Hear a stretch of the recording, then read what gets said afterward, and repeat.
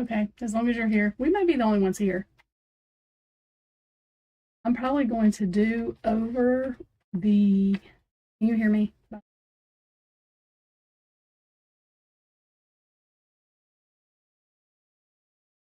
But I'm not going to do over. I'm going to add on to the reading I did about Brian because I know a couple of people were like, Trish, I have no idea. Shaggy said something to me too.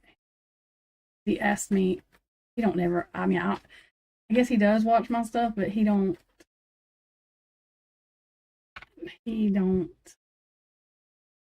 I don't know what he believes. He don't know what he believes. So anyways, um, he was like, what the hell did you get at the end? I was like, y'all don't know what the death card means? I mean, the death card come up. What the hell else do you need to see?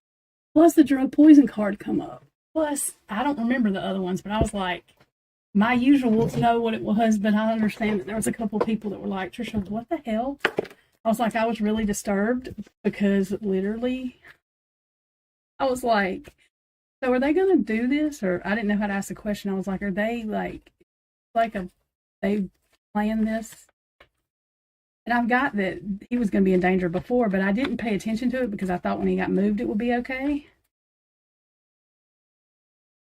I was like, I mean, what it meant was death. When I asked where did they have it planned and the death card come out, was like, what the fuck?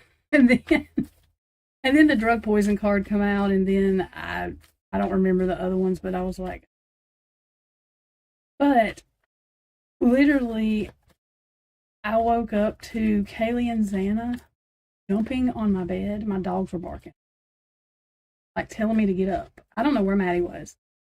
Ethan was over here, like leaned against my wall. He was kind of fuzzy, but he was smiling at him, but it's like he was their bodyguard. So I was like, what the hell is going on? Because I don't ever see them, which I said that in my video. I don't usually ever, but I could hear him laughing and I could see him. And my dog was like barking, which that's why I said I'm going to go over that video. I'm not going to take it down, but I didn't say anything too because I was getting like a feeling like sick in my stomach, and I was like, am I not supposed to say that? But when I read that they don't have to do autopsies, I mean, what the hell? They could just poison him. So then I was like, well, I wonder if that's why Showalter went to jail. Like I started thinking all kind of, which that's probably has nothing to do with it, but I was just like, what the fuck is going on here? So I think it's going to have to do with what happens with those motions to suppress, but I really do think he's in danger. I get chills every time I say that. So, um,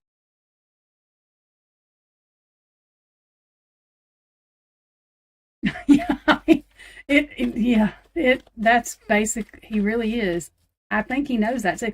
Well, I pulled out his energy from it, and the devil card come up. That's the first thing that come up. I was like, oh great, so he knows. Um, I know some people will say, well, that means he's the devil. I didn't take it that way. I'm not gonna say he's. I don't. Can't say he's completely innocent. What makes me think even more that I guess he don't have to know he's the patsy or the fall guy for them to, or he don't have to know the people to know he's the fall guy. They just pick somebody, but that's very rarely that just happens like that.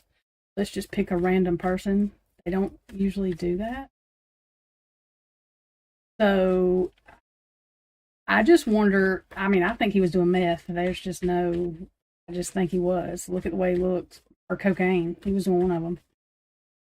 That's just my opinion, but which it doesn't matter. I mean, it's him. He wouldn't have kids there. He wouldn't hurt nobody. He's grown. He can do what the hell he wants to do. Like, I don't know why people, oh my God. That don't make him a killer, but it does put him involved with people that do things.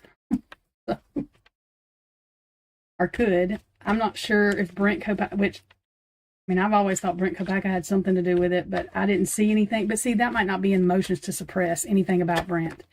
Because if he's not alive, they're not going to, even if he had something to do with this, I don't think they're going to bring that up a whole lot. I don't think they're going to bring him up at all.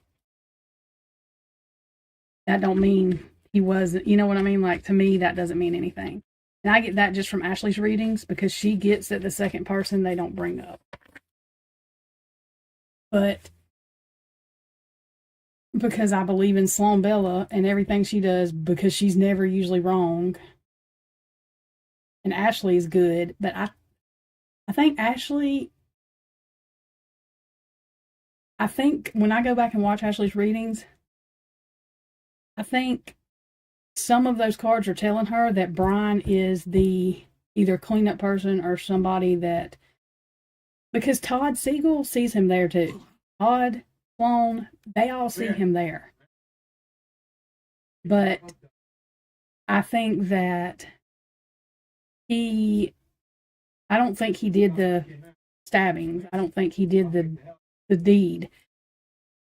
And that's why I've always said I don't think they should enact the death penalty for that. But if the other person is dead, then what the fuck are they going to do?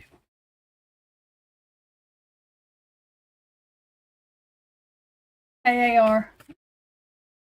So, I mean, I don't know. It's just real weird. But yeah, I think he's in danger. I do think he's in danger. And I think if these motions to suppress go through, he's going to be I just think he's in danger.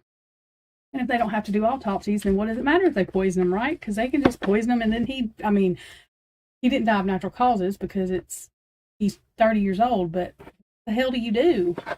It's really weird. I'm laughing. It's a nervous laugh too because it's not cool. I don't think he's safe. And I don't see how they're going to get out of not suppressing those documents. AR, do you think Brian's in danger? And I'm not laughing because it's funny. I'm laughing because I really think he is.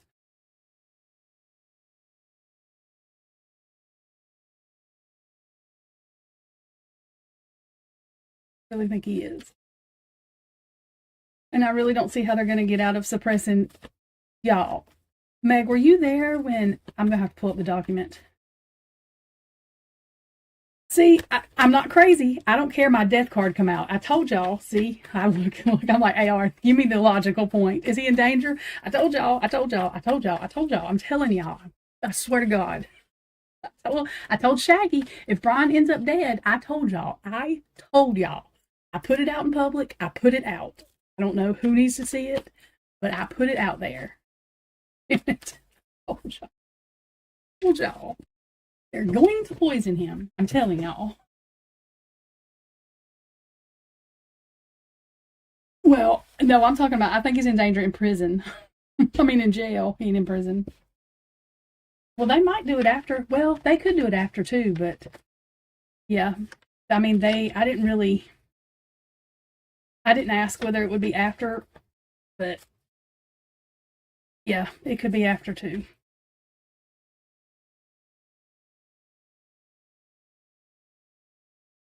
That's what I'm scared of. I'm scared of that if they think that these motions, because Judge Hippler, I know people's like, well, he's going to do what Judge Gold did.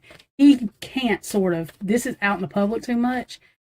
And I don't know what they had against Richard Allen. Like, they didn't have nothing, but they didn't do DNA the way they just went without the DNA and still got him convicted. You know what I mean? I don't even think his warrant for Pennsylvania was legal. And then the first thing that Anne read, and I'm going to pull up the document because I was dying. I couldn't do nothing but laugh.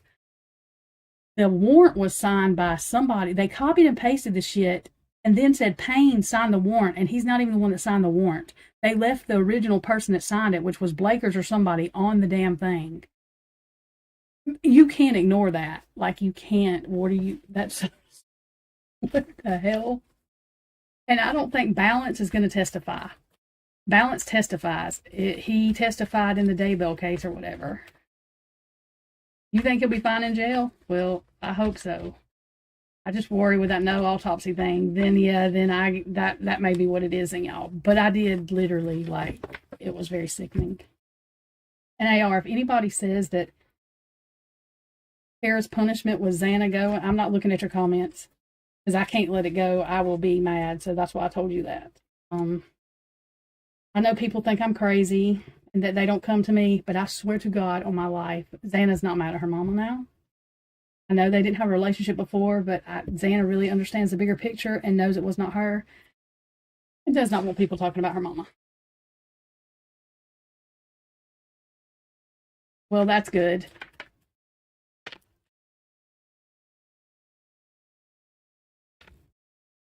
Yeah.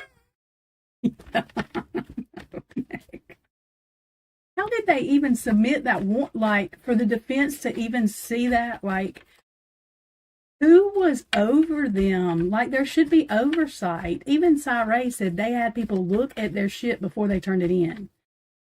Who was oversight? And I can't figure out if Payne is their patsy, if he's their fall guy, or if he's like bad. To me, I thought he was really, really bad.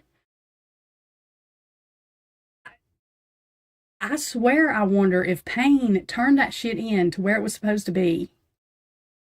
Because he didn't look comfortable telling what he was telling. You know what I mean? Like saying what he was saying.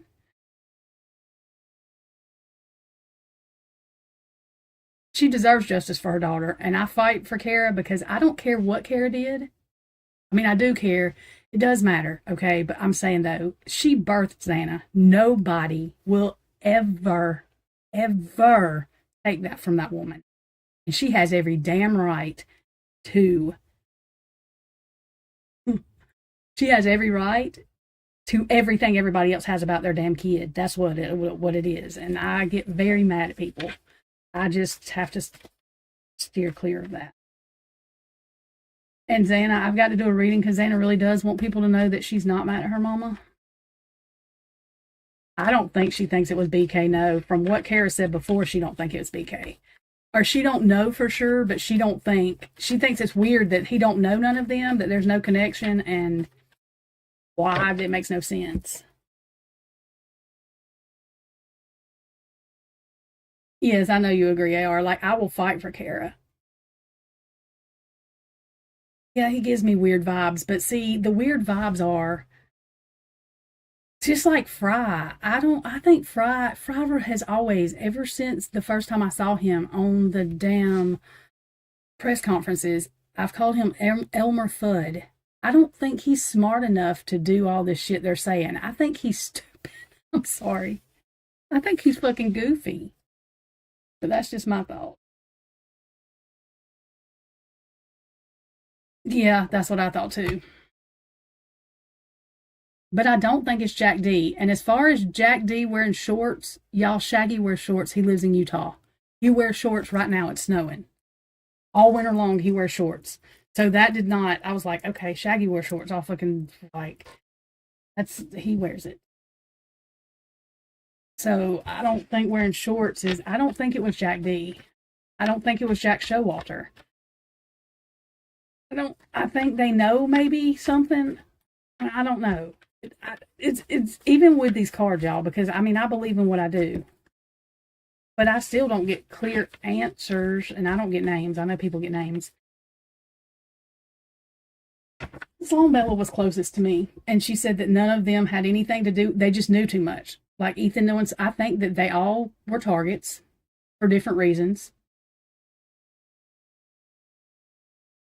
Xana was less than a target, I think, more like Ethan was a target because of, I think that his shit was about steroids. I think he knew.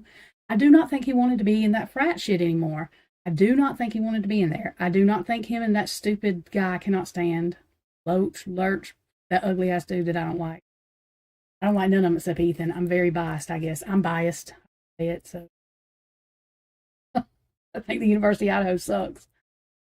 But anyways, and I think what the college is protecting is the frats. Don't think the frats went. I don't think 20-year-olds went there and committed that murder. I mean, I could be wrong. I just don't think it was that. I'm not. I don't know, but I think Kaylee knew something about trafficking. That's just my opinion. I think it stemmed from that OnlyFans stuff. I think that they got. Oh, it's not just pain. No. But I think that they got drug into this OnlyFans stuff by fucking adults, which pisses me off because I know how old they were. I know that they were legally adults, but they're kids. But I think that they were told something about modeling or something, and that OnlyFans thing was not that. That grub truck witch stuff is the weirdest shit I have ever seen in my life. I don't care I don't think that's normal. So, yeah, they have experience because look, there was no blood outside. I don't trust Dylan. I'm sorry, I can't. I know people think Bethany, but I think Dylan. I'm not going to change my mind. I think Dylan let Bethany go find them. I think Bethany's the one that passed out, and I think Bethany's scared. I think Dylan is more experienced than what we know, and I think Sloan is right. She projects her energy in a way that she's not. That's just me. Cannot help it. Think that. I think Quinn was involved in some way. Cannot help it. Think that. I could be wrong. It's my opinion. Dead ass wrong. The only reason I'm saying their names on this thing is because we already know their names.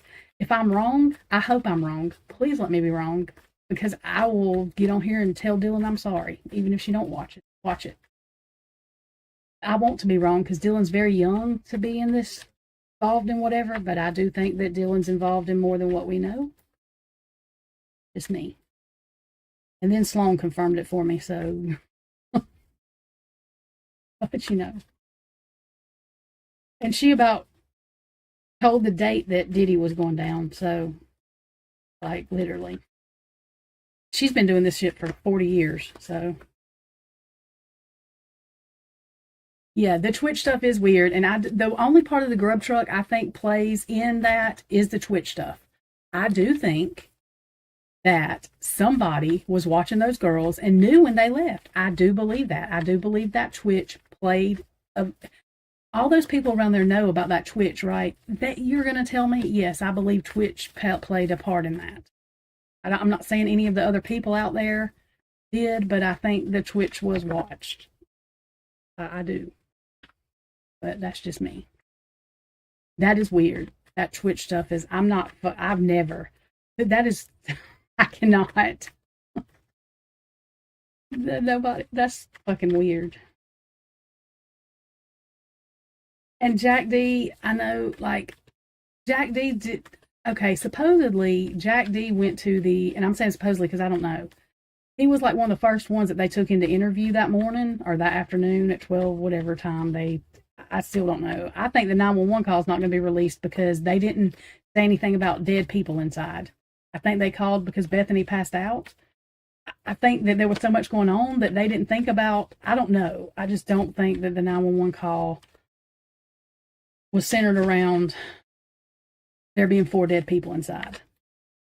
I don't know what went on. I don't know why people were there. I don't know if Dylan was scared. I don't know.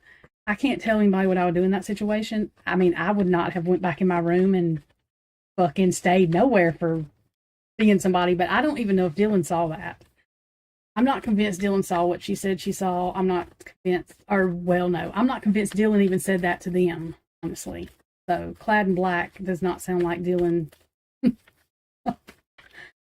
Sounds like no 20-year-old anywhere to me. But, you know, I could be wrong.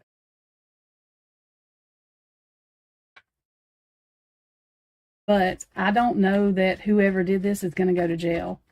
Sloan said it'll be 10 years before we know everything that happened. She didn't ever say whether somebody was going to go to jail for it or not. But what she said is Brian agreed to go down for it, which I don't know if he did or not. That may explain his not talking. I mean, I don't know. But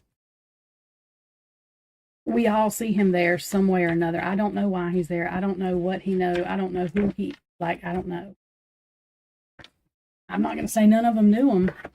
I'm going to say he didn't take his fucking phone or his car if he was involved in any way. That's just stupid. And that was their first mistake, though, in my opinion.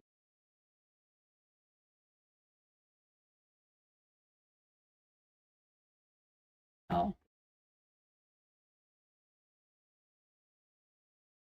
Let me tell these people I'm live now. So they can know, because one of them that was asking me questions.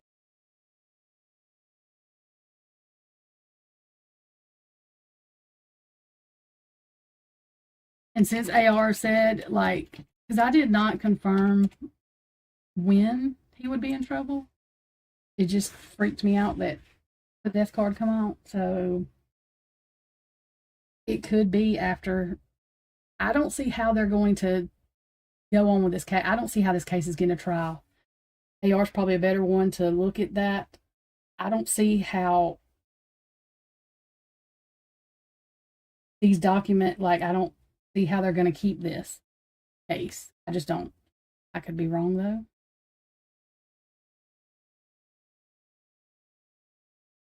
That's a lot of rights that was violated. I don't understand about the no-knock thing. I didn't even understand about the person warrant. I thought that was saying somebody said something. Heather was like, no, that's for Brian. The person in Idaho and the person in Pennsylvania, which that makes no sense to me. It was for Brian as a person. But that's why I wanted somebody else to go over the documents first anyway, because I don't understand a lot of what is being said in them. I mean, some of it I do, or feel like I can figure it out, but some of it I don't.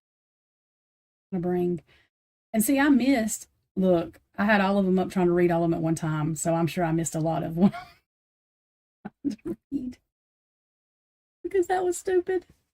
But I wanted to read them all at one time, which is stupid, but I did. Yes, I'm live again because Meg P requested because she has a sick child and she's awake. So my late nights become Meg P and P Fox, and I hadn't been going live, but P Fox usually because she works. But anyway, so because I did get flight risk or whatever, and I just kind of put it to the side because I was like, well, flight risk, what does that mean? I just said that you were on here because you were up because your kid was sick. Oh, Lord. Has he got a stomach virus? God, I hate that.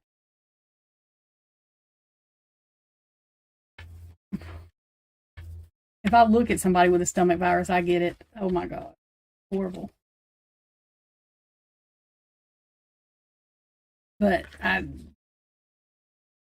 yeah, I just think he's in danger. Whether it's there, whether it's when he gets out, I believe he's in danger. I don't know where they're going to do. I mean, they're not. Who's going to help him? Like, do you think they're going to put him somewhere like safe? No. So I just don't understand. They just go. I don't know. I don't know what's going to happen. Since the Richard Allen trial, I'm just like not. And I'll be honest. Since that's happened, I haven't put out a reading about him because I'm going to have an unpopular opinion. I don't know that he's all the way innocent. I don't know that he did anything, but I think he knows about something or something. There's something that he knows too.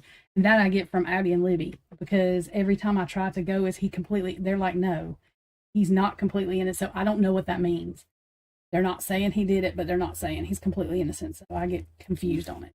But still, the issue is law enforcement did not have enough to convict him. And that's the thing.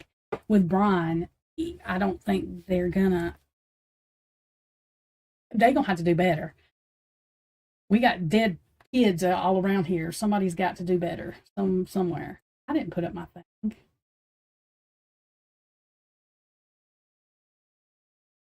But anyways, yeah, we have dead kids around everywhere. Somebody's got to do better.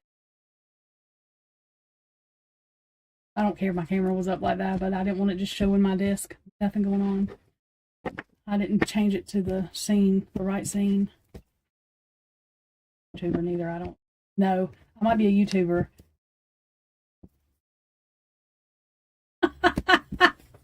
That's funny, Mick. I'm not an editor or a freaking what do you call them people? Yeah, all these little things that people make happen during their lives that do this and do that. And I'm not even into doing that. I don't even care. I'm like, well, everybody's just gonna be, if they're looking for that, then they don't want to watch me because I don't do all this sparkly shit or whatever. I have cute little things like at the bottom rolling around, the troll and stuff, but I don't have the patience to do anything else. And that's really being a smartass. My troll and my stop stalking sign. Like that. Okay. Hang on, we're going to do a more in-depth reading on Brian. I might have to make this private when we're done. Who knows? I start getting the feeling that I couldn't put this out or something, y'all will have seen it. Yeah, I'm sure it's not fun for him. I mean, I just don't. I don't. I'm not even at the point that I know that it should. I don't know. I'm so. I just don't understand what's going on. I feel like I live in Wizard of Oz land. I said that on my video. What the fuck is going on here?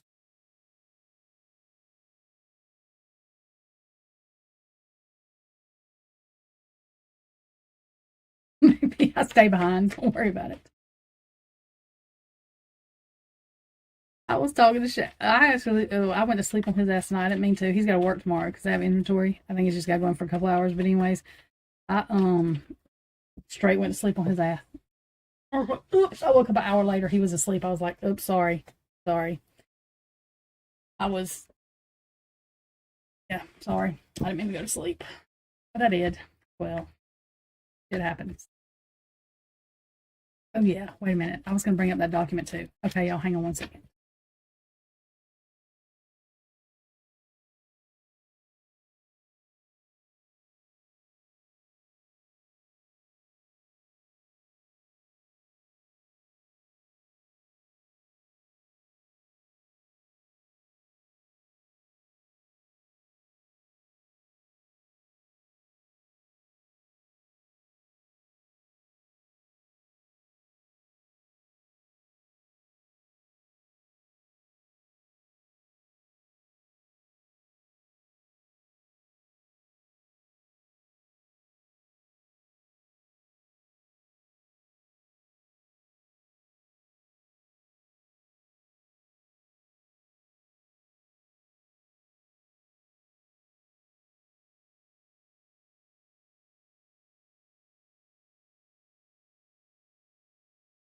It was the Amazon stuff.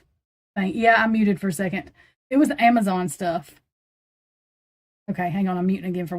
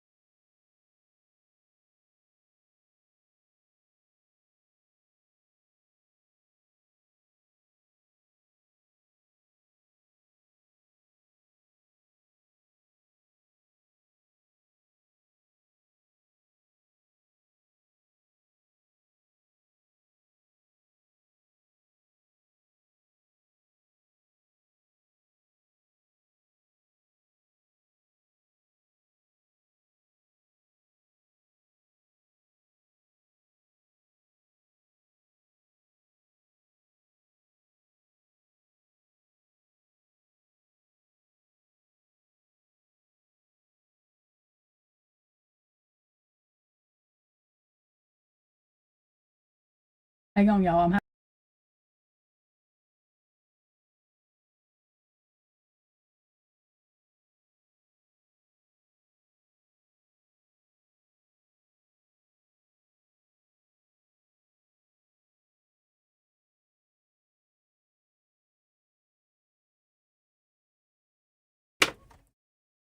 Okay, sorry. My sinuses are bad. Y'all did not want to hear that. That was awful. Okay. I know Miss Potts went over these. I literally. I just have to see this part about. I'm gonna make it bigger. Hang on. This warrant thing. That was. Guess we shouldn't be laughing about it, but I'm gonna laugh about it because what else can we do? Okay. So not trying to be mean or anything else, but if it was me, I would have to freaking laugh about it too because what the hell else are you gonna do?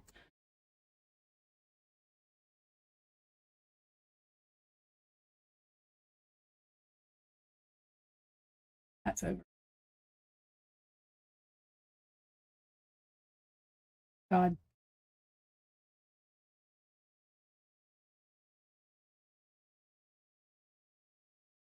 Okay. Oh.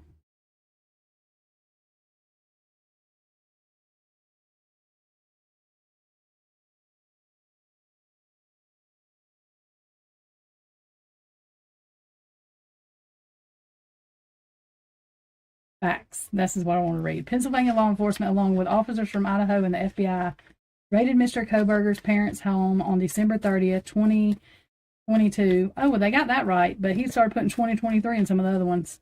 Okay, anyways. And arrested him at some point. An FBI agent subpoenaed Amazon records belonging to Mr. Koberger's account on both December 30th, 2022 and January 27th, 2023. Okay. I'm just going back over this warrant because it's freaking, I just have to because it's about the name thing, about the damn officer's name. Shouldn't be, but it's funny. Okay. Perhaps recognizing that the subpoenaing Mr. Koberger's records was a violation of the Idaho Constitution on April 26, 2023. Oh, yeah. Detective Mallory of the Moscow Police requested a warrant for the same information, telling the court an unnamed FBI special agent had located requested information. The warrant was amended due to a date error and ultimately issued May 8, 2023. Affidavit for the warrant was signed by Detective Mallory, Exhibit A. However, most of the information in the warrant was cut and pasted from an affidavit originally bearing the signature of Moscow Police Department Sergeant Blaker. But according to Mallory, now sworn statement of Corporal Payne. Shit. Y'all. Come on now. Come on now. They didn't think they could. The hell they say? Who? They did not think they could do this. They. I'm sorry. I'm sorry. I can't. It's not funny. There's 4 dead kids, but I mean, if I don't laugh, I'm gonna cry. So I don't. If I was the parents, are these parents reading this shit? Are these parents reading this shit? Are these somebody, anybody, not me? Somebody send this, please, for the love of God. No, don't do that. Are these parents reading this? Is Stamshy reading this? Are they reading this? I just want to know because I think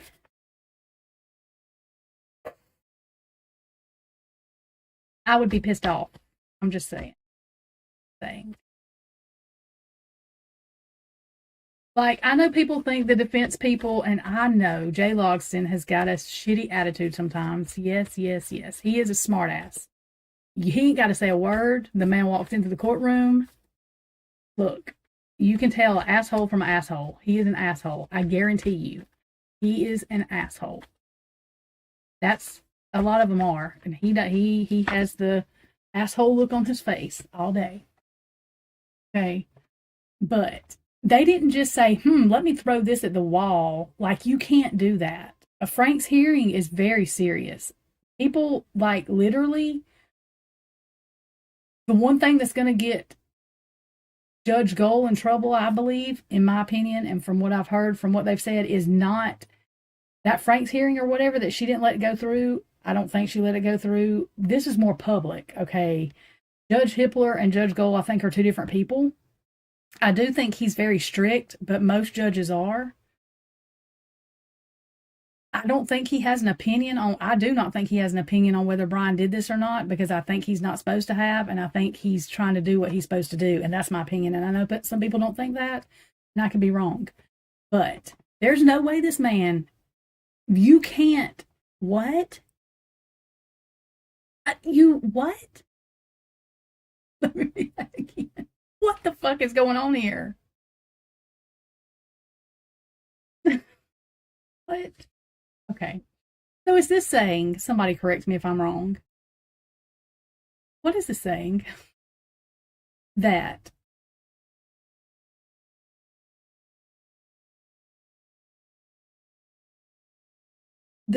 okay. So are they saying that they didn't have the right to get the warrant? I'm confused about what they're saying a little bit. I'm not confused about the names. That's just wild. But so the FBI agent really didn't get the doc. I don't think that I think they're lying about this FBI agent. I'm just saying, not the defense. I'm talking about, because why wouldn't they name the FBI agent? And then if FBI agent gets a warrant, they're not going to half-ass get a warrant. Probably not, y'all. It's not in this case because this has nothing to do with it. Like that, why would they do that? Don't make any sense. So, in my opinion, this FBI special agent is a no name because it's he didn't do it. They did it, and they fucked up the warrant. And then, literally, Mallory's an idiot. Oh my god.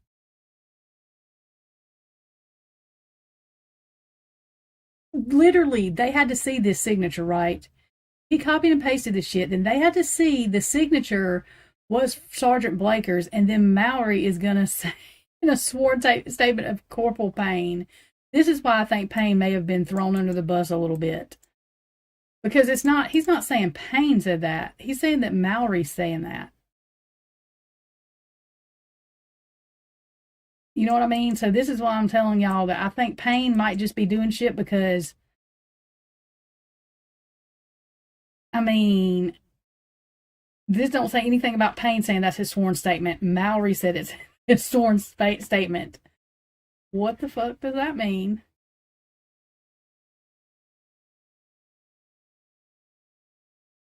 I mean, how do we get, I'm sorry, I'm not sure how we got here. I'm not sure how somebody has not. Okay. So I want to know, is any of these FBI agents going to testify? Because I don't think they're going to. I do not see Balance coming in and testifying on cell phone records, which we're going to look at because I know it's long, but I want to look at it. Somebody in here's got to be all of y'all probably are smarter than me, but somebody will help me. This shit. Look. And everybody needs to know, and most people that are in here know, just in case I have somebody that don't know, I have pictures of those kids with my kids on the wall. So this has nothing to do with them, okay? I understand that everything of this has to do with them, like that's why we're here, but I'm not laughing at the situation that happened. I'm laughing at because I don't know what else to do. Because the issue is this. If Brian does have something to do with this, he's gonna fucking walk. Period. Because how can he not? So what I'm saying is they screwed it up from the beginning, and that's not real cool. And that's all I'm saying. So if I don't laugh, I'm going to be really mad. I don't want to be mad. So. That's ridiculous. Since when does another officer tell somebody what a sworn statement of another officer, like what? You can't ignore this. That can't be ignored. I mean, if he can get it, I want to hear it. Are we going to be able to hear the Frank's motion argument thing, the hearing? I wonder if that's why Judge Hippler put that thing out about stuff, about being able to request sworn documents to see what the public's interest was on this. I wonder if he's going to end up unsealing some of that stuff because I really think that we should be, well, of course I think that. So. But, like, and it makes me wonder if that's why they dropped some of this in there. Because I haven't figured out what was sealed. Like, we can guess what's in the Frank's thing. It's the whole PCA. I mean, the whole freaking PCA is in there. I don't understand the no knock thing. I guess like Pennsylvania, they don't. I'm not sure how that works. But the thing is, the only thing that bothers me is FBI agents went with them. So are they going to be able to wiggle their way out of that part because FBI agents were with them, or what? That's the only thing I'm confused about because all of that gets confusing.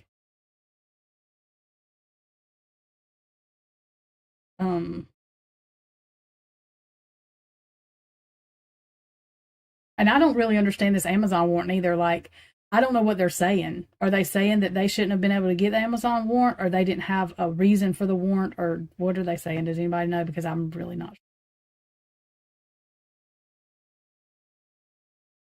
Because it says he has a privacy interest. Or are they trying to figure out how they got to the account? Because he didn't give them the information. Is that what it is? I'm confused. This is why I don't read documents, but I think that's what I understood Anderson, but I could be wrong about that. That Brian did not give them his Amazon account information, but if he had that Amazon stick, his account was on that. So couldn't they just get it from that?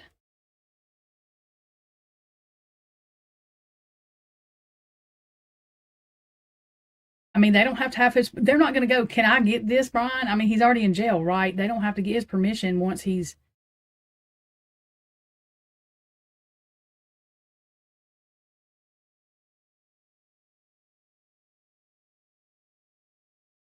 Or are they saying they didn't have a warrant for it?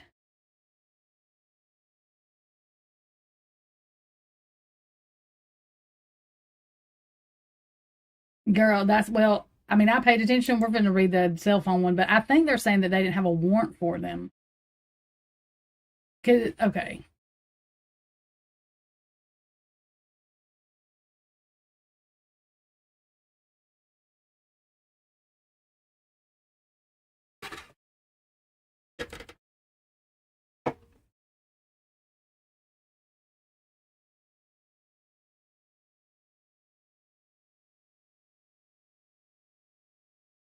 I'm not sure.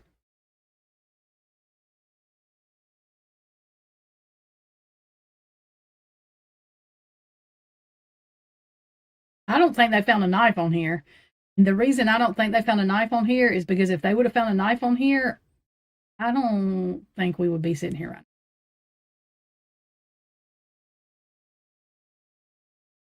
I think the whole reason they're fighting this is because they did not find. I mean, you know what I mean? So it's like, why the hell did you even? I don't know. I could be wrong. I don't know that they found anything on here really. That's the whole thing. Because from what I remember, from what come back, they didn't find anything.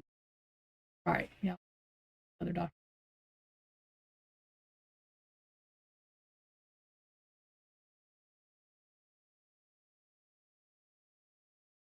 I don't understand what this motion for leave is. I think Annie said something about it. I'm going to look that up in a few minutes, but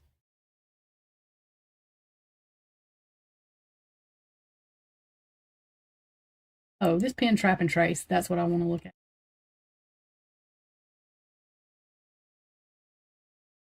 The whole thing went away. What freak? Sorry. Yay.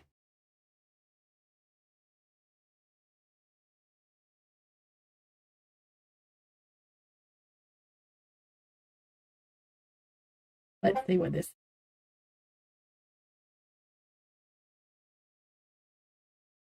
Oh, thank you, Meg, because I sure enough didn't put it in Discord. I just thought about it live and then didn't put the link. Shit.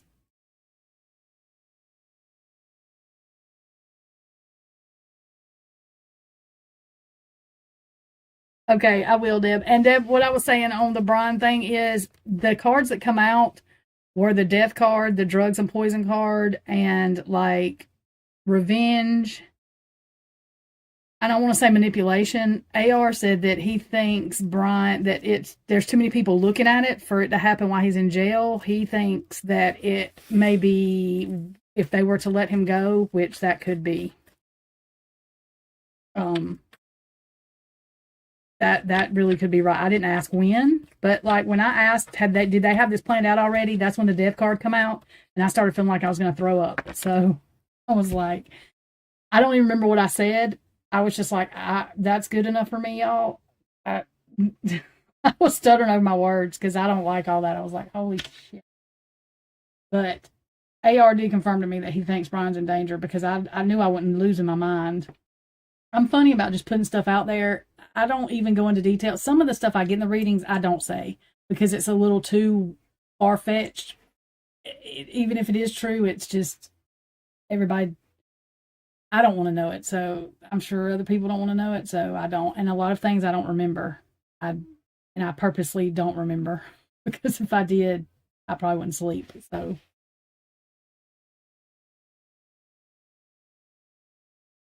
yeah, I was like, and I shouldn't have been like, I was freaking out like I was. I was sweating. I didn't even. It was bad. I was. I was panicking. Shaggy asked me the same thing. He's like, "What the hell?" He's like, "Well, you didn't even say nothing for the last 2 minutes. You just," I was like, "Yeah, well, I'll just pull it down a little bit. That's all." Okay. This is the damn Amazon. I thought I brought up the other one. Wait. Oh, I did. It's not on this. Hang on, y'all. Uno momento.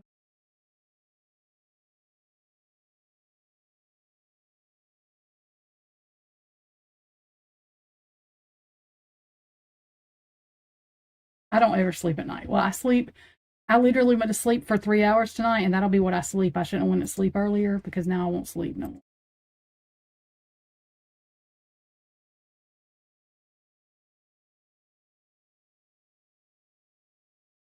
What am I doing? Oh, yeah.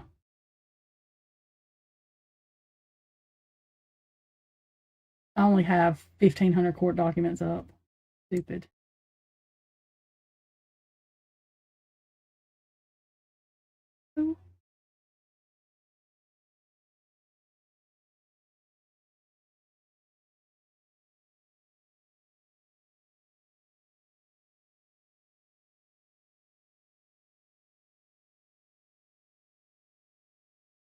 Fix that.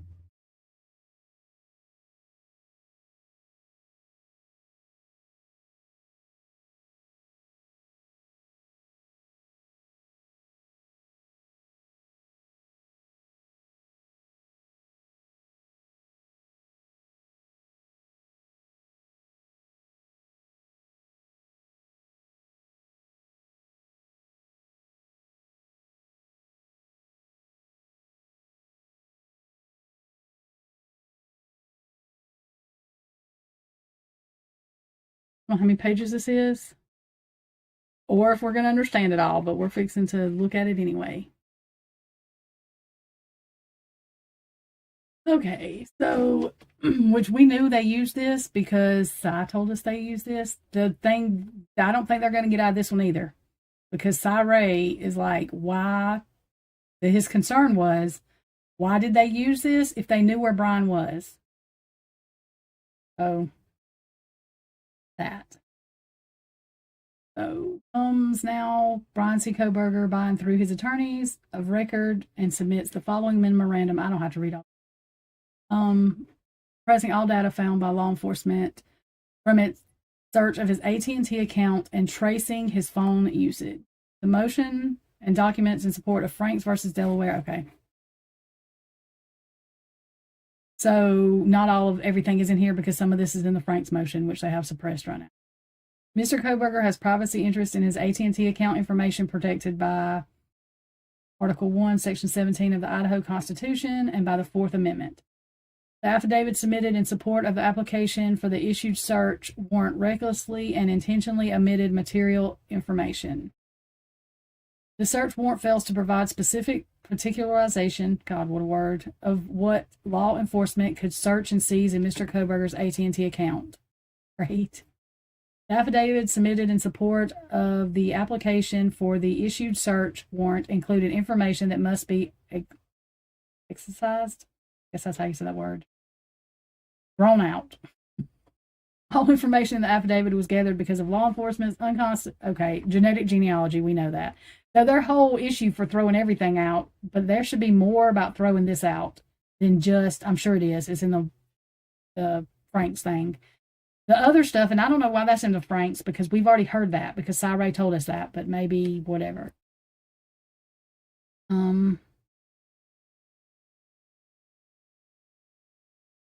So, okay, this is it.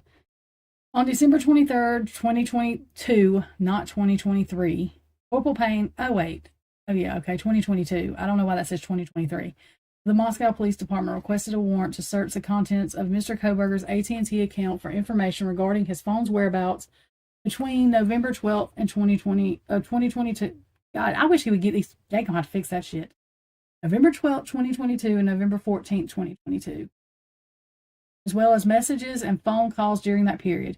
However, the affidavit and warrant went beyond that range. After the warrant was granted, law enforcement received information from AT&T. This new information included in the affidavit for a new warrant sought for both account information as well as pin trap for Mr. Koberger's phone. The exhibit affidavit was, like the previous warrant, signed by Corporal Payne. The facts Corporal Payne used to support the search were essentially the same, but with the following added. Cell tower records did not show Mr. Koberger was in What the fuck? Okay. Oh my God. Cell tower records did not show Mr. Koberger was in Moscow at the time of the murders. In law enforcement's experience, however, people committing crimes typically turn off their phones. The new information received from the previous warrant, according to the FBI special agents that specialize in the analysis of historical DSLI cell site location information, showed that on November 13th, 2022, at approximately 2:42 a.m., Mr. Koberger's phone was utilizing cell resources that provided coverage to his apartment in Pullman, Washington. They support the idea that he left his apartment and went south. They supported the phone being off. They supported at 4:48 a.m. that the phone was south of Moscow, Idaho, near Blaine, Idaho. The phone utilizes resources that make their way back to Pullman, coinciding with the white Elantra seen, holy shit, on some surveillance there. A similar date showing occurs at approximately 9 a.m. with a trip into Moscow and returning at 9:32 a.m. Argument. Mr. Koberger has a privacy interest in his AT&T account information protected by, we done said that. Both the Fourth Amendment, Article 1, Section 17, protects people's interest in privacy. A person challenging search has the burden of showing that he or she had a legitimate expectation of privacy. Okay, so we know that. We've heard that all night. Okay, here at stake are records of a telephone account. The records the state sought included identifying information about account owner and their devices, device purchase information, email addresses associated with the account, call detail records including text messages and data activity, cell site information. Oh, remember, they didn't have that. Historical location. What the fuck? They lied. Oh, but he lied on stand. Historical location information, cloud data, timing advance reports. Wow. Okay. The Fourth Amendment has generally refused to acknowledge a privacy interest in records held by a corporation communications facilitate. Okay.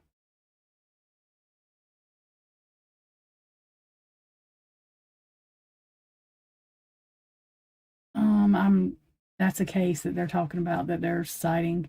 In this matter, Corporal Payne specified in his request that the purpose for gathering the information from the AT&T records was to aid in determining the location of the 8458 phone and the white Elantra in efforts to determine whether the white Elantra is the same vehicle identified in the surveillance videos. What the fuck? So they could just get everybody's information that they thought was what? Okie dokie. Okay. Pursuant to Carpenter, to the extent that the information was being gathered for the movements of the vehicle, Mr. Koberger has a privacy right protected both by the Fourth Amendment and Article 1, Section 17. Okay, in the wake of Carpenter and the court's recognition of the abundant records maintained on everyone in modern society, it is questionable whether the third-party doctrine is still good law. What the fuck? See, I don't know what all that means, but okay.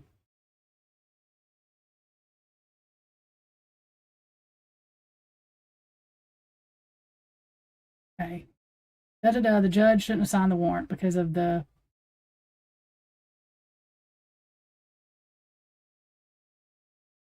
warrant, Mr. Koberger.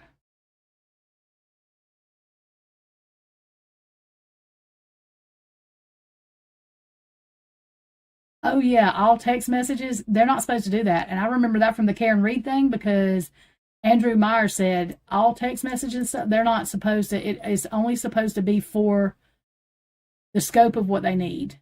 Which, I mean, I guess that, I don't know how that works there. We need a lawyer to go over this. I'm just running through this, y'all, to see if I see anything that would.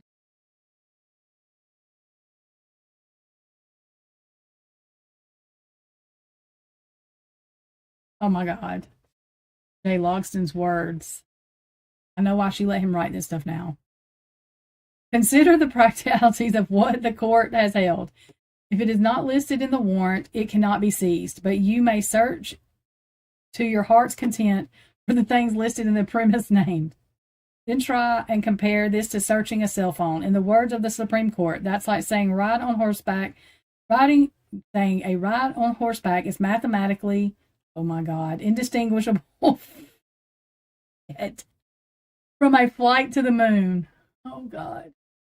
What the fuck? Modern cell phones as a category implicate privacy concerns far beyond those implicated by the search of a cigarette pack, a wallet, or a purse. A conclusion that inspecting the contents of an arrestee's pockets works no substantial additional intrusion on privacy beyond the arrest itself may make sense as applied to physical items.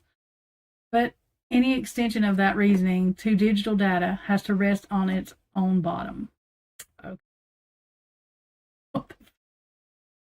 He has a way with words. Way with words. Say that. Yeah, I don't know what all this shit means. I'm not supposed to read it because I don't even know what it means. I know that Cyree said that they should have been trying to locate him because they knew where he was. That's what I know.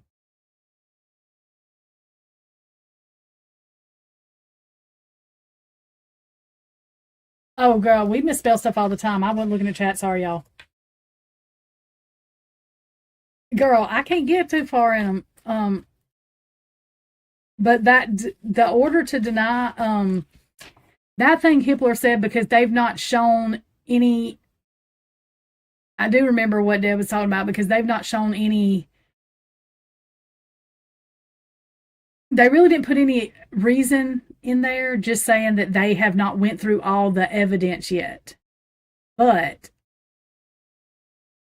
I'm sure he's going to address that with this motion to compel and stuff.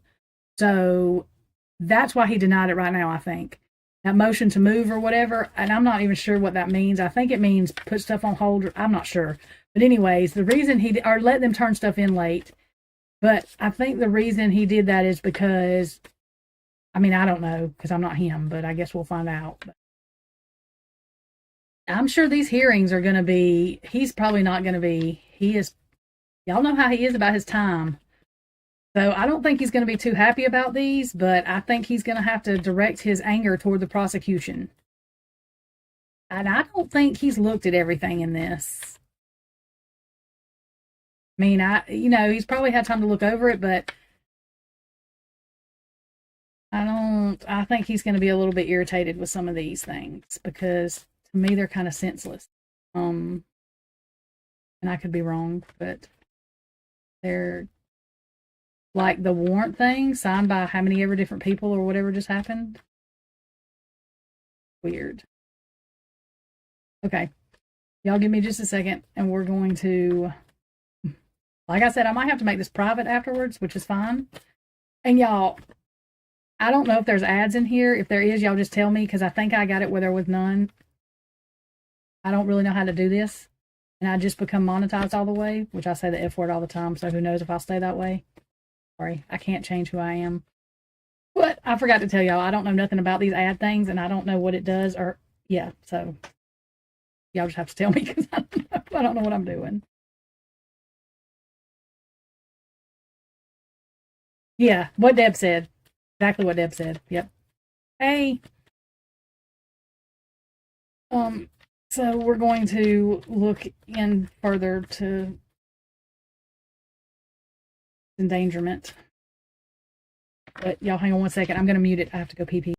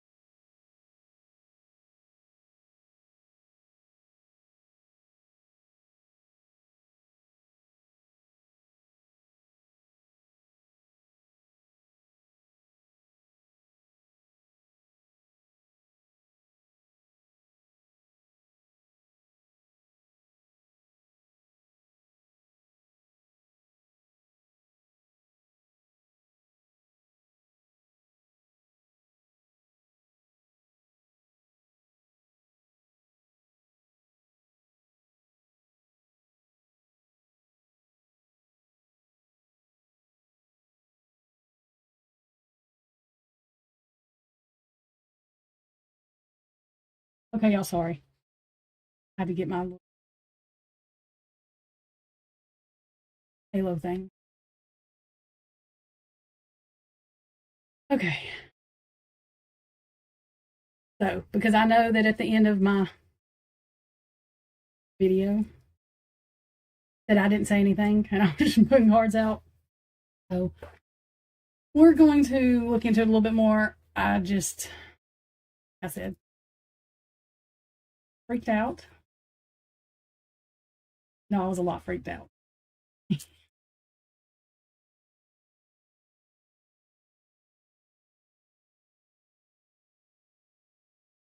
See what we can get now. Okay, hang on.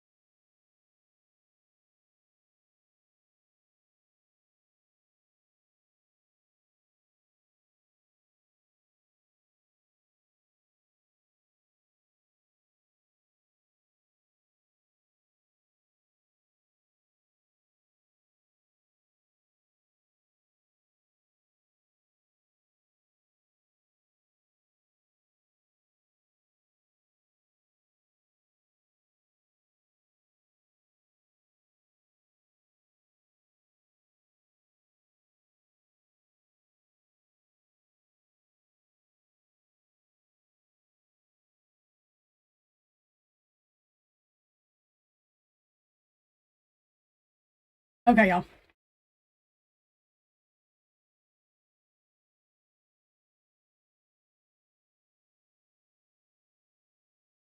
Let's see.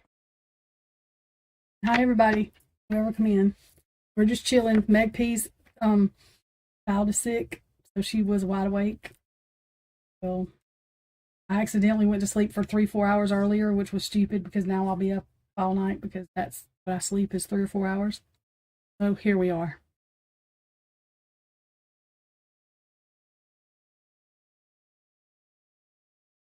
And P Fox is at work probably, right?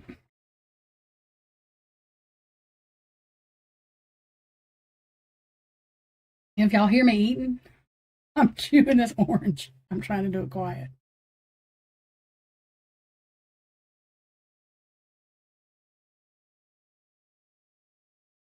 Hey, Too Fast, what are you doing?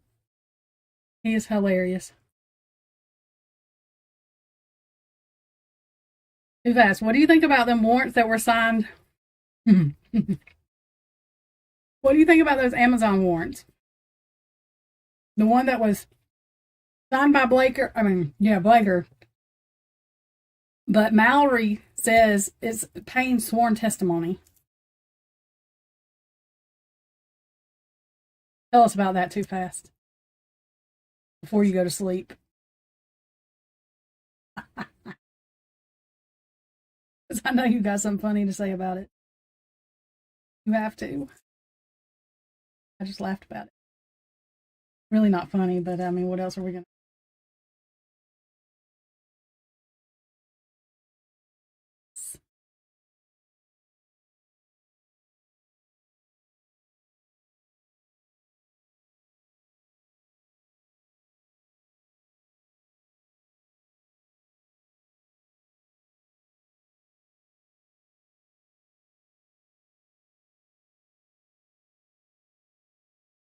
Well, the way Annie was reading that, PA, I gotta move my freaking face from the middle of this. Sorry, y'all.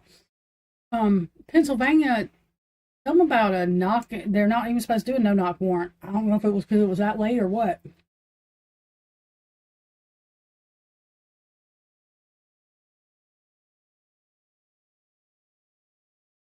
I don't see. I don't think Judge Hippler can get out of these.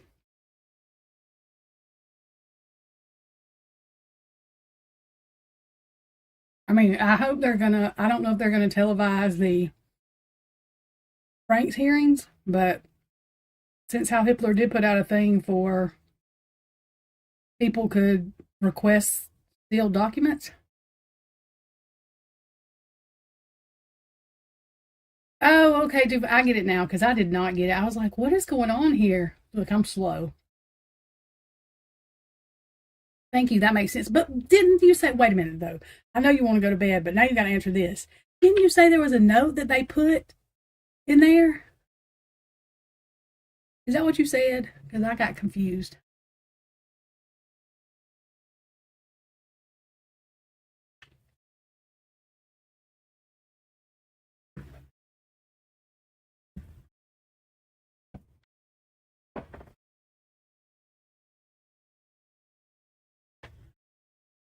Him and Heather are really smart.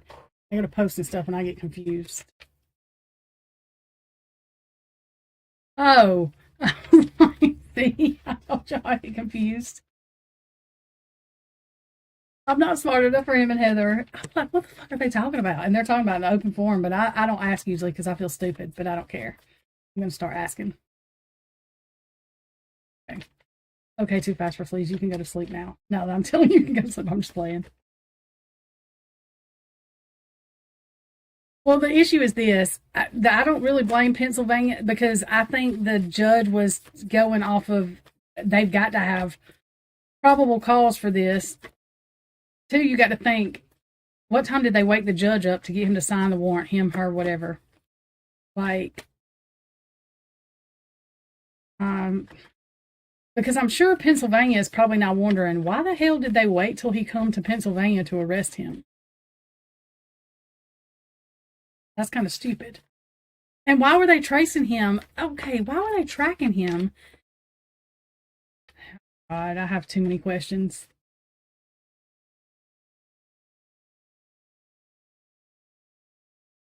Yeah, they did. But I do want to know. I'm very curious as to what Brian said to the police officers on the way to the thing. Very curious.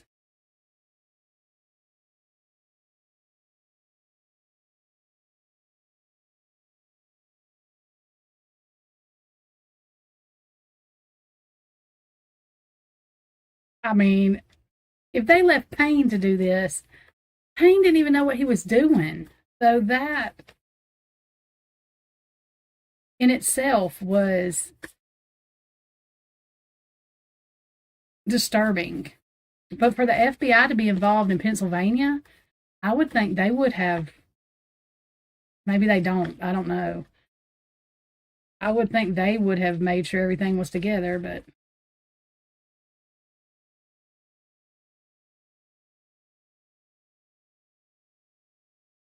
yeah, and I mean, like I said, I don't doubt that he was on cocaine or something, but I mean, that don't even make it shit. You know what I mean? Who cares?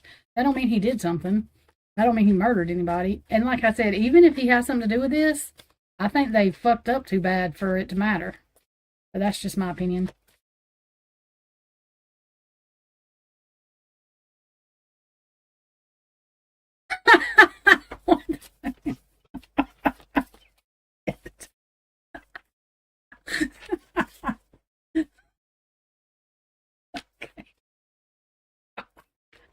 I can't. I can't. Oh God. Yes, that was funny. Yeah, that's just weed. I guess. I don't know of any other leafy substance. I mean, unless he was drying cocaine leaves out. But I don't think he was doing that.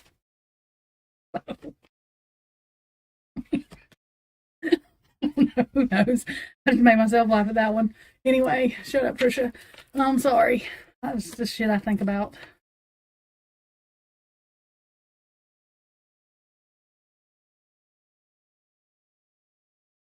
I think, and I don't know, and I think we're going to watch that tonight. The thing with Andrea Burkhart, where she's explaining the reason I'm saying watch this is so that we can refer people when they don't understand the federal thing. Because poor Heather has tried and tried to explain this federal stuff because everybody's like, what federal charges? I don't get it. And I don't know how to explain it. But Andrea Burkhart explains it. And I'm not even going to try to explain it, but I'm going to find it. I think I'm going to play it. Not the whole thing, but what she's talking about.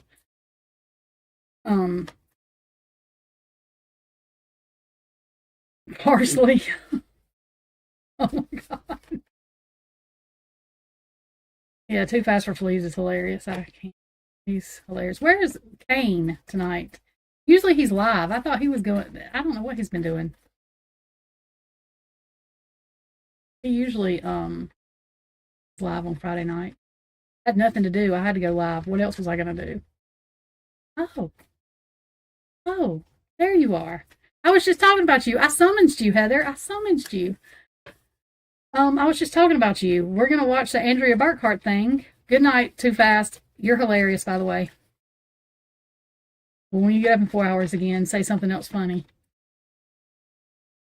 Heather, go up and read his Power Wheels joke. It was hilarious. I sat here and laughed for 5 minutes.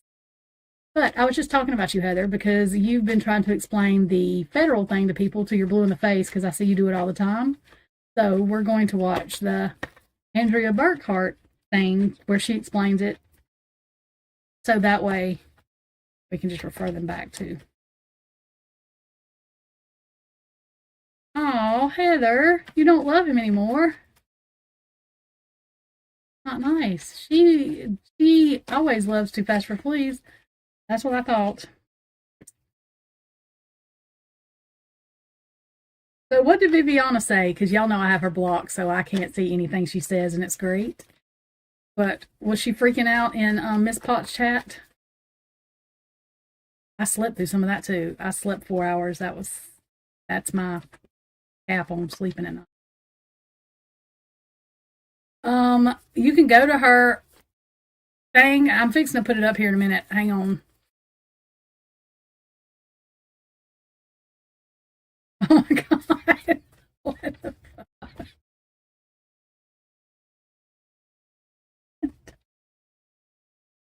Oh god, I can't. I can't. I can't. I can't. I can't. I can't. I can't. And Deb, because I don't know, I can't remember exactly which one it is, but Andrea Burkhart, you can go to her thing, but I can't remember exactly which one it is. But I'm going to play it in a minute. I'm going to do this and then we're going to play it just because I think it's informative.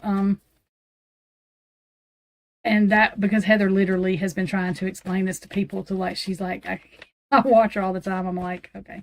She had to explain it to me too because I was confused. She had to explain everything to me because I was like, what? What? Do I look for a lawyer or I look for Heather? Most of the time I look for Heather before I look for the lawyer. So, she tell you something.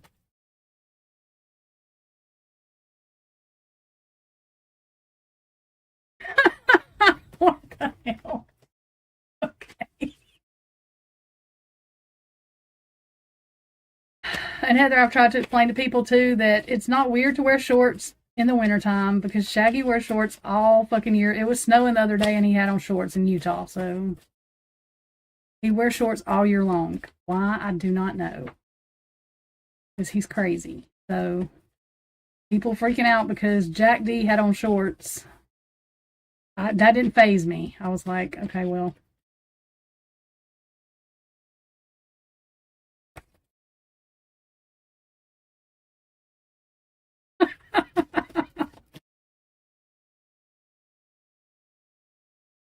Shit, y'all, I can't.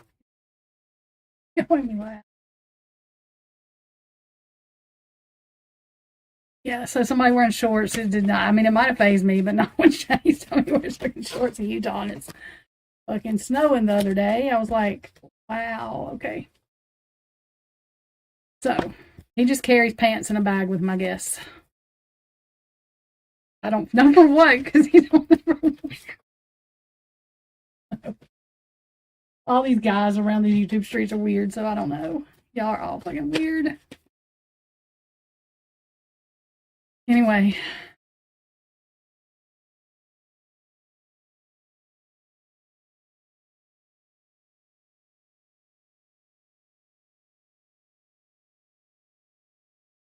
Wait a minute, what, Heather? Oh, the smallest keyboard compared to his hands, though. Oh my god, what the fuck? Come on. Come on.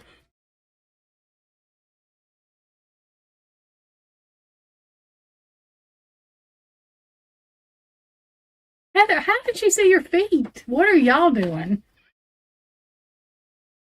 Never mind. Oh, no. Heather, you cannot make fun of me no more.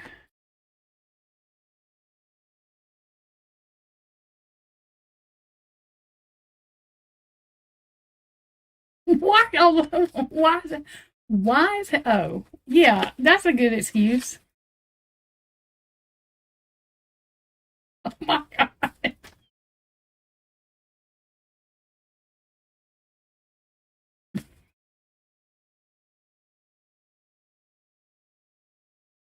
I don't want to know.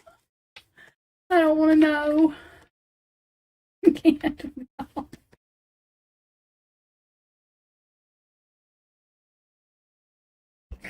I can't. I can't. I can't.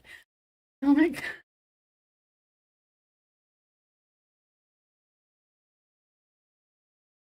Oh my god. Heather, I can't tell you that on here. I'll have to tell you later. Don't talk about morning routines. When, no, God knows. Please. I'm not going to make it.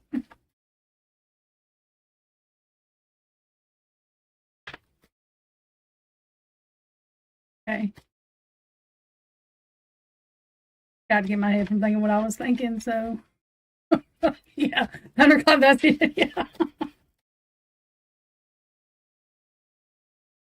Heather, Heather, Heather, Heather, Heather. Just remind me about.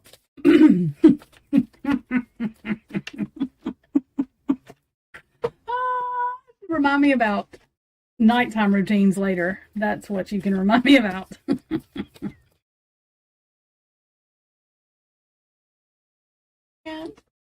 Okay.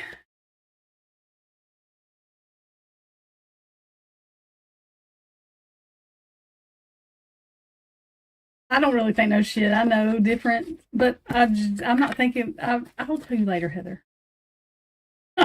Yeah.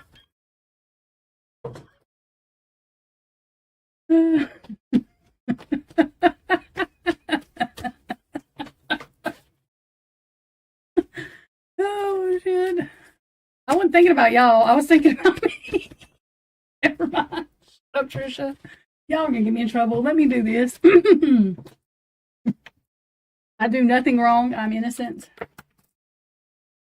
The people I talk to are not innocent. He better still be in a bed so that way he can't tell me I'm lying. A minute.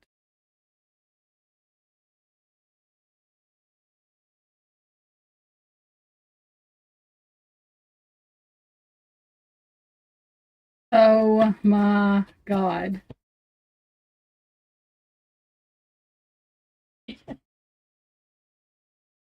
Oh god. I can't. I can't.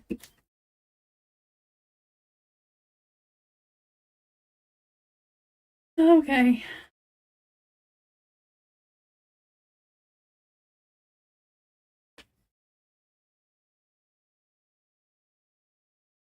So the video's on TikTok. We're gonna go have to see this video. Jeez.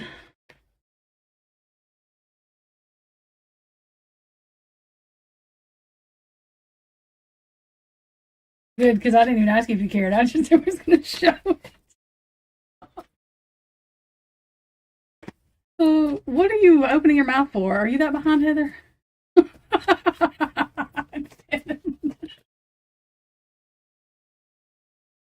Stop.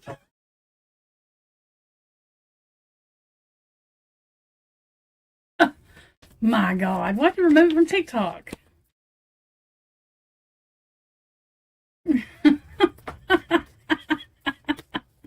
I'm doing this reading. I'm not doing this. Y'all are going to get me in trouble. And he stays mad at me enough. I don't need him mad at me about this. I stay in trouble. I stay in fucking trouble. I stay in trouble.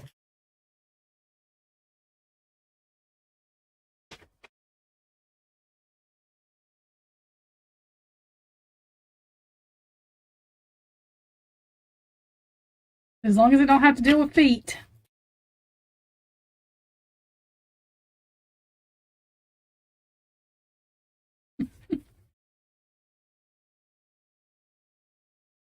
Okay. Heather,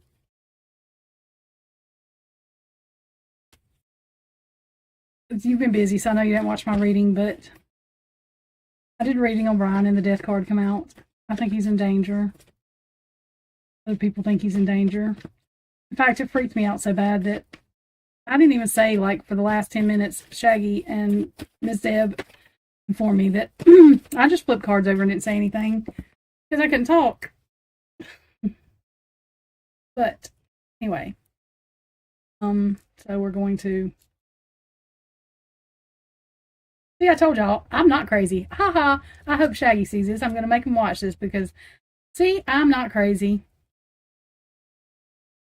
Xana and Kaylee woke me up. I don't know where Maddie was. Somebody asked me where Maddie was. I have no idea. But they were jumping on my bed. I have proof because my damn dogs were barking at nothing. But it was something. And, yeah.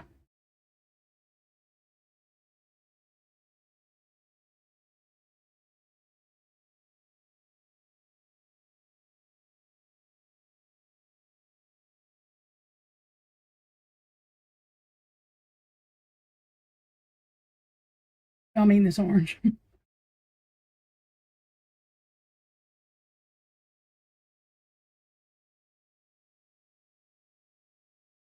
Oh my God. I fall down stuff all the time.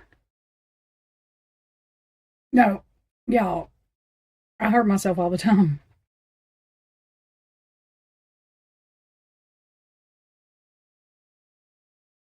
Well, they can just poison them. They're not going to do an autopsy or anything, Heather.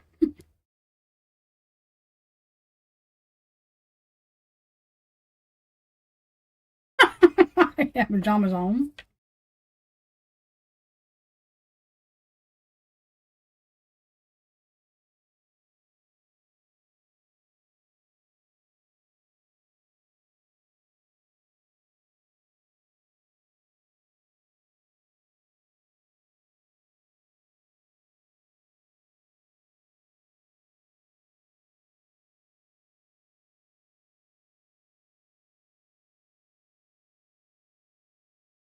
No, unless. Oh my God. What? What the fuck? Oh my God. Y'all, are we talking about feet? Oh my God. I hate feet. And every time I think of OnlyFans, all I can think about is feet.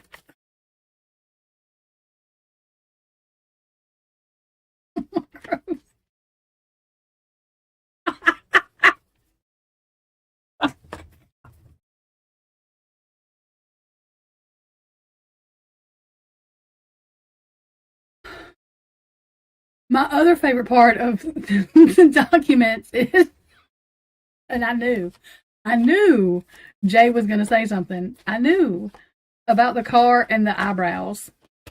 I told y'all, eyebrows are not in a lineup. I've already asked. I just wanted to know.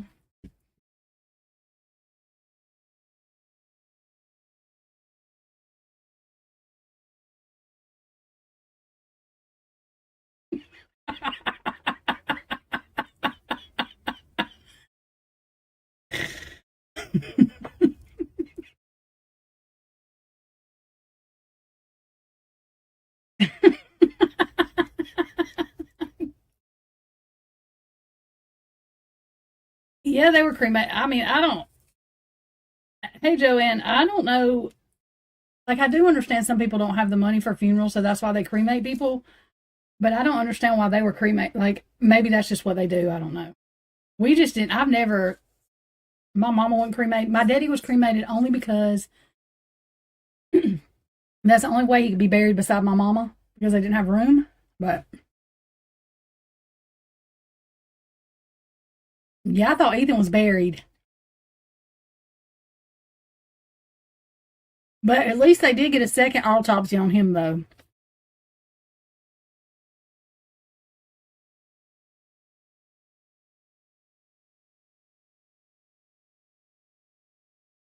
Um,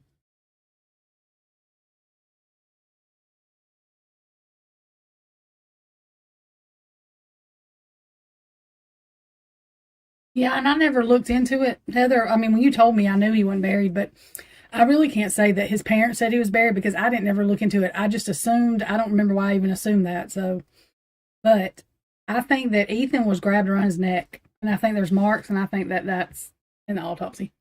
But that's just me. That's all alleged.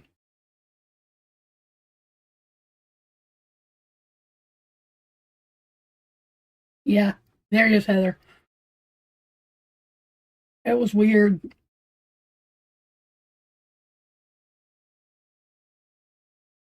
Y'all, I don't think, I'm going to tell you this now. I don't think LE cremated them. I'm sorry. Unless they were given permission. Whenever Steve said he brought his daughter back in a box, I think that, I mean, I don't think that's illegal. Like, I think that somebody would have said something about that already. You can't, they don't even,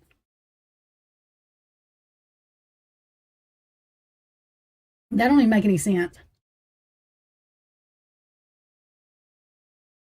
Because Ethan's parents were able to get a second autopsy on him, so they had to release the bodies to the family.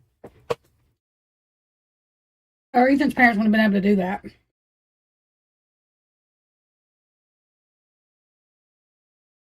But two, they could have had them cremated because of what was done to them. What is that, Heather? Oh,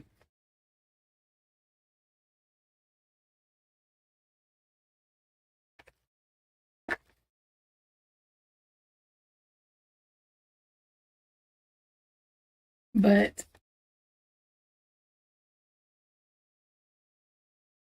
that's so crazy too that that happened like that.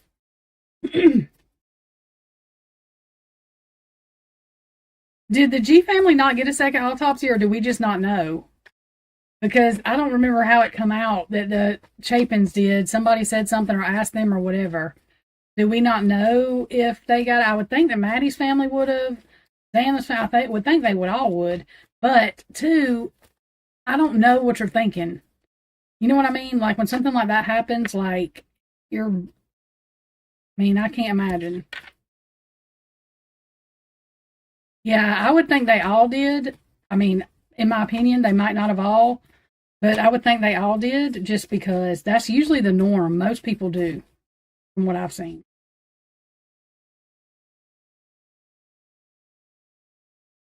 I don't think Steve G is. Okay, good night. Too fast. I don't think Steve G is. I think him and Chrissy are fighting. And I don't think Steve G is convinced. I think. I think there's a lot to that. We can look at that too. Again, I might have to make this private, but after.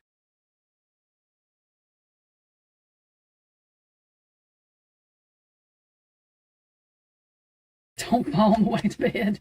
That sounds like me. Okay, y'all, I have to sneeze. I'm putting this on mute for a minute.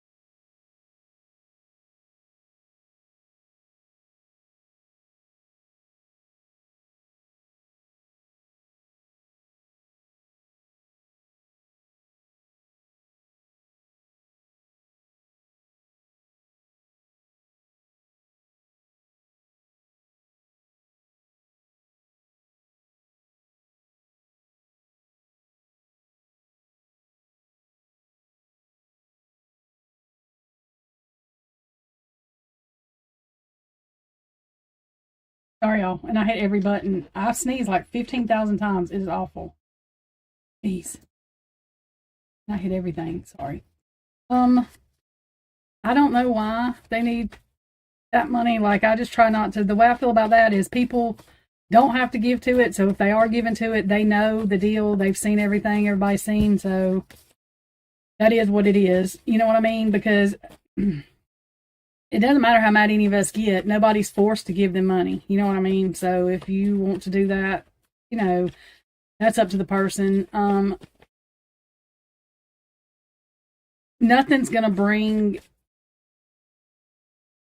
You don't get over anybody dying. You damn sure never get over your kid dying. But I don't know why they need that much money. And I know that's, I'm saying though, I don't know why they need that much money. Like, I have no idea. I mean, I have no idea.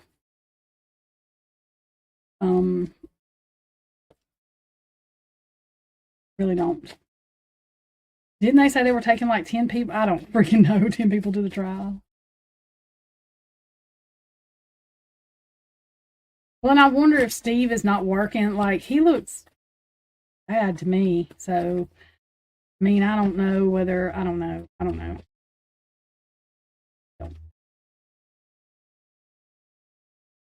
Ask the cards. Okay, we'll ask them. We'll have to make this private at the end. Okay. Let's first, yeah, I just had never, I guess, because I really was scared to know, but we will. But first of all, let's find out.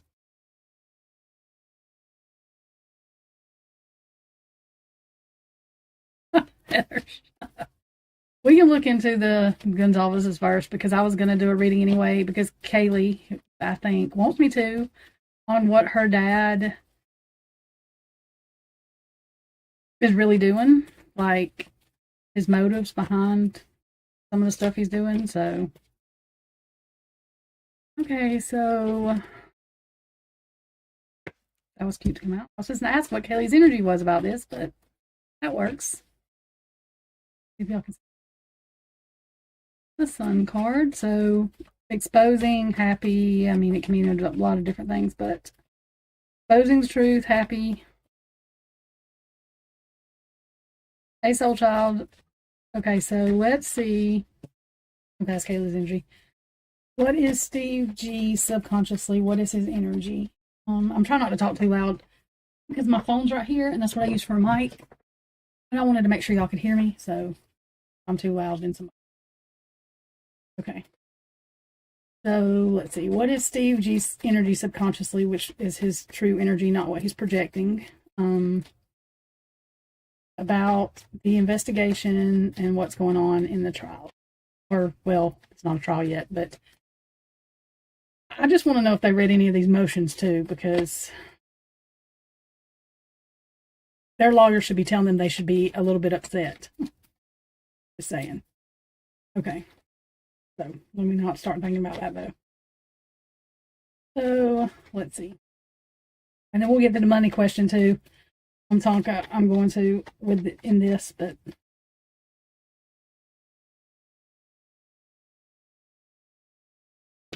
so the Emperor, that always comes out for him because he feels like he needs to control. I think that's a man thing. I don't think that's a bad thing all the time, but I think that's the.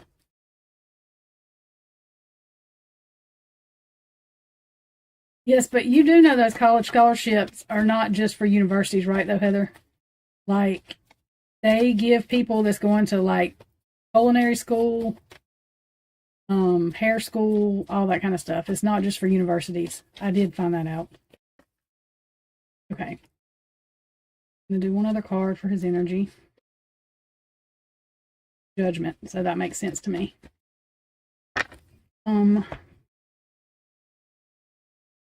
The Emperor and Judgment. The Emperor is, I mean, like the dad in the family, the one that takes control. It can be a manipulative person.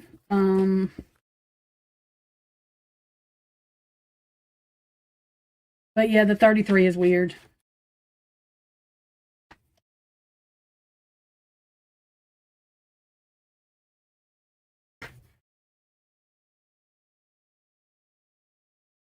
Wait a minute, what? Again, 7 means to swear.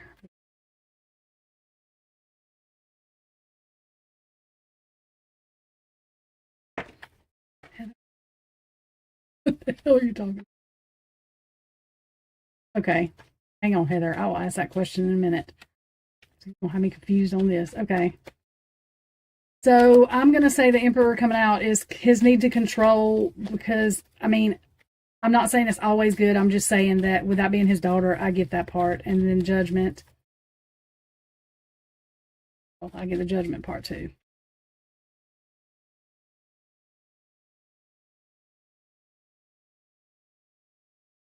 Seven S hero. What does that mean? Oh God. Okay. We'll look into that. And I've never looked into Ethan's parents. Again, we might have to make this private when it's done, but we've all seen it. We'll do that too, just because I have nothing else better to do. And I don't want to do it by myself. I'd rather somebody else have to see it with me than me have to see it by myself. And even if I record it, I'm still seeing it by myself. It's not live, so yeah.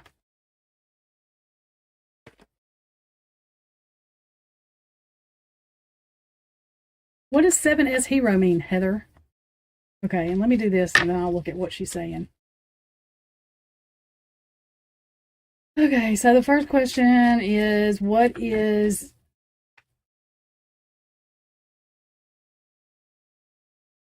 or is there a motive behind some of the stuff Kaylee's dad has done? We don't have to name it all because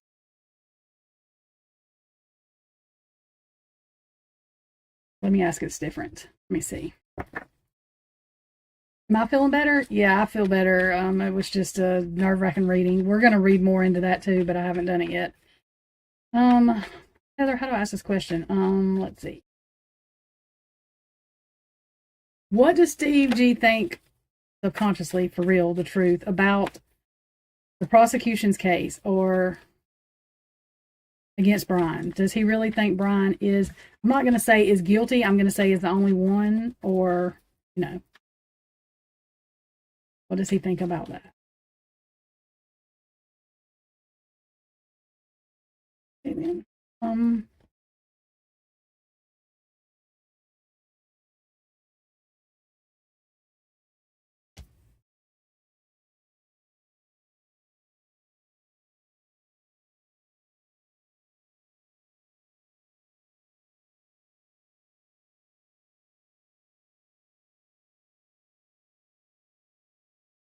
There's that Judgment card again.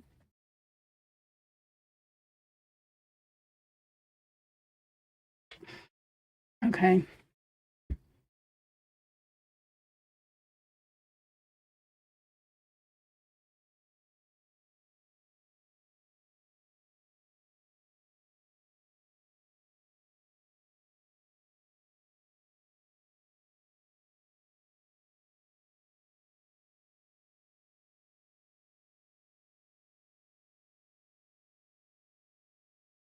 He's heartbroken about Kaylee. That's what that tells me. He really is heartbroken about Kaylee. The King of Cups is usually somebody that's older. I can't remember that, 25 or older or something like that. Heather might remember that. I don't remember exactly. But to me, that's Kaylee. That's him. Her being upside down because she's not here, and that's heartbroken. So that's the first thing I think Kaylee want everybody to know. Because I think people question, is he really heartbroken over his daughter being gone? Yes, he is heartbroken. The Judgment card.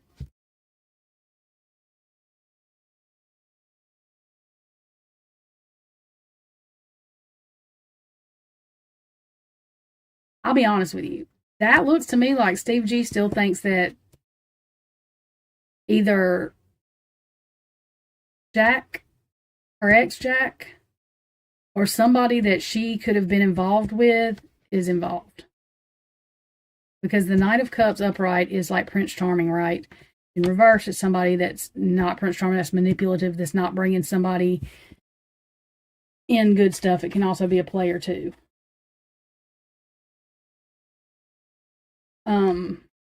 So I don't think Steve G really thinks that stuff though. I don't think Steve G thinks BK's in it. I mean, I don't think Steve G thinks that he either don't think Brian Kohberger's all the way guilty, or he don't think Brian Kohberger was alone, or he don't think Brian Kohberger's guilty. I don't think he thinks that. I think he's going along with. I think he's playing a game because he feels like he's being played a game. But I think Christy does believe it because I think she can't get outside of what. And I'm not saying they should make the statements they've made. I'm just saying that I think it's more than what people realize. No, I don't think it's Jack either. I don't, but I think in Steve's mind, this is what this says to me. Sometimes people say, well, since a judgment card is upright, that means it's true. No, it's true to what he believes. You know what I'm saying? That's the way when I read these cards, when I'm saying I want his subconscious, this is true to what he believes. That don't mean it's the truth overall, but I think he still believes in the back of his mind that Jack D had something to do with this. Know something had something to do with it. Something. It may just be that he knows something. I don't think it's Jack either. I don't think it was 20-year-olds. I just don't. But I could be wrong. And this is like this upright would be like fast action, fast movement, fast messages coming in. It can be communication too, but so to me that just means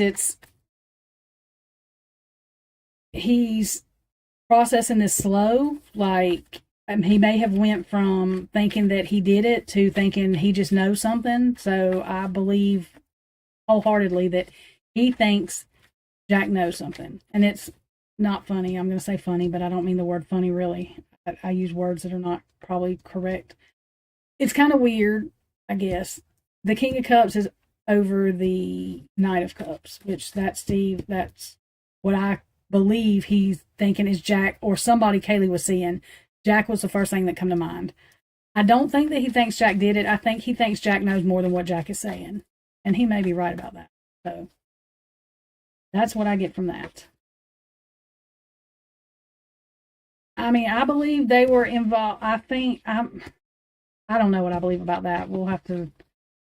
I'm going to look at Payne again. I've looked at Payne before. Ashley has some videos too of Payne. We're going to look at him again tonight. Mallory is striking me as more of a, especially since some of that come out. Like Mallory has now said that it is Payne's sworn statement. Why would Mallory be saying it's Payne's sworn statement? Like another cop. That's weird to me. So then the lover's card just come out, so that's like Kaylee confirmed I think he's talking about Jack. I think that he thinks Jack knows more. I don't think that he thinks Jack did anything like physically, but I think he thinks Jack knows more, which I mean Jack knows more too. Not in a guilty way, but he maybe, I don't know. I also think Jack was sleeping with one of Kaylee's friends. That's just my opinion. All the way my opinion. That really don't even matter, but it's come out in my cards.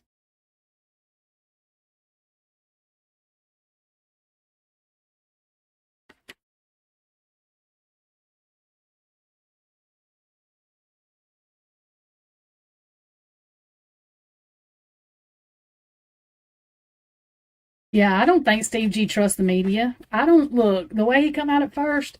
He didn't just change his mind from that, and I don't, and I could be wrong about that. I mean, but I don't. I think that he still thinks the same. I think him and Christy are not getting along behind closed doors as much as it says they seem to be, but I think that Steve knew that. Well, I don't think Steve thinks it's going to get a trial. That's just what I think. But with Brian, anyway. Okay, so what can we know about this? Oh, yeah, I'm hesitant. I'm going to do this. Heather, how do I word this?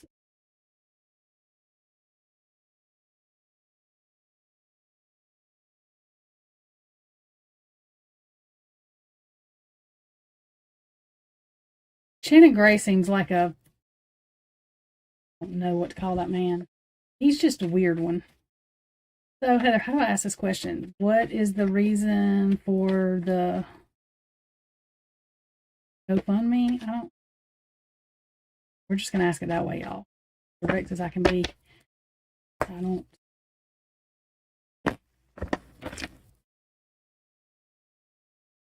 PowerPoint. So it seems that Bill is Heather. Is Bill retiring? Santa, whatever y'all want to call it, man. Because wasn't he supposed to retire? And if he's on a Brady Giglio order, which it seems he must be, since how he was having to get permission before he said anything in Judge Hippler's office, if anybody didn't notice that. He did not answer any questions directly. He had to turn around and get permission because probably that's what you have to do. You know. But anyway, that's just my opinion. Yeah, that man's old anyway. I'd be retiring too. I'd be retiring too. I'd be retiring too. I would have retired before they gave me the damn case, but that's just me. Anyway, let's find out about this thing right here. We can look into Judge too. Oh, y'all, all this is alleged. Y'all know that, but just in case my thing says it, it's my opinion. I can back it up with as many facts as them documents that dropped. I can back it up with as many facts as Moscow can. That's what I'm going to say about this. And whoever don't like that, at least my name's signed on the bottom of my thing, and nobody else is telling y'all my sworn statement.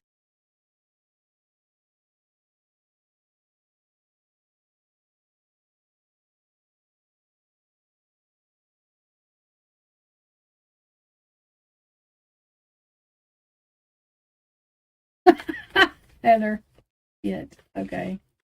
Let me find out about this. Okay, so what is going on with the GoFundMe? What is the G's family motive? Like, what? All I know to ask y'all. I don't know how else to ask that. Y'all have a better way to ask it? Tell me, and we'll do it. But that's about the home life.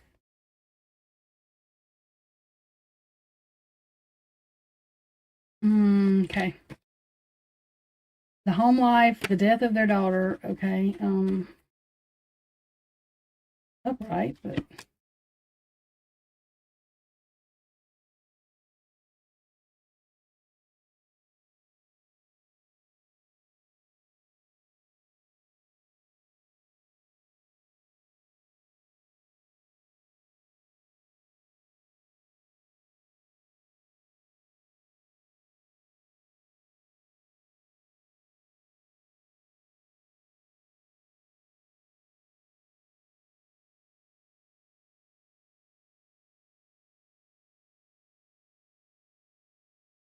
okay.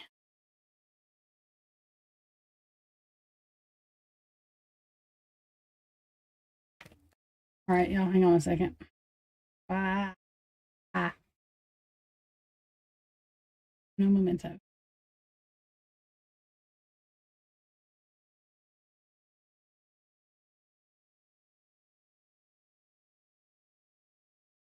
Give me just a second, y'all. Second.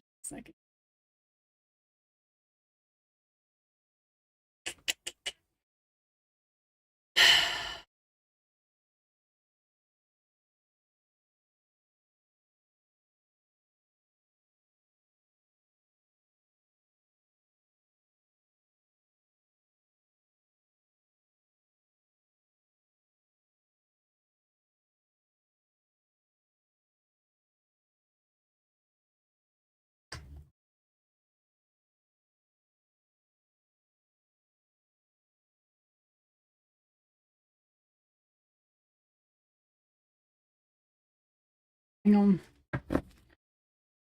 Main message is back.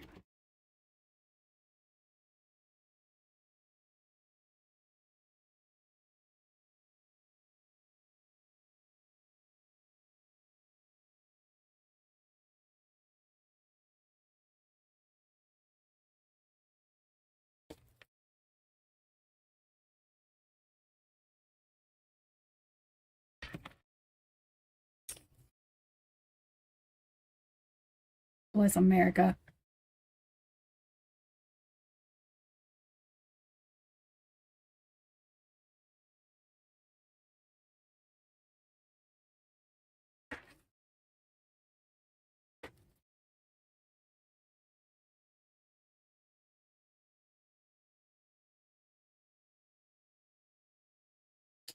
Okay, so while that's still trying to send, y'all should be able to see this still. I just can't see if y'all can see this, but um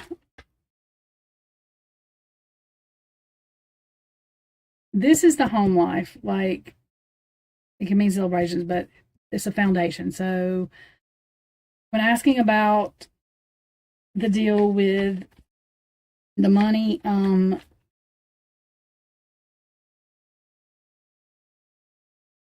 the home life, the death of their daughter, causing slower movement, slower travel, slower funds coming in, basically.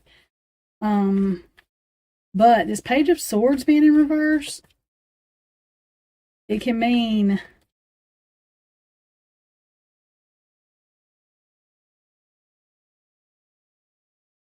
mm, it can mean paranoia, overthinking. It can mean deceiving.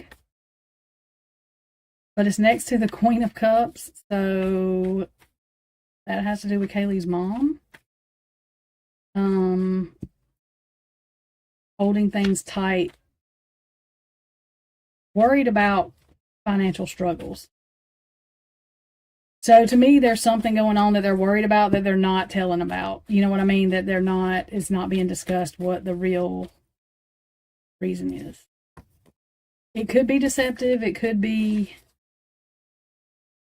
I mean, a financial struggle that they have that people don't know about. You know, because we don't really know what's going on the inside. We can see what looks like what from the outside, but there could be, I mean, I don't know what they're having to do. They may be having, I mean, they may be, I don't know, y'all. They could be trying to get another lawyer, a different lawyer, more money. They could be doing any of that.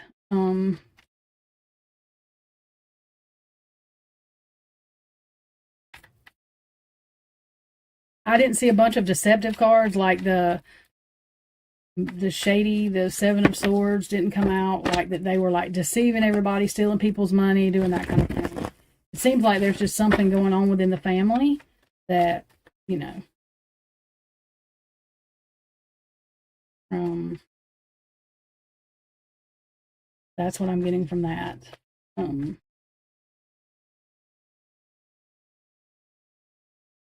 okay, so let's see. We'll do this with Kaylee, end it with this with Kaylee, then we'll go to BK. But what would Kaylee like to tell us about her family? There's something that she would want us to know. What is it?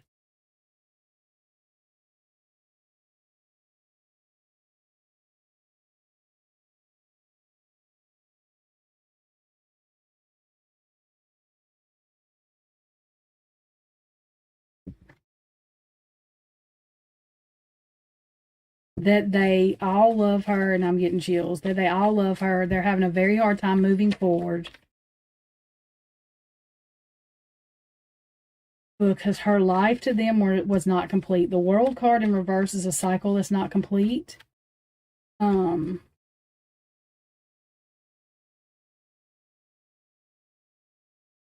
but they all love her. Like, I think they should, you know. No, they're not getting along. That would be that card. Soul Child, you're right.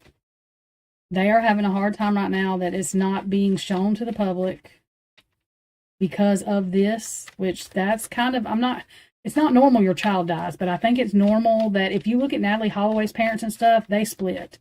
A lot of times that happens. The Hermit, yeah, they're not able to, oh hell.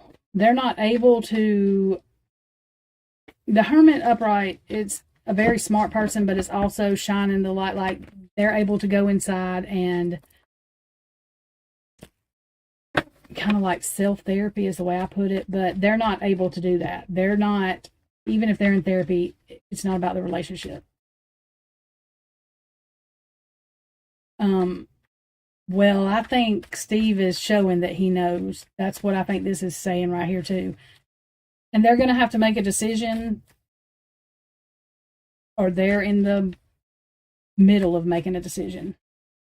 That could be future, that could be now. So, and that's what I think is going on. And that could be why Christy is doing this money thing, y'all.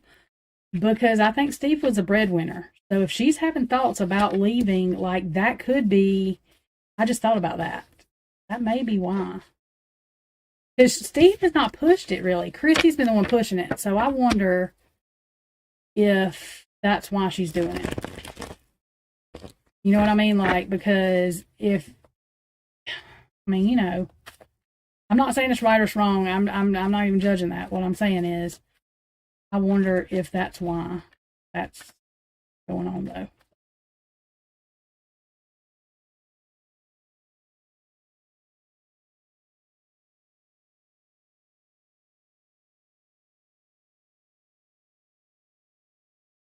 Okay, so do y'all want me to read on Heinko Burger now? What do y'all want me to do? Oh, Heather, yeah, that's Heather's had a lot of loss too. Like I have, Heather has. It's it,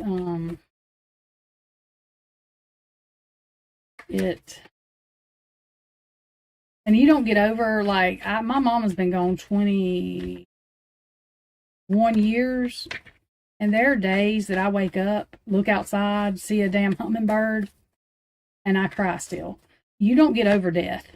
And so people, like, that's why I try not to judge how somebody's doing something. Because on TV, some people, my brother would not cry in front of anybody. So when my mom died and stuff, he did not cry. You would think he was heartless. He went by himself to do it. So, yeah, I'm up to it, Deb. So I try not to. God. Oh, great.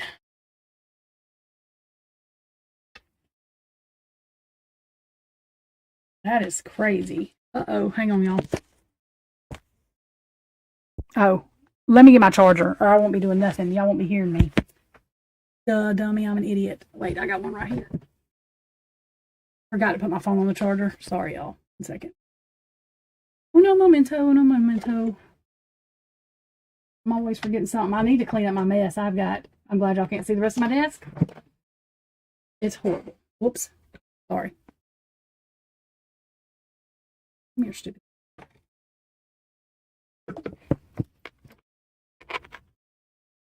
I'm usually OCD, but I've got so much going on that I can't, like, between work, I have to take my work stuff down so I can do this, or actually I have this stuff up on my work stuff, because I do both. Depends on what I'm doing at work. Right now I'm slow because I do escalation stuff for Medicare, well, for United Healthcare for Medicare, and I'm slow right now. I won't be in January, but because right now everybody's just signing up for Medicare, changing their plan. When all the shit goes to hell and it don't work right, I'm the escalation manager, so I will have to deal with it then. Yeah, Heather, that's a lot. That sounds like my life.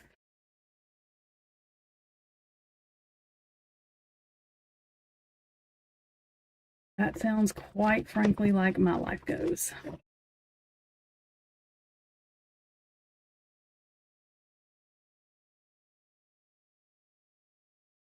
Yeah, the good thing about working at home is that you are at home, but so I have a big desk. Like I have it's a desk that comes out beside me. Like on both sides, I have table things. Huge.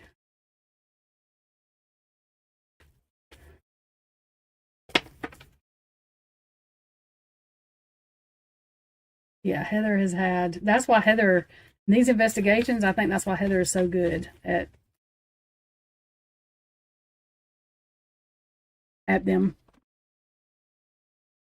Stupid things. Stay. Take my lights up underneath my desk thing right here. Driving me nuts. Okay, whatever.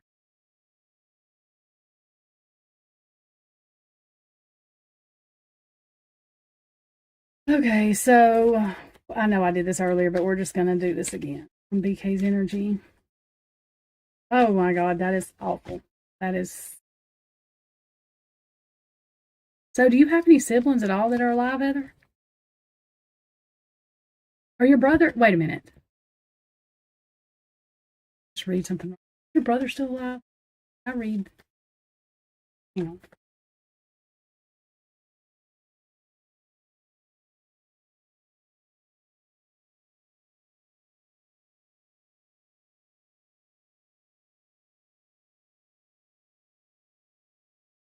Cat videos. Heather and the damn dog.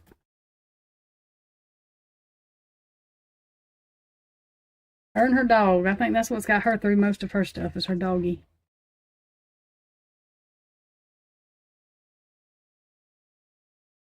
Okay, so let's find out what whose energy.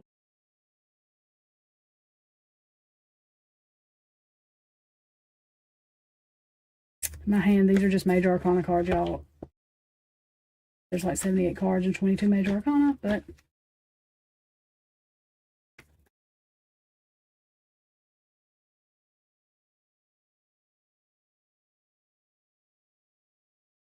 yeah, that's awful.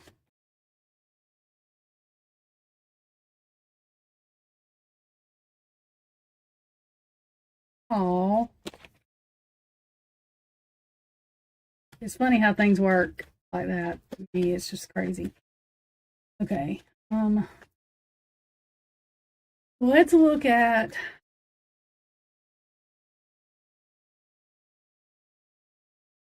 oh, that's sweet.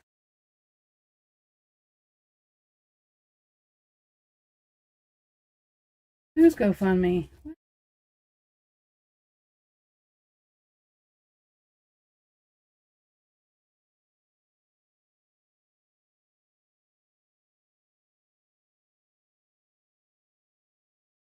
Yeah, and even if they were not doing anything shady, they still get things wrong. And the thing is not that they get things wrong, it's that they admit it when they do it. That's the thing. Oh, I see what Happy Hounds was saying now. I was like, what? Who's GoFundMe? I get it. Okay, I got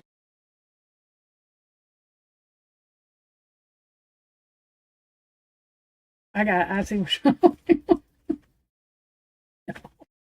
Okay,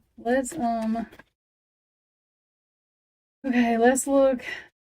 Let's just, we're just gonna try to tap into what Brian's thinking. Again, this is all alleged. Never talked to the man. I don't think he's going to tell us he's an incel or nothing, so I think we're okay.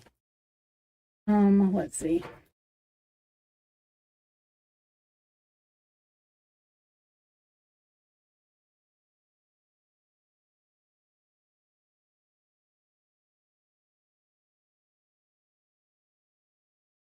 Wait a minute. Your brother's girlfriend was dating a cop?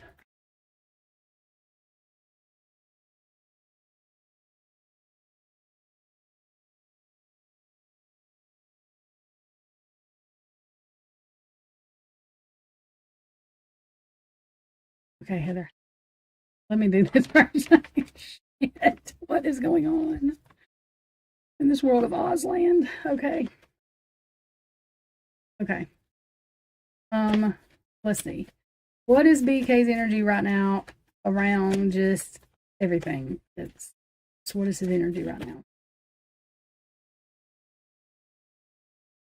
It's nice. So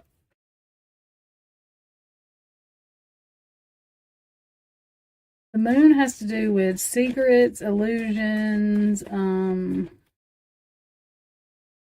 unseen things. Oh, okay. Okay, Heather, I got you. I was like, what? Got you.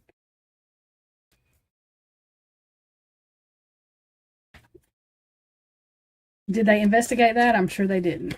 Really good anyway. Okay, so well, that's great.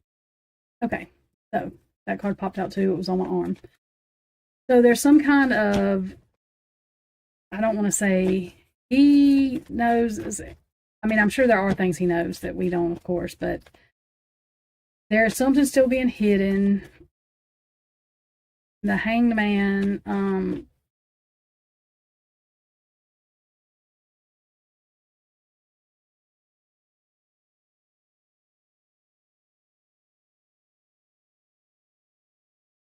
Wait a minute, y'all. Let me see something. Just hang on, because what the thought that just went through my head was, I'll say that.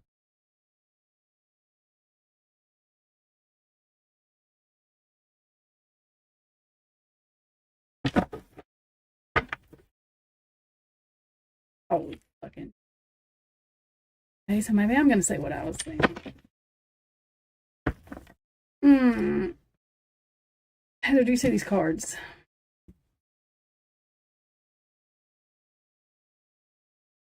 Cards. Go.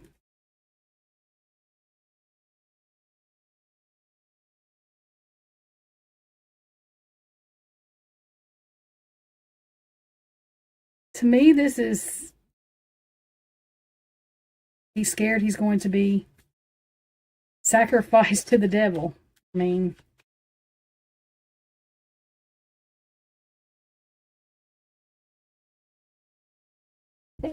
blatantly what that says to me. Let me see how many people drop out of here because they think I'm crazy. But this is, I mean, I've already got this once today, so y'all see what I'm doing. I can't make this shit up. In fact, if I was going to make it up, I would make up something else, not this. Well, that's great. Something's not solved.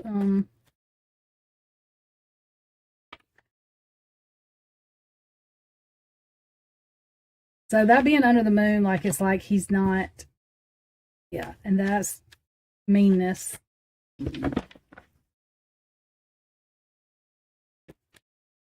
Oh, great. That's exactly what I wanted to see, law enforcement in reverse. That come out earlier, too. Not natural causes, rival exposed. So man-made causes and rival exposed.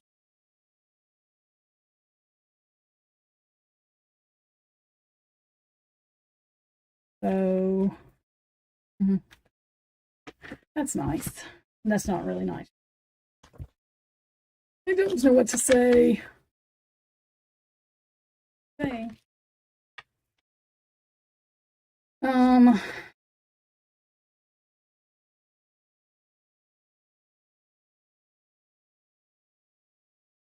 Liberation in reverse, which is being held against your will. He's in jail, so.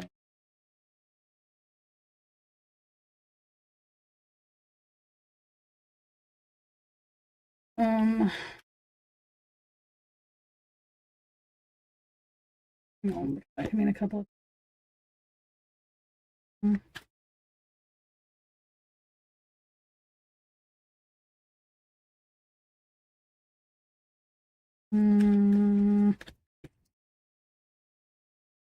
Okay, that's great. What, whoever, whatever is willing to go to whatever lengths to do this stage, I think that just means me the act of doing it, or there was a light in that picture too, so it could be that we're shedding light on this.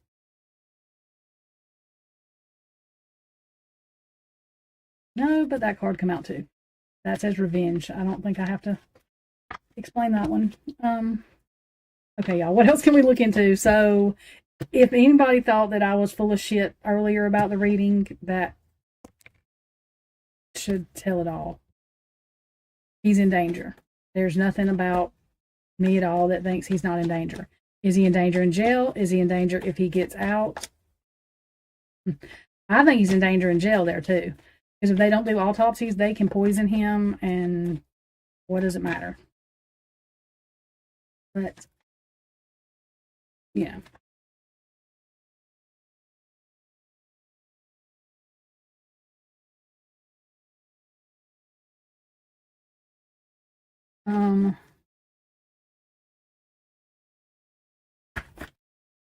What else do y'all want to look into?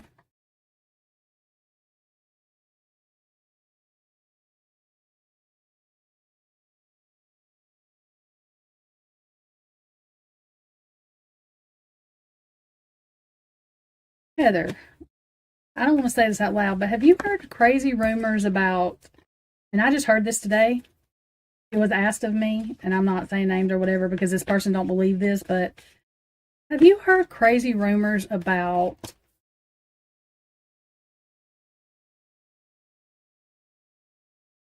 Ethan? Well, I mean, I'm just going to say it. About Ethan being the one that him and Xana got into it.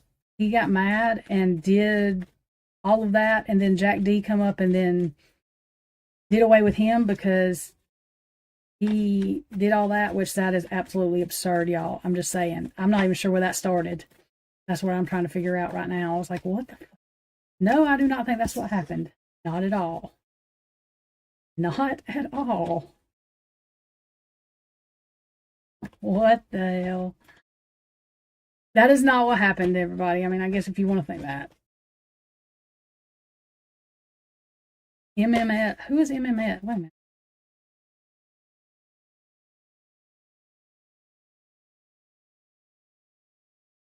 What? What is MMS?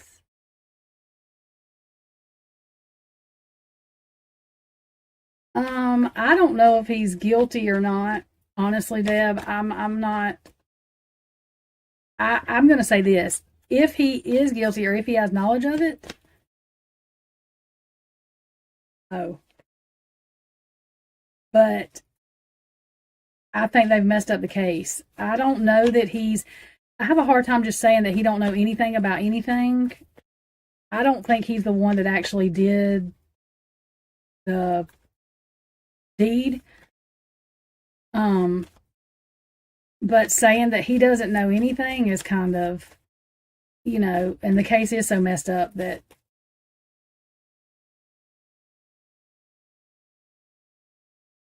you can't answer because you know what you know, Ella.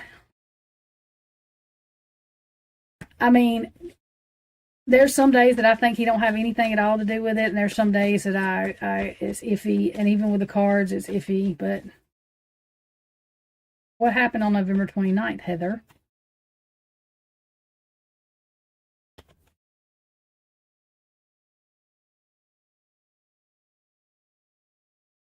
I don't think that they're going to be able to. I think he's going to get off no matter what because they've messed up the case so bad, is what I think. So I don't know that we're ever actually going to know. Yeah, that meant to that. Yeah. Because I have a hard time.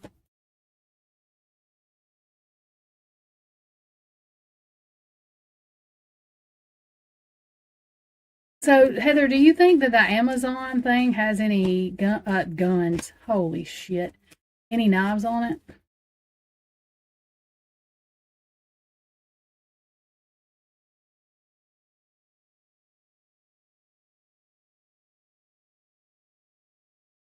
Oh, I didn't see that. Thompson said the word exonerate.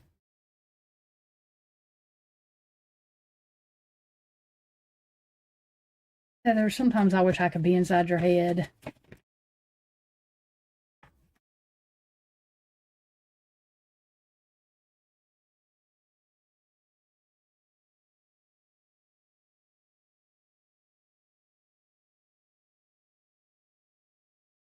Oh, yeah, I've always thought they knew that. So, what are the Cowboys? What are they? What are they? Like Washington State plates?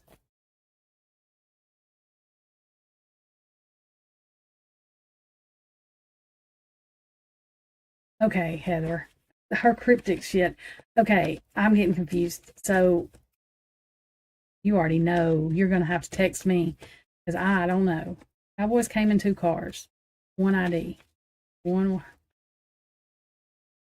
But who are the cow? I'm lost.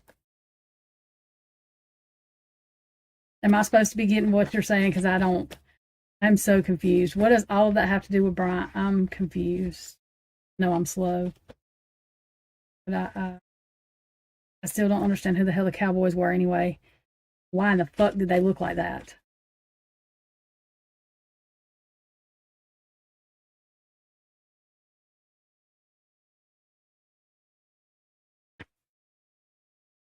The Washington cops were dressed up like cowboys?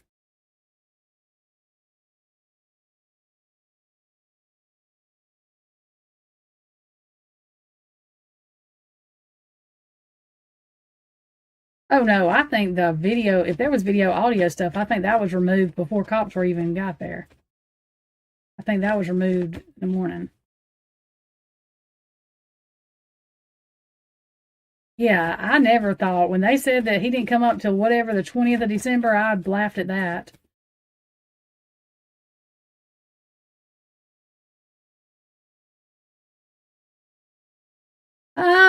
Oh, shit. Yeah, okay, I got you. They only collected partial of it. They didn't get good enough. No.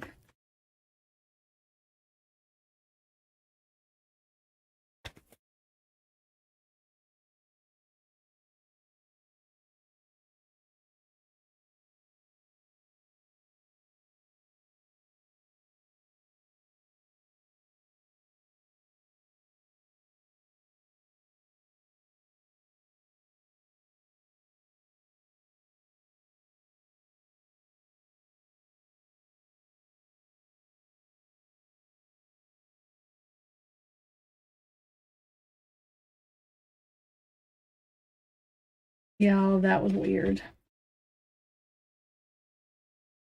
Oh, yeah, let's look into this touch DNA. That's what we can look into.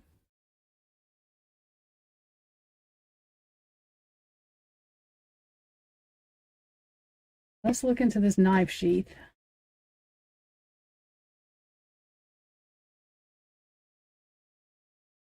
Heather, I think it's too much to. I think we would all be. You know how people say if you're alive, you can't go to heaven because it's just too much to see?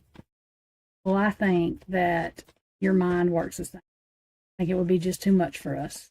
Sorry. It would be just too much. So let's look into this knife sheath.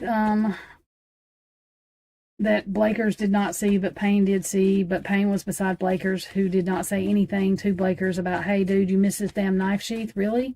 Or nothing. And Blakers did not know anything about the knife sheath until something come back, a report come back.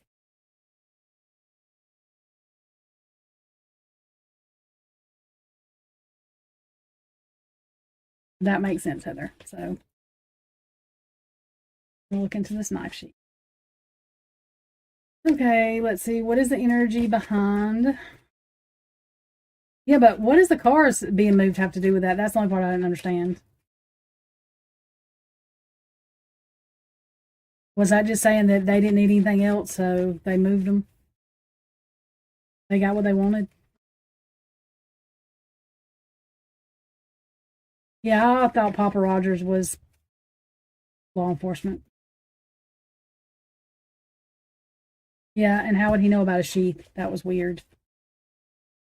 Okay, so let's look into this knife sheath. Yeah, when you break it down like that, it's obvious. I mean, I sort of thought,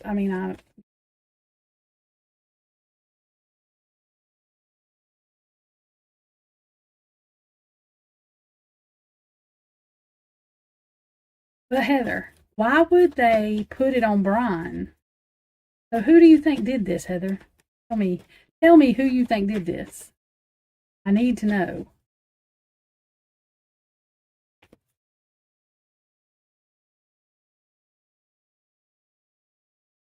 Oh, his car. Okay, gotcha.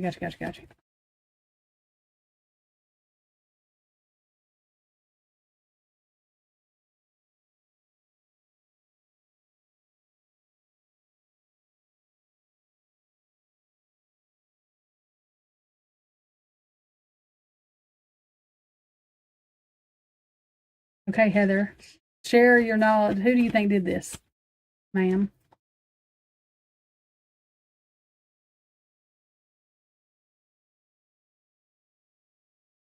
Okay, so let's get the energy around Payne and this knife sheath. Let's ask that. So, Payne and this knife sheath. Let's get.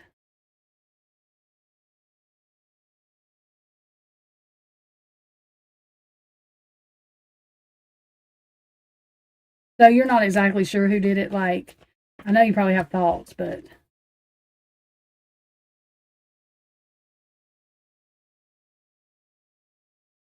they also paid $1 million for that damn house that they said was given to them. Somebody paid for it. Okay. So, we can do a reading on Green too, I guess. I've never really done one. He freaks me out, so it's always good enough for me. Let's see. So, Mr. Payne.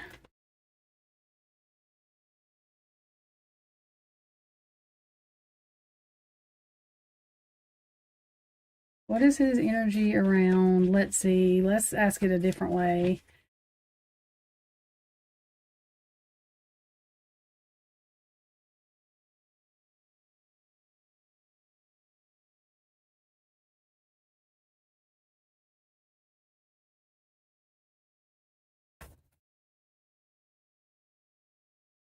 Okay, let's see. What is Payne's energy around, subconscious energy around the investigation?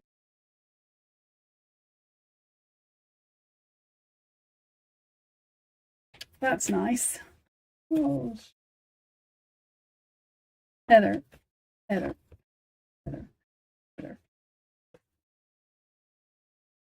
See that?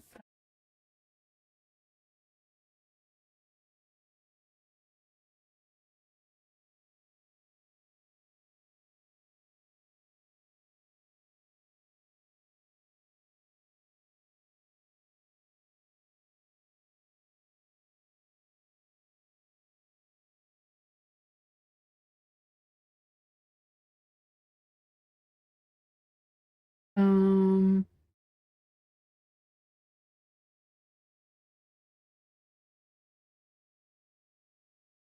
okay, so that's the tower.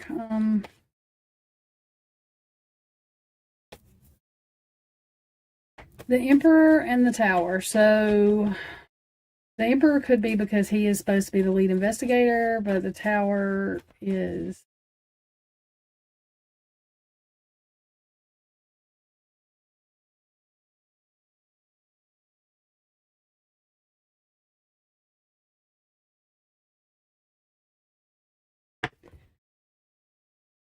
So this could also mean that he is the one that is going to fall for this investigation too, like the one that's going to be destroyed at the end of this. We're going to have to look into that a little bit more because I'm not exactly sure. Let's see.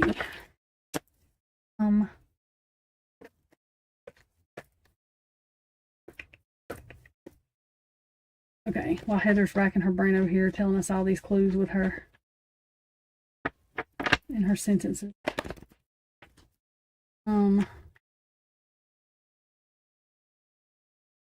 So clarification on the Emperor.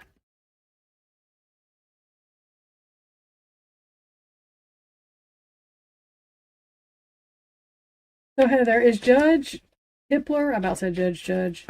Is Judge Hippler, he's not going to be able to, he's going to have to do something about this stuff, right? Okay, clarification for the Emperor card. Cards are when they've been out like that. Clarification for the Emperor card.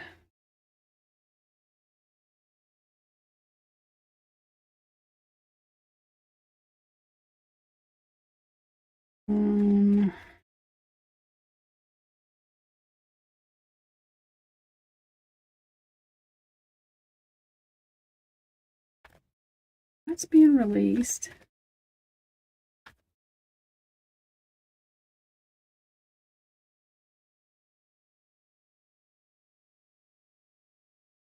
Tower.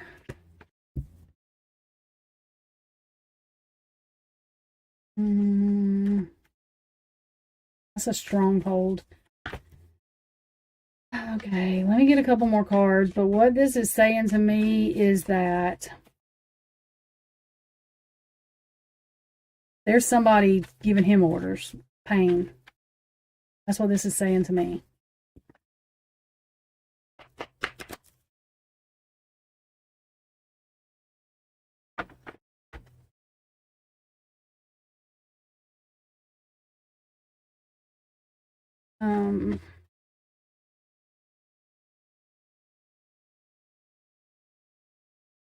That's what I think too, Heather.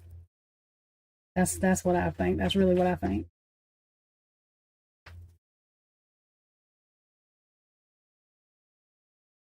Okay.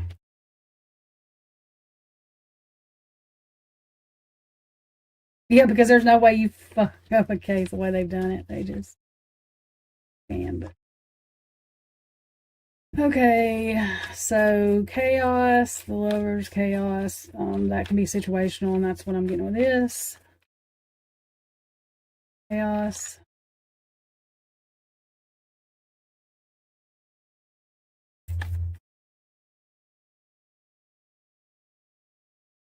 Repressed emotions.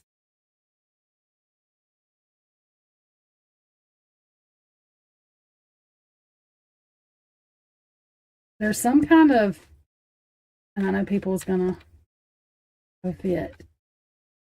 Pain has some kind of conscious about this, though. I think.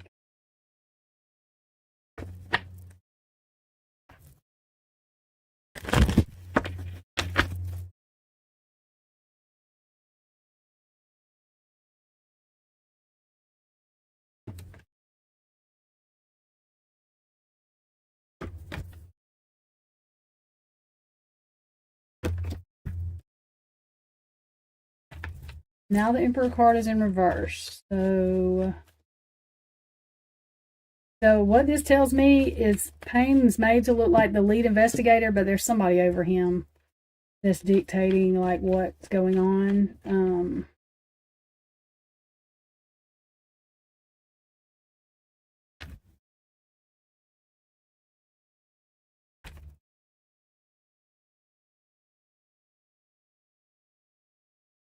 There's something Payne's not happy about. I'm not going to say he's not guilty at all in any of this, but I'm just saying somebody is over Payne. Like somebody is controlling what is going on with Payne, which is what I got when he was on stand too. Yeah, because that school, I hate that school, by the way. Look, I said I hate that school, by the way, and look what come out. The devil cards. So I didn't like that.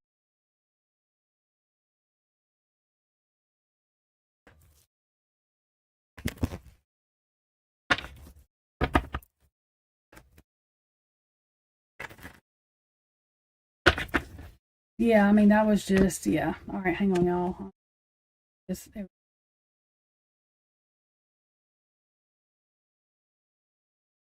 yeah, well, that town light needed to go down a long time ago because it's just ridiculous. I'm sorry.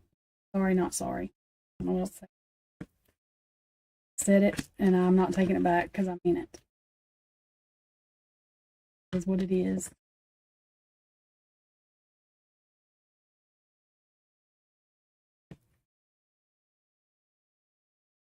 Yeah, I don't think Payne, like, I think that he is, I think somebody's over him giving orders.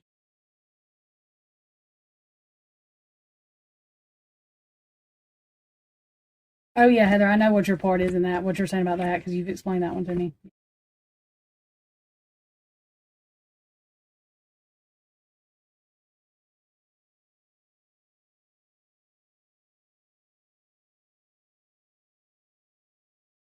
Yeah, and there's been police officers say something about that, saying that that alone could get the investigation thrown out because he is not part of the police department, and the police department is there to serve the community. That was not on university property. Those are not university police officers. They are the town's police officers. And even though the university is in that town, like the community is what they serve first. And Judge Green has not. I mean, Judge Green, motherfucker, might as well be. Fucking Green has nothing to do with the police. Like he don't. He's a college president. He's not an investigator. So he shouldn't have been in any of that. I'm not sure why Ann and them, I don't know if they've said anything about that or not. I'm just worried about that other DNA. Are they going to say anything about that, do you think? Are they just like, what are they doing with that? Nothing? Or, because we heard one thing about it and that's been it. We've not heard anything else about the other DNA. Unless they didn't bring it up because they feel like they can get all this stuff done and it don't matter. I would think it still would. I mean, it's not the defense's job to solve the case either, though, for real. Not their job to solve the case.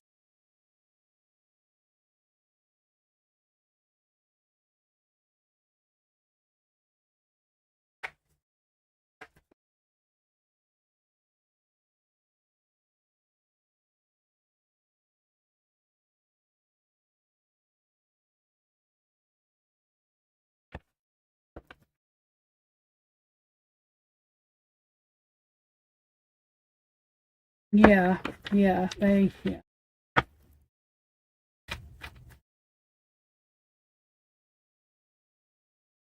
And the FBI don't usually make mistakes like that. Like, I mean, I'm not saying they can't. I'm just saying that they don't usually. To me, it was telling when Ray said that they shouldn't have been trying to track that pin and trace thing, that they shouldn't have used. Um,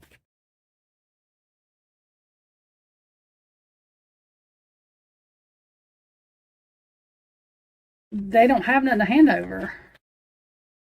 Yeah, because Mallory did that shit. That's what I'm saying. Just like that's what I think Jay Logston was trying to make a point of when he said the FBI agent that they won't give him the name of, because there is no FBI agent. That's and see, I think the state feels like the FBI, and I don't think they will ever come in and say, "Hey, we didn't do that," because they have some kind of agreement. I think with this where they don't do that. They're just not going to testify. All these people think Balance is coming in to testify. I fucking doubt that Balance is coming to testify.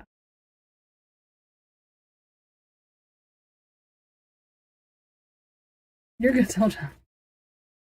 I don't know. He might have contacted her. Hell,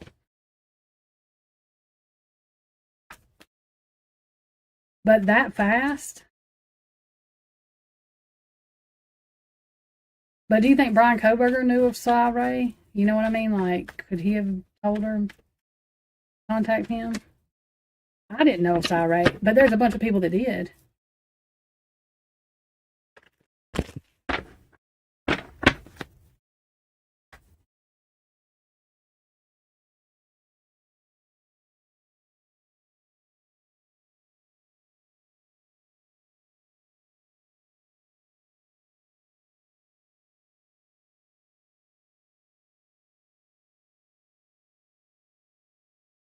Yeah, but I think the state's going to use Mallory as their expert.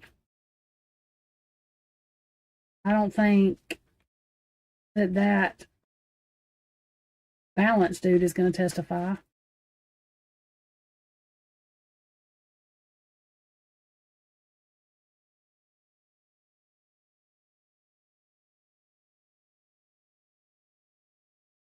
So who do you think is going to testify for the state?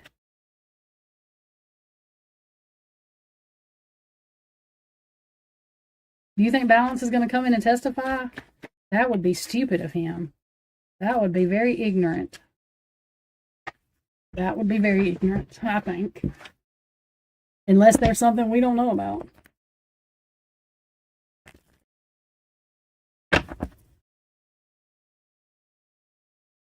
So are they just not going to have a damn expert then, Heather?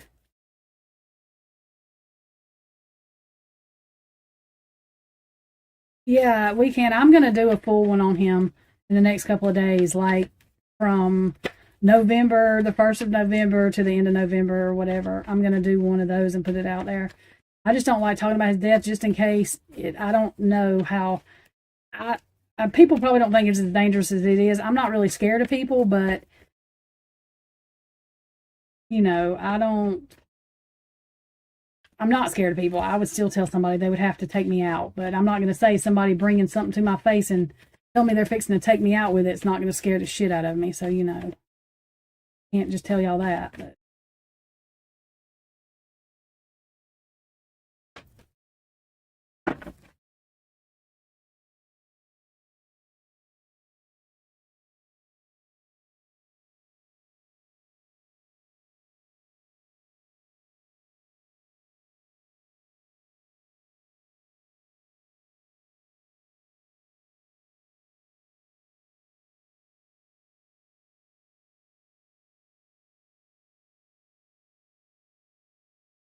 I don't know. I can't with that. That is crazy. So Heather, what did you say about Balance? So who do you think is going to testify? Anybody for the state for the cell phone records? Oh yeah, we're going to watch the Andrea Burkhart thing too in just a second.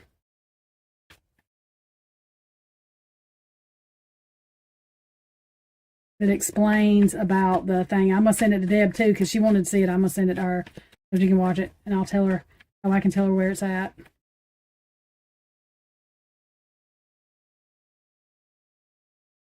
And Cy said there ain't even really no such thing as a fucking draft. Basically, isn't that what he said?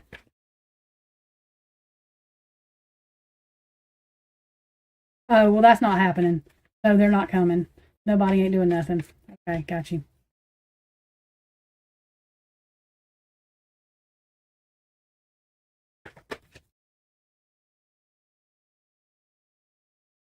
Well, now, Soul Tide, I had an ex that would, but we didn't live in a college community. Lived in the outskirts of Alabama, so there's a difference.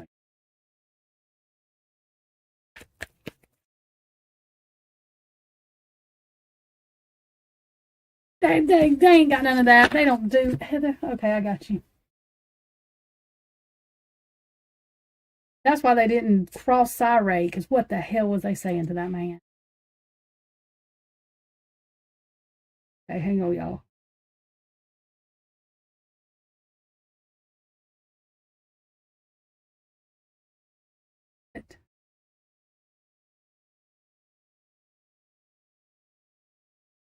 All right, y'all, give me 1 second. I'm going to get this up.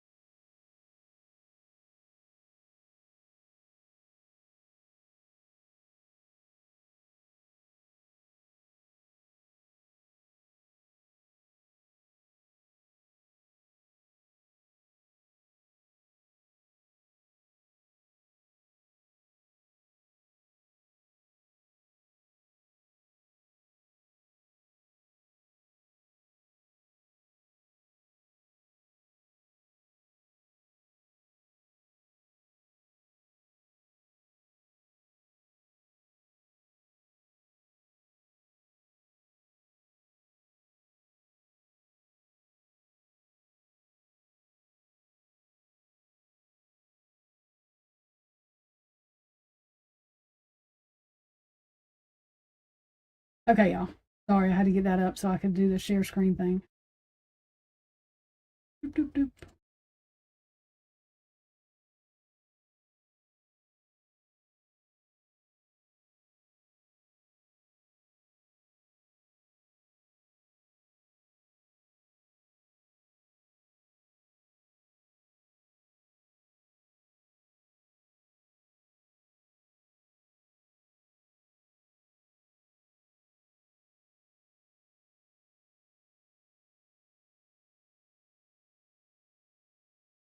Thursday's hearing in the Koberger case on the state's motion to close the upcoming hearing on Ann Taylor's motion to compel certain discovery. But Big takeaway for me were the two magic words that Bill Thompson uttered: TUI process. We're going to talk about what that means and why this is a big deal.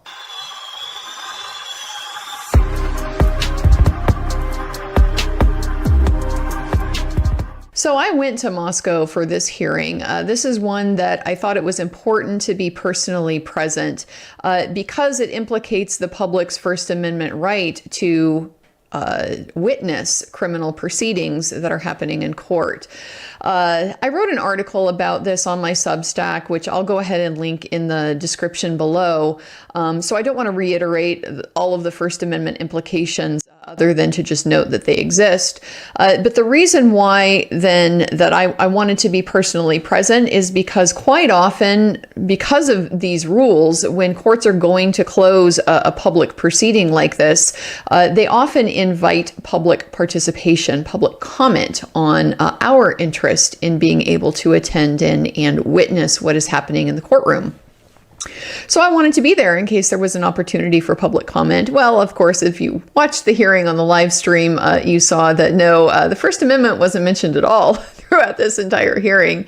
I'm not going to fault Ann Taylor for that. She's focusing very appropriately on the Sixth Amendment right to a public trial that Bryan Kohberger, her client, holds. That's her job to advocate for her client and his interests, not to advocate for the public at large. But these are very similar and to some extent overlapping rights. They arise out of a lot of the same U.S. Supreme Court authority. But nevertheless, this has kind of been a pattern throughout the case that the public's First Amendment right is not really put front and center in the considerations of the parties. But nevertheless, we did have the opportunity to learn quite a bit about what is going on with this motion and with the status of the case. So there were several things that happened that I wanted to just go ahead and mention because they caught my attention. So first off, while I am in no way trying to be part of this story or part of this case, I've been there several times now. I think people are starting to get to know who I am. And I did have a brief moment with Bill Thompson before the hearing started, some eye contact, some fairly prolonged eye contact. And all I can really say is that it was not particularly friendly eye contact. But I bet you can guess who broke it first, huh? So, I don't know what all I'm going to take away from that other than clearly I'm not particularly sympathetic to the position that Mr. Thompson is advocating here. And, I am a defense attorney. My natural alliances are certainly going to be with the defense. I don't make any secret about that. But nevertheless, I have had some sympathy for Mr. Thompson throughout this process. And I continue to, particularly in light of what we have learned about kind of what is going on with these discovery issues from this particular hearing. Because I do think a lot of that we're now learning is beyond Mr. Thompson's control. This is not necessarily him that is trying to play fast and loose with discovery. This appears to be the FBI that is now throwing Bill Thompson and the town of Moscow under the bus. So I do have some sympathy for him for that. However, he's continuing to carry their water and to assert their claimed exemptions for why they don't need to participate in this process. So, for that reason, I'm going to continue to disagree, and that simply is what it is. But so that's just a little bit of the side drama, I suppose, that comes when you attend these hearings in person. It was very sparsely attended, not very many people there at all. I think that because the court is live streaming these now, there's just simply less interest, less motivation for people to be there, to be personally present. And I do wonder, like I mentioned, there's pretty significant First Amendment implications with closing a courtroom. And we've seen already in this case quite a bit of First Amendment litigation dealing with the gag order. And so I was kind of wondering, I asked the nice lady who handles the kind of press management, if she thought maybe Wendy Olson was going to be getting involved with this again. And she said she didn't know. But I do wonder if the fact that the press has kind of lost its exclusive on being able to, put this on camera and report it and so forth, that perhaps, maybe the First Amendment rights aren't so important for them to run out and vindicate anymore.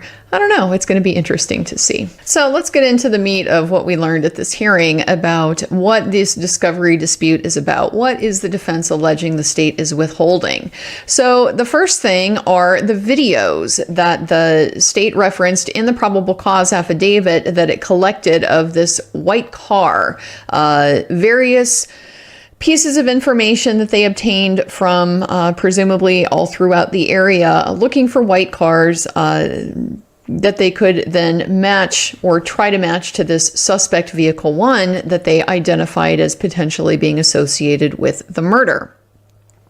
So according to Ann Taylor, what has happened is that the state is basically producing the ones that they want to use, the ones that they have cherry picked, that they say, support the route that they're arguing that the white car took, but they are not producing all of them. And so that's significant for the defense because, of course, if there's a white car in the area where Brian Kohberger says that he was going, for example, making that right-hand turn on SR 270 to go towards Wawawe Park instead of the left-hand turn onto 270 to go over into Moscow, well, that would be significant, potentially exculpatory evidence that would tend to corroborate his alibi.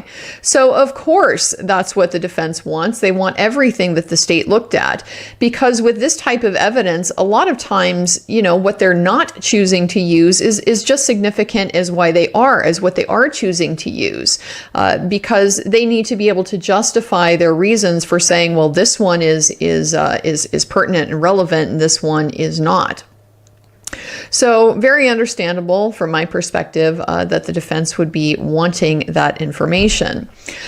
Portions of the video of the King Road car, the white car that was circling the block and, making the 3-point turn and so forth, according to Ann Taylor, they have received portions of the video and long sections of the audio that have been withheld.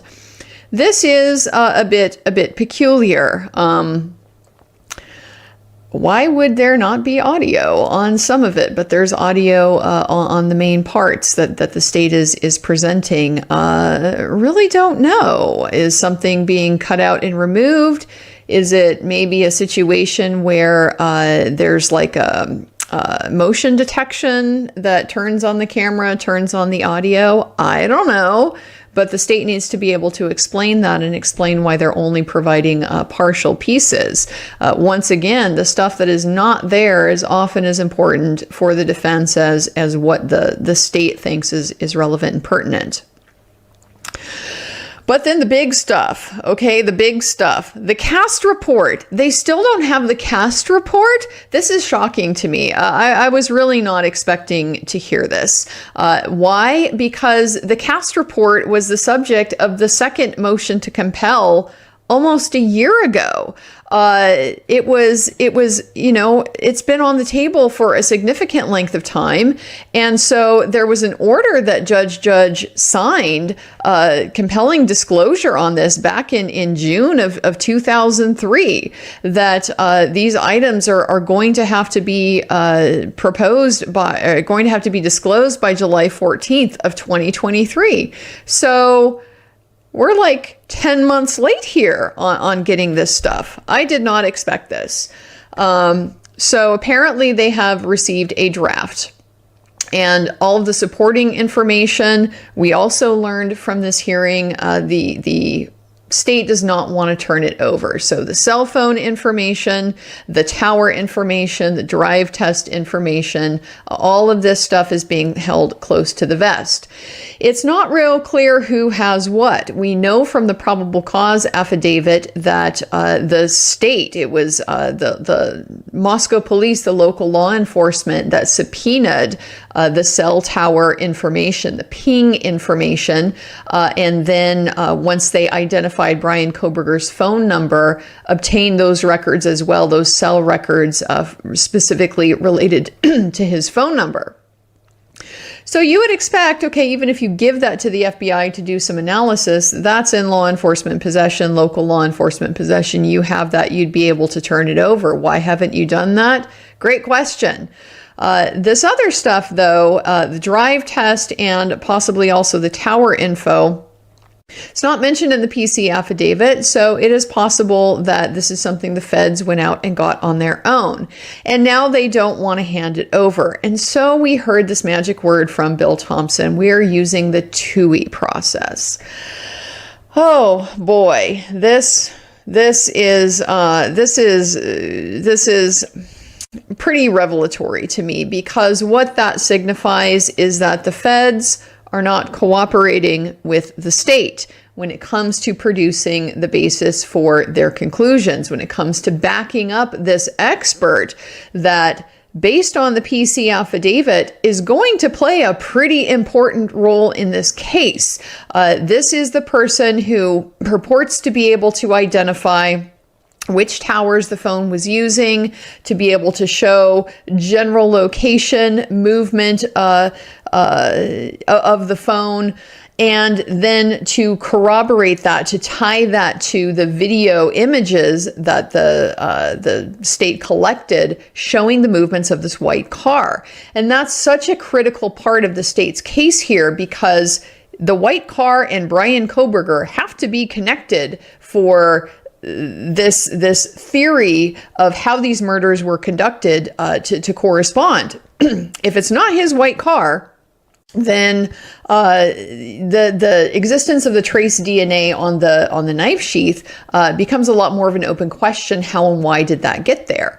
If the car is not associated with his phone, then what happened to his phone? Where is he? Do you have some proof that his phone was somewhere other than he was, that it was taking a trip that he didn't take? So being able to link those two things together was a very important part of the probable cause that led to this arrest in the first place. If that connection gets severed, that's a pretty damaging blow to the state's case. So they relied on this FBI officer to be able to make that case. And now, apparently, the FBI officer doesn't want to disclose how he came to those conclusions. So they're invoking the TUI process. Let's talk about what that means. So what is the TUI process? TUI is a U.S. Supreme Court case that said basically that subordinate federal employees can't be compelled in a state court to turn over documents that are held by the agency they work for. That's been extended to testifying as well. They can't be compelled to testify in a state court unless basically it complies with the provisions, the regulations that the federal department has adopted for that type of thing to take place. So as a practical matter, what this means is that every federal agency has what are called TUI regulations, and they basically are setting out what's the process for if somebody in the federal agency gets a subpoena for documents or gets a subpoena to testify. So first off, why is this an issue at all? Well, because the federal government has sovereign immunity. You don't get to sue the federal government in state court or compel the federal government to do anything in a state court matter unless they consent to that. So the scope of that consent is basically, for practical purposes, what is set out in these TUI regulations. So that means if you just subpoena a federal officer, subpoena them to show up for trial and testify, they don't show up, you don't have any enforcement mechanism as a practical matter. You can't sue them in state court because they will remove it to federal court, invoke sovereign immunity, and they will win. The case will be thrown out. So that's the exclusive mechanism then to compel a federal official to, basically turn something over from their files. You have to follow their regulations under this TUI process. So the Department of Justice has adopted TUI regulations for stuff that's held by the FBI. And there's a fair amount to it. You know, it's not that complicated. You have to submit an affidavit explaining why you need it. You have to, you know, describe with some specificity what you're looking for, show how it's relevant to the case, and so forth. But there are some significant parts of TUI that are what tell me that this is strange. This is a strange posture, in my opinion, for us to be dealing with here.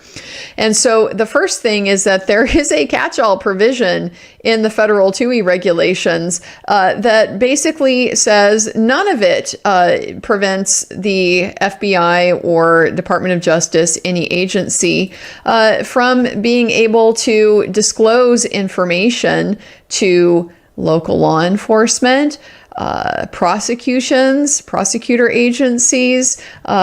Nothing in this subpart is intended to impede the appropriate disclosure in the absence of a demand. So, voluntary.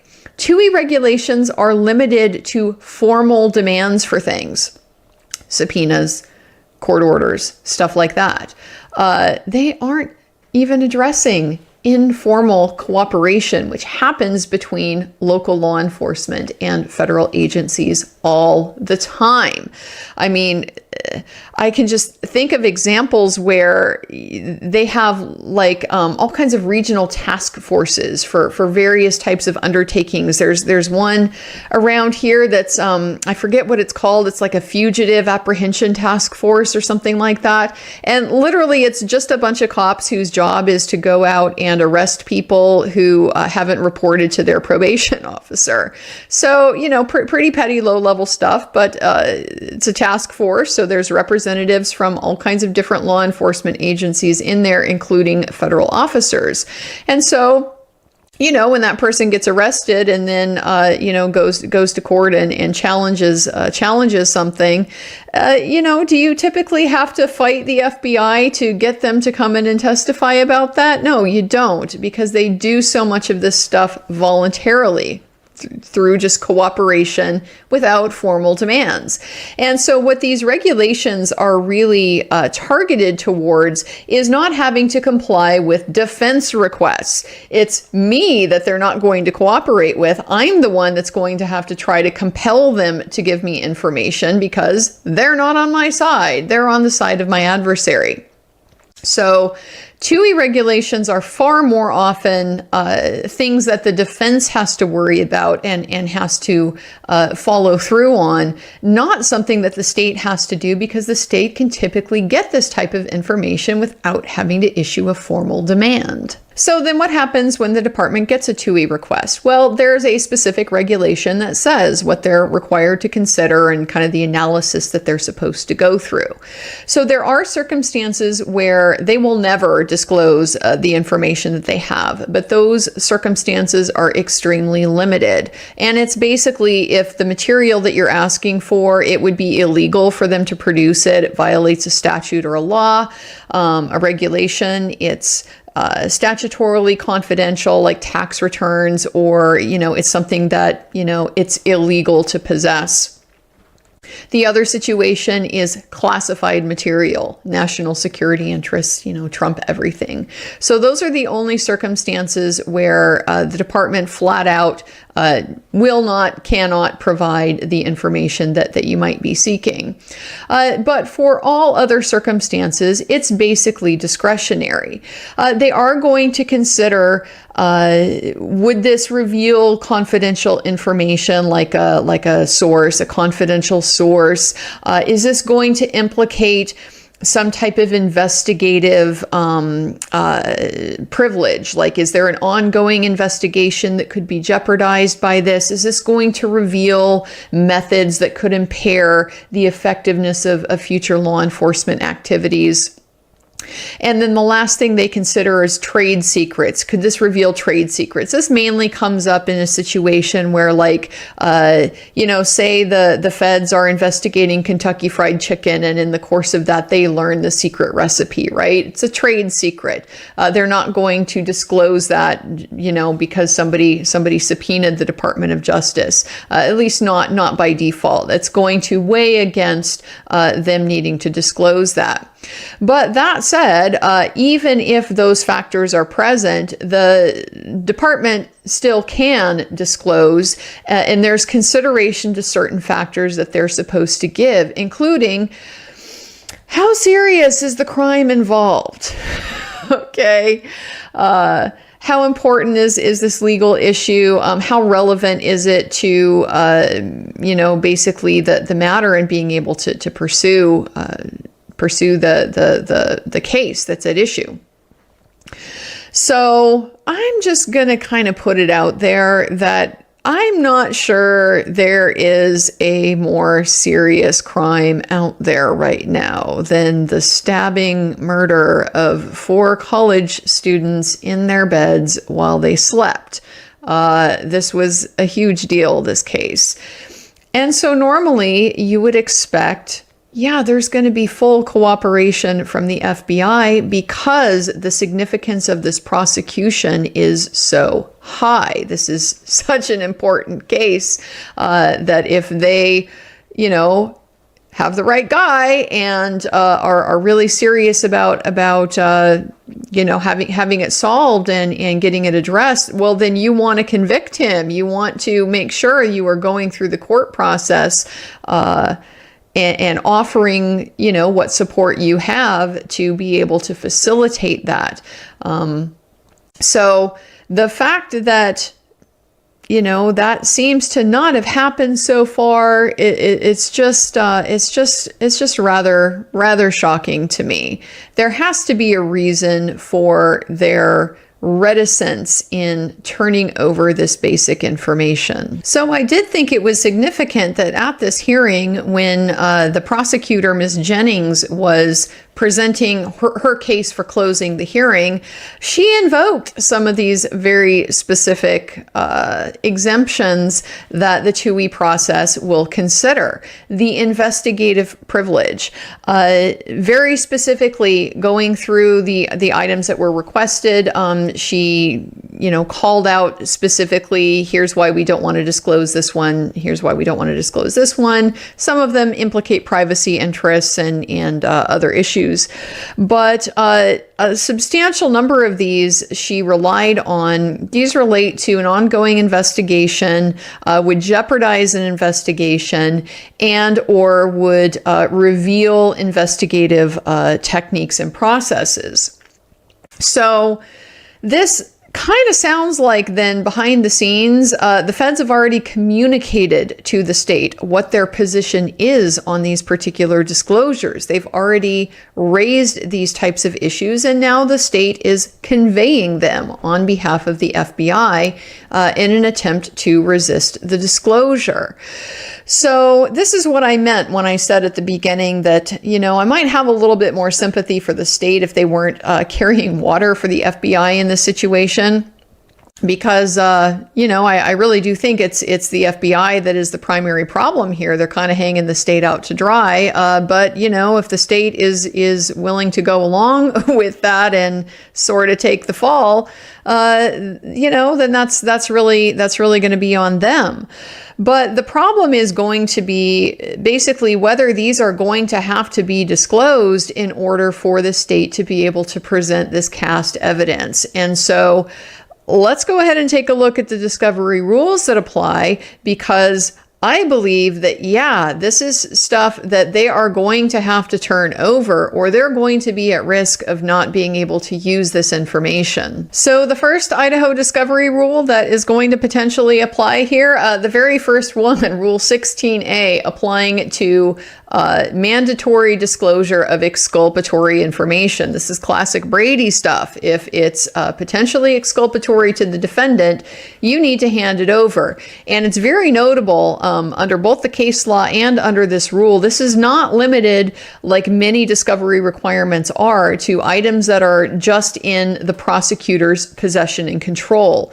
It extends to what's in the possession of anyone who has participated in the investigation or evaluation of the case, who either regularly report or have reported in that case to the office of the prosecuting attorney. So basically, if the FBI has reported to Bill Thompson throughout the course of this investigation about the cast stuff, then they're covered by this and they have to turn it over. And so what's implicated by that? Well, this is where the cherry picking of the video that Ann Taylor referenced is likely to be pretty significant. Because, like I said, if there's a video of the white car taking the right turn on SR 270, going the direction Brian Koberger said he was going at the time he said he was going, and police chose not to rely on that, they have to turn that over still. That's potentially exculpatory because that supports his theory of innocence. It undercuts the state's version that, it was his white car that went on this route over to King Road and committed the murders. So very likely to apply in that particular situation. With respect to cell tower and other type of information, again, if it undercuts the state's theory, maybe it shows the range of the cell towers isn't consistent with where they're claiming to put him. Maybe the information that they got from his cell phone, might be a little more specific, might tend to put him elsewhere. That type of thing, you have to turn that over. That is squarely within Brady and within Rule 16A. But there's several other provisions in 16B too as well that particularly apply. So subsection 4, documents and tangible objects. Basically, if you got a document and it's material to the defense being able to prepare their case, then you have to turn it over, whether you intend to use it as evidence at trial or not. And so this is going to, again, apply to the video that they sorted through, the cell information that they got, all of this stuff. If the defense needs to be able to challenge, to evaluate the basis for the state's conclusions that this white car and this telephone belonging to Mr. Koberger went to King Road and committed these murders. Section B5, reports of examinations and tests. If you're doing, scientific types of examinations like, a cell phone extraction, an analysis of cell records and things like that, then those reports have to be provided to the defense. Scientific tests or experiments, physical or mental examinations, if they're in the possession, custody, or control of the prosecuting attorney, or the existence of which is known or is available to the prosecuting attorney by the exercise of due diligence. So again, this one is broader than just the prosecuting attorney already has it. They have to go and get it. They have to make a reasonable effort to go and get it if they know that it's out there. So if there's a cast report out there that is not simply a draft, that is a full report, that is certainly going to be subject to this requirement. And then the last one is the expert witnesses. There's specific requirements for disclosure of expert witnesses, which, we know from the PCA, again, this FBI cast person is. This is not something that an average lay person can look at the data that you get from a cell company and interpret that into, some kind of meaningful location, like plotted on a map thing that will make sense to us lay people. You need an expert for that. So the prosecutor is required to provide a written summary or report of any testimony, and it must describe the opinions, the facts and data for those opinions, and the witness's qualifications. So this in and of itself does not require the data itself to be produced, but it does require the data they relied on to be disclosed. So then that's going to go back to the subsection before with the documents, the tangible things, the data that they relied on that's material to the preparation of the defense. There's interaction between those because the report is going to tell you, here's what I relied on. And then the documents and tangible objects are going to tell you, here's what I had. So that's where you get that extra piece of information about what aren't they using? That is, often going to be material to the preparation of the defense. So what's the takeaway from all this? Well, it looks pretty clear to me that a lot of this stuff is going to fall pretty squarely within the discovery rules. The state is going to have to turn it over. They've already, the cast report, like we mentioned, they've already been ordered to turn that over and it hasn't happened. And so what happens if they don't comply with it? Well, the state will get sanctioned, and the most common sanction for this type of discovery violation is exclusion. The state is not going to be able to not produce what it has, deprive the defense of the opportunity to be able to fairly counter it, and then take advantage of that by still using that information at trial. That's just not a fair process, not how it works. So the risk here is that this cast stuff, if the feds continue to resist and the state can't turn it over, well, it might be excluded. We heard that Bill Thompson has now apparently submitted subpoenas to the court for him to sign for some of these FBI materials. They kind of spoke nebulously about, these are difficult processes that we have to go through. Maybe it should have happened 6 months ago. Yeah, at least 6 months ago, maybe this should have happened. But it does signify that apparently the state, according to Judge Judge, has been trying to get this information. And so it is the feds that are resisting here. I think that raises some real substantial questions. Why?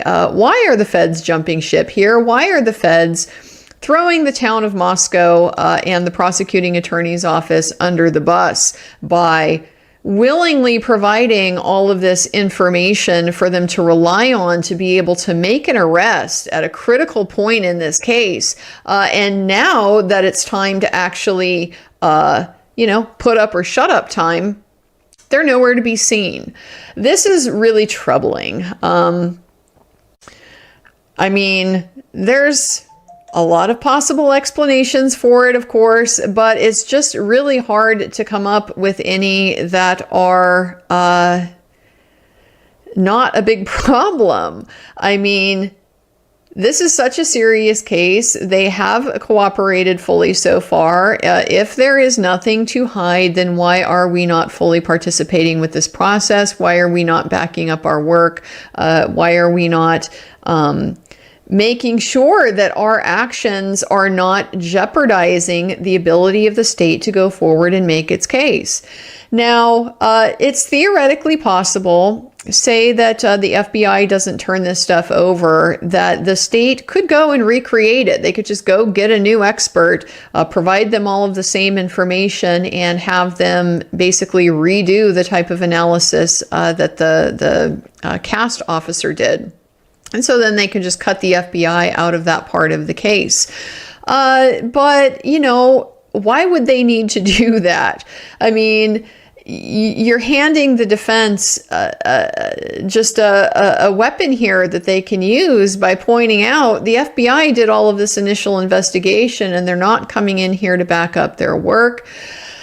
There's going to be a concern that the reason why that's not happening is because the FBI's work can't be replicated. That whatever they did, whatever process they followed, or conclusions that they reached are not going to be able to be substantiated by another expert. So perhaps that is part of the underlying concern here as well.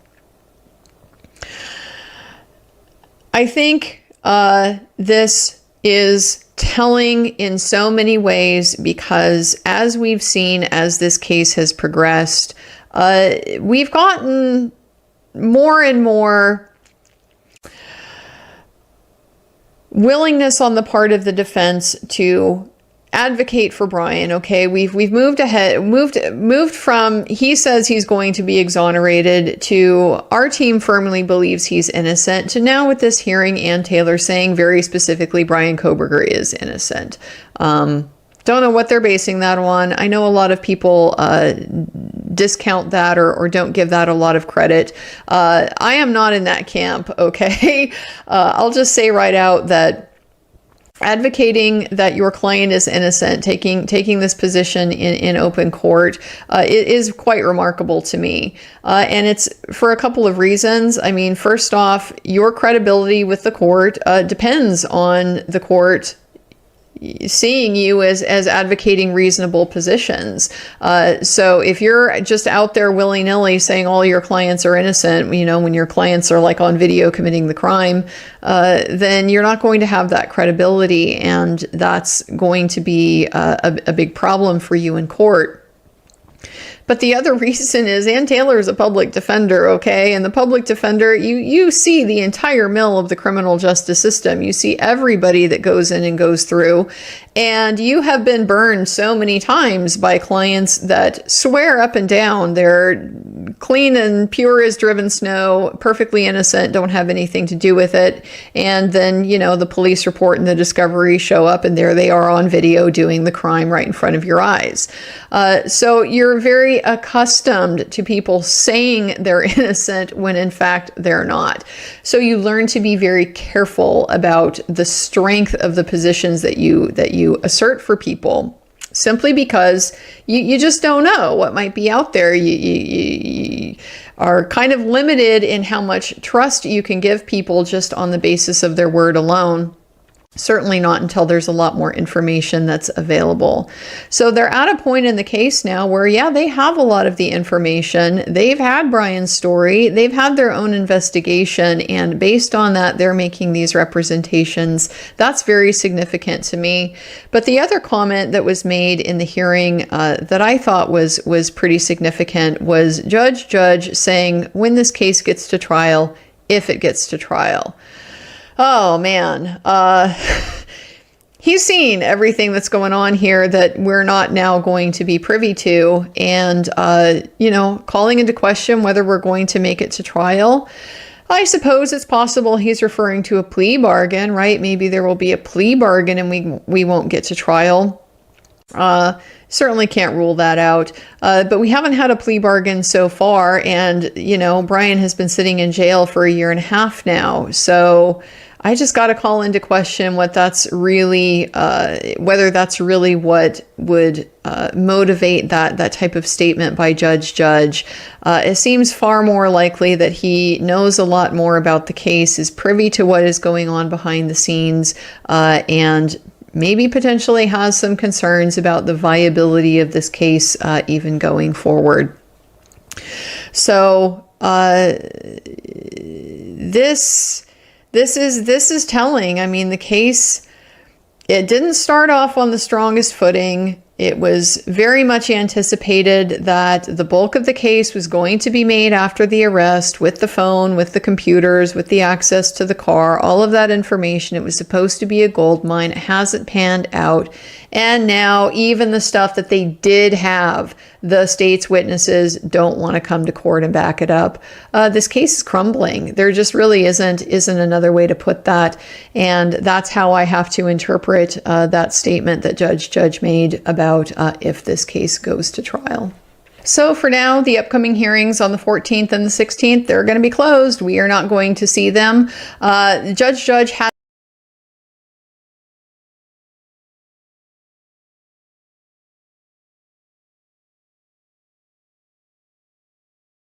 Okay. Heather, what do you think about Rosendahl?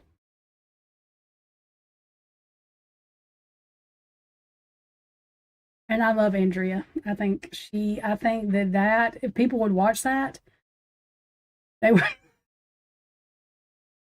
Oh, is that what it's 5:40, whatever you said? It's only 4:48 here, but is that what that meant? You don't answer questions? Playing. But tell me what you think about Rosendahl.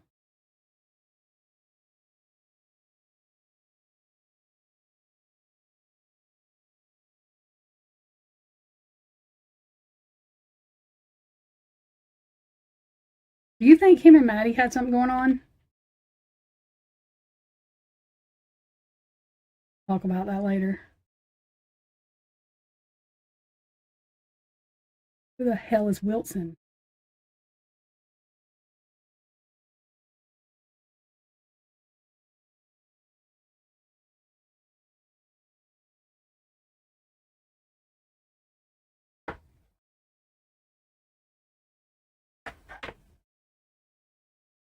What?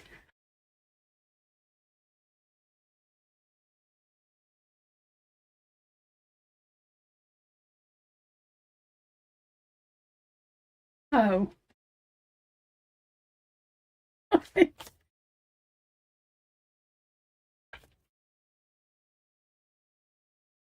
don't know what that means. What the fuck does that mean?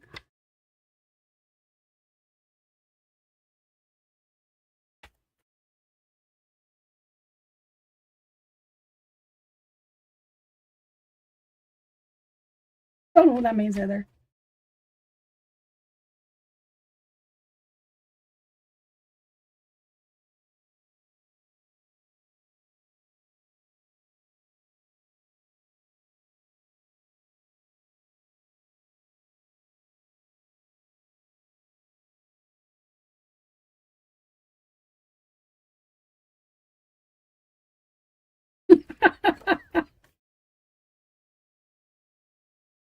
Oh.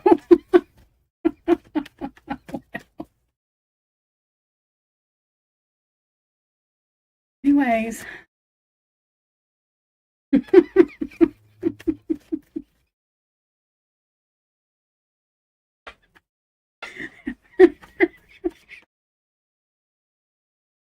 Oh God, I can't. I can't with you.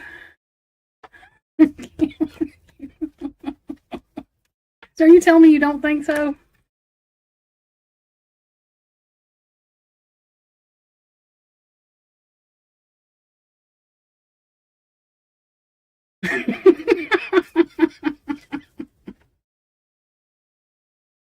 Are you screaming at me?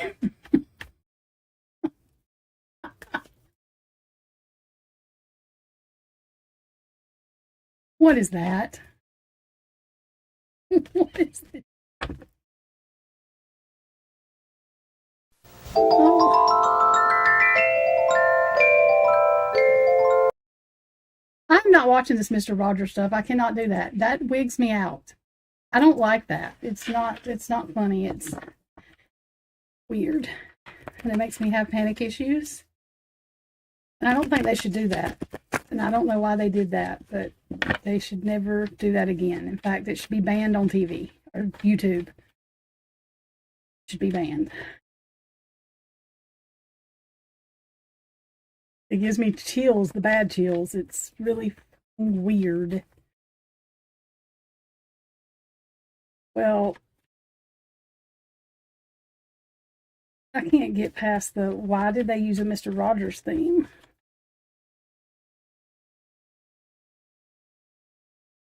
I don't understand how he's telling you he knows. Explain that to me. I don't understand this stuff.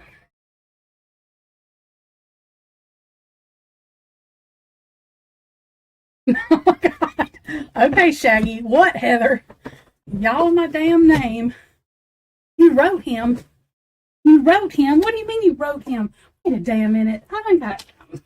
No, a minute. Let me get my blanket fixed. He wrote you back? I missed all this. Wait a fucking minute. Wait a minute. Wait a minute.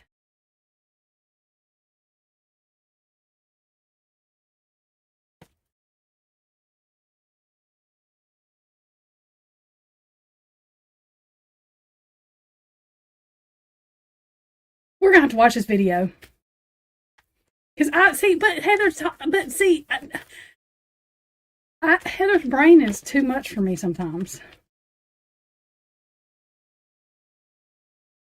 So is he coming to kill you now? Well, I mean what I said.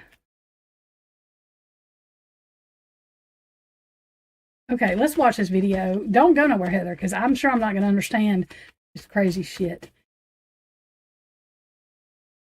This is too much. Okay.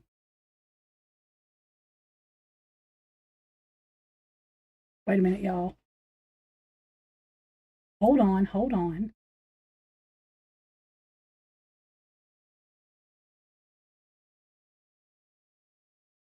No momento. 1 second. Let me figure out how to share the screen.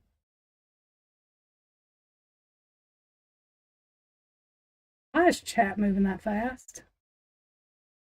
Just saying. I don't know why it's moving that fast. On that. It's not moving that fast on my thing. Moving that fast on that, though. Okay. Let's go here.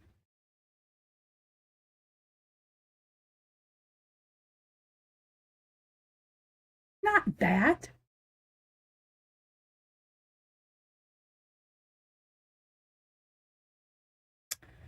It's mother. Oh, no.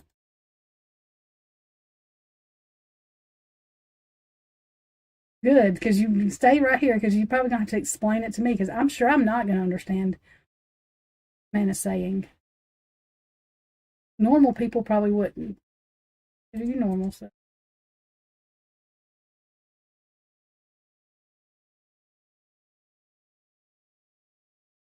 Here we go.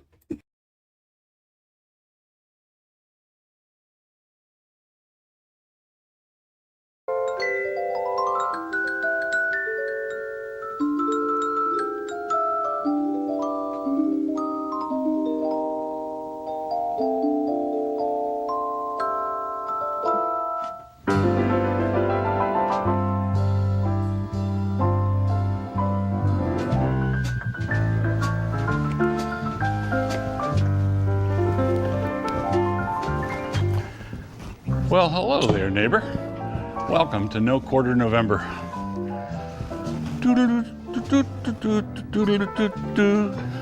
Neighbor.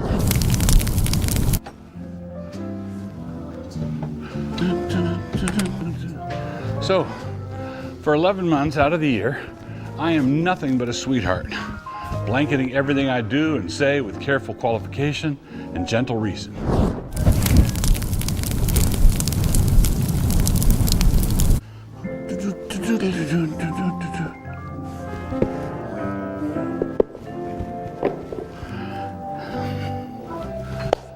From December to October, you may have noticed that my prose is as winsome and inoffensive as room temperature bath water. My blog is as calm and well-behaved as the pandemic PCA. But in November, my neighborliness takes a different tone. November is the month where my subtlety, nuance, and qualifications go the way of ballots in Maricopa County or testosterone in the SBC. Yeah. November is the month where my subtlety goes bye-bye.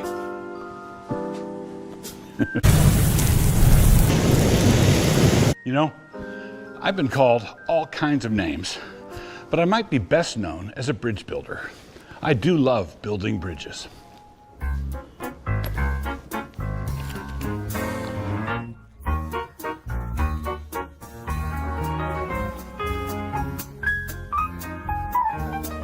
The thing about bridges is that every one of them is an invitation to people on the other side to come over and play. Some of those people might hate you, some might just be simple or scared or naive. Some are enemies or trolls or federal agents who are best left under the bridge. Those are the ones who will try to steer and poison whatever you're doing if you let them come across. Every bridge could make you stronger, or it could destroy everything you want to defend and protect.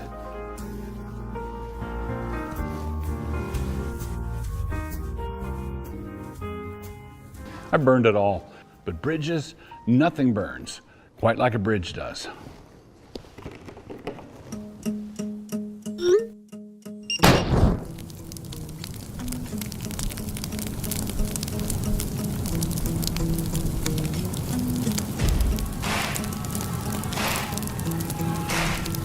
Happy November. Whatever you do this month, don't feed the trolls or the feds. Don't let them feed you. Don't take the bait. Don't play with fire, but burn whatever bridges you need to burn.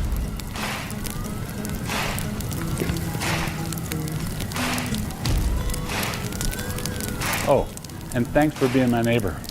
You can cross my bridge anytime you want, unless you're a Fed.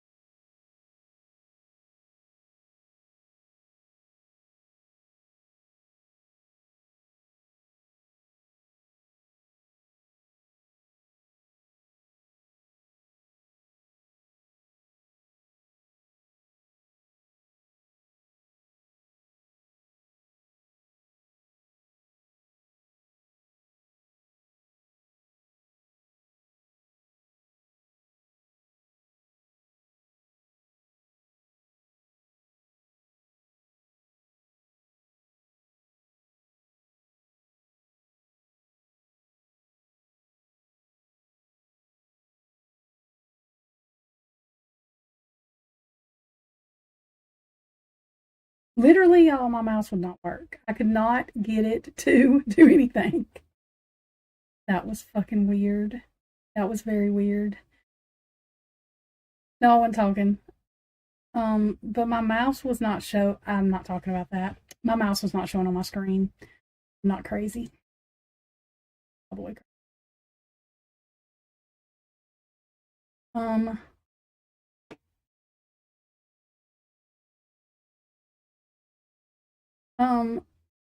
So what is he saying? F you to the people that tried to implicate him in his church? Is that what he's saying?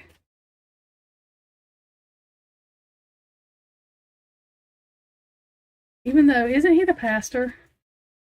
Good morning, Carla. Isn't he the pastor of a church? Moscow scares me.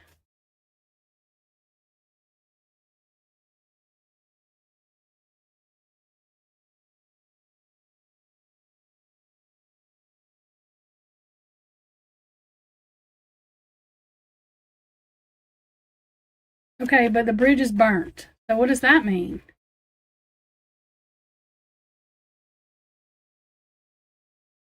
I don't know what that, I mean, but what does that mean? That there's no connection? Is that what you're saying? Or he's burning the connection? There is a connection, but he burned it? I don't know what.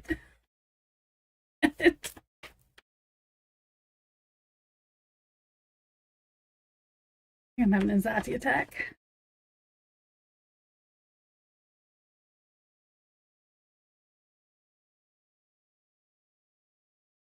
Oh, well, I mean, yeah, I understand that.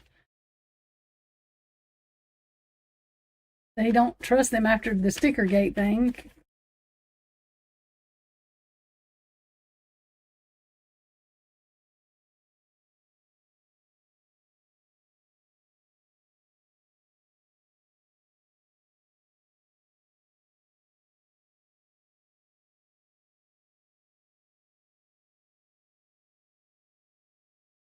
So, Heather, do you think the church had anything to do with it? I don't. I just don't, but, you know,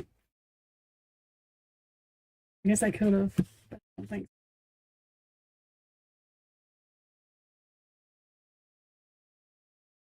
Oh, okay. Y'all, I was trying to put together what happened with Idaho 4. I see what y'all are saying now. Look, I'm trying to do the wrong thing.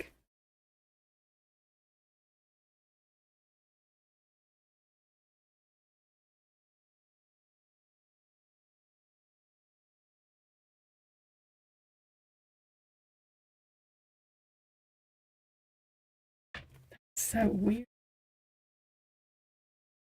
Weird job.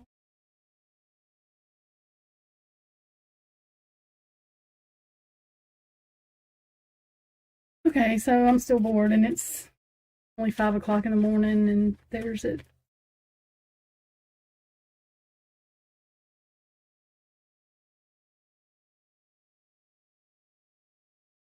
Oh!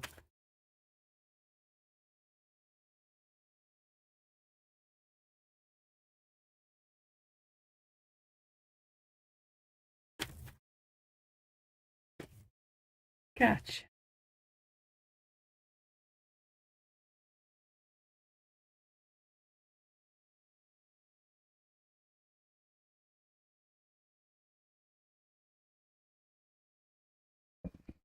All right, so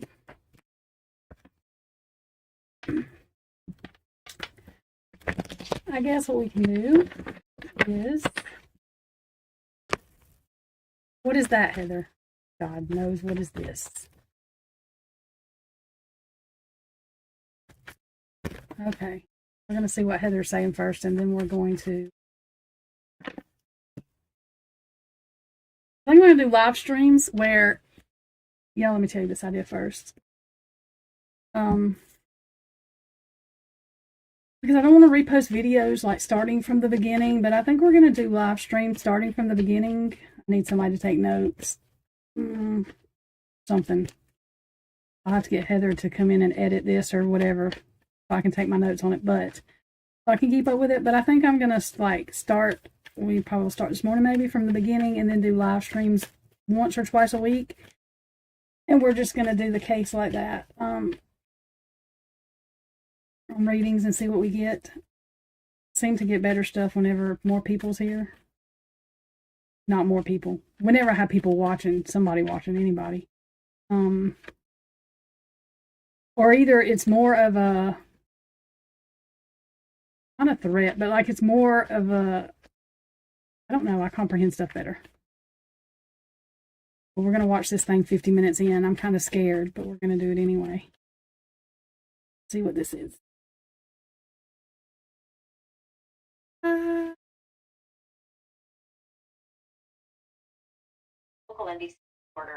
Oh, this is yours, Heather. You did something that was 50 minutes.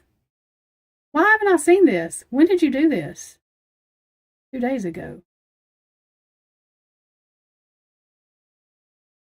I have to watch this whole thing. Why didn't you send this to me, Heather? We're going to start it at 49 too, like that.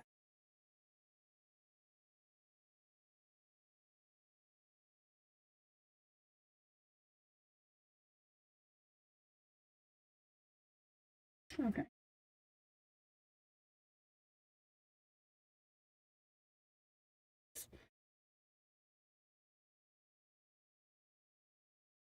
This stupid window capture thing makes me mad.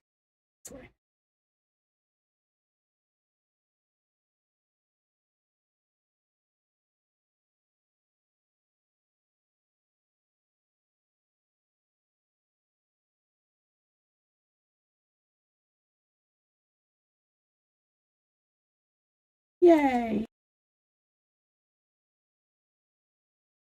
I'm sure benefited the state to have that in the public eye. What we're going to talk about on the 14th, Judge, I don't have to name any private citizen names.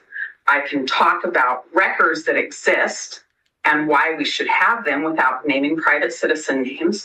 I can talk about the videos that they've not given us. They're not about the business. They're about videos that were collected by the police. I can talk about those in the context of the police reports. And by the way, those are all things that are talked about in the probable cause affidavit. And I can talk a ton about the cell phone information, the cell tower information, and the things that they have not given us, the drive test information, the verification of such. And I can talk a ton about the cell phone information, the cell tower information, and the things that they have not given us, the drive test information, the verification of such. And the things that they have not given us, the drive test information, the verification of such, of such.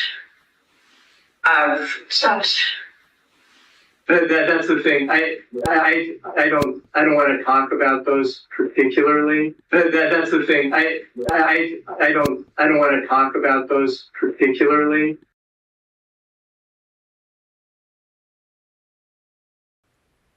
His phone was touching their Wi-Fi. Yeah, so you know how close that is. If you've had a laptop, you walk out into your front yard, you're not going to get too far. His phone was touching their Wi-Fi. Yeah, so you know how close that is. If you've had a laptop, you walk out into your front yard, you're not going to get too far.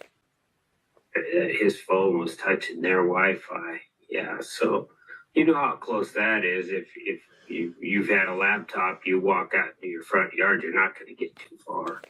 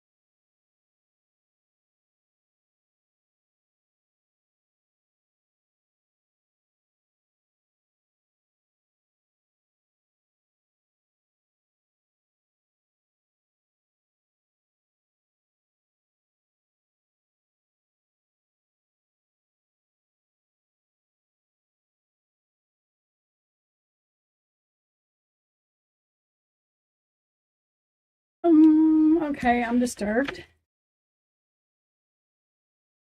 Yeah, that was only 10 minutes of the video. I've got to watch the rest of it. And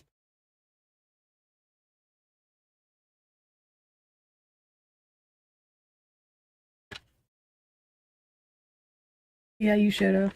Y'all Heather, put your link in this chat thing. Y'all make sure to go I've got to go watch Heather's video because I got the other ones. Usually she tags me in them. She's going to have to tag me. Yes, those Cindy Lou Who eyes were great, even though Heather's stuff is disturbing. Not because Heather did it, because disturbing.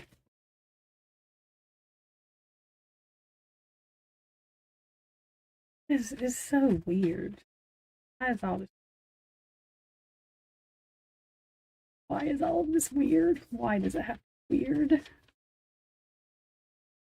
Okay, so who wants to start in the first of this case?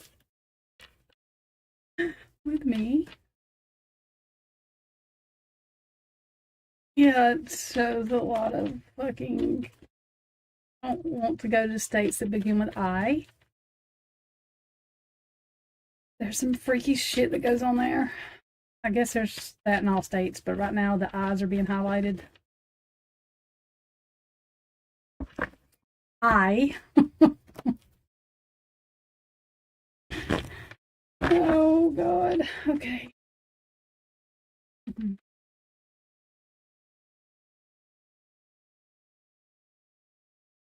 Um, that's weird. Okay. So now what we're going to do is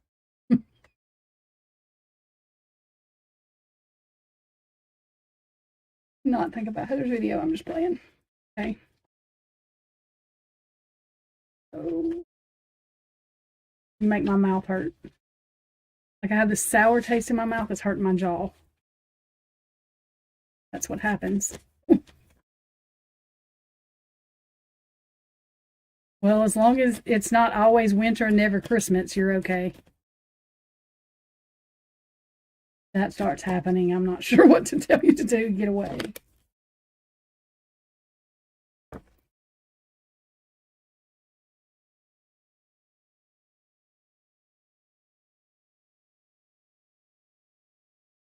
Who uploaded it?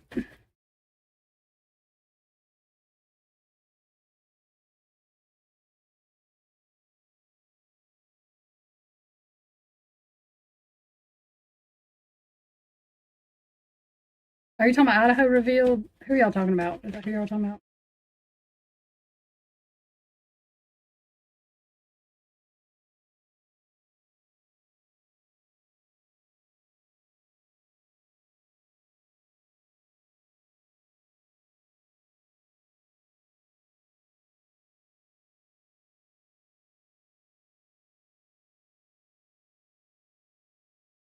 Oh, yeah. Okay. That's what I thought you were talking about. Yeah, I never understand their videos sometimes either. They do remind me a lot of Heather's videos now that you say that. Heather, their secret. You need to tell us. I'm just playing.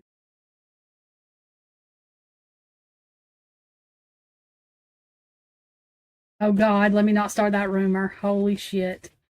Y'all was just playing. Sorry, Heather.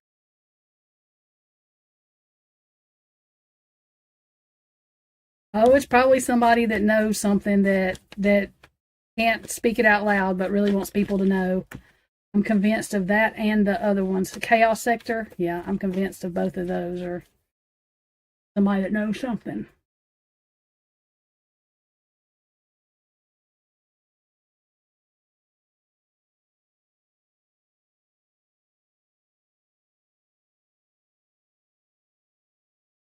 Okay, so Heather, you think it's somebody close to, or which it would have to be somebody, if they weren't close to the fort, they have to know the layout of that house.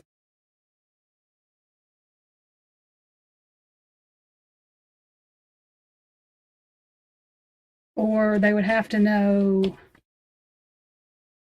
get to know the layout of that.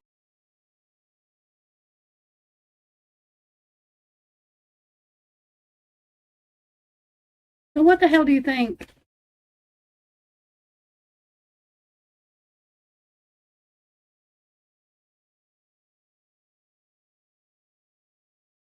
Y'all like Neeks too. Heather, so what is Dylan and Bethany's deal in it?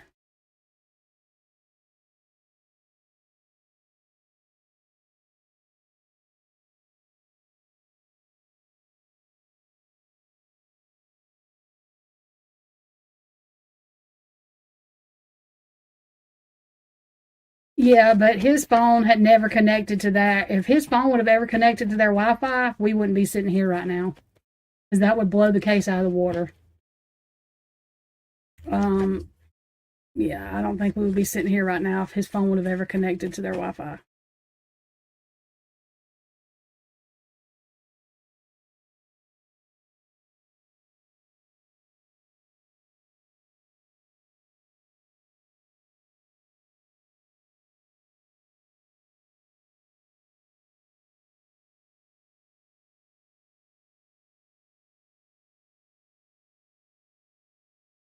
I don't know. I think she just took a break for a little bit.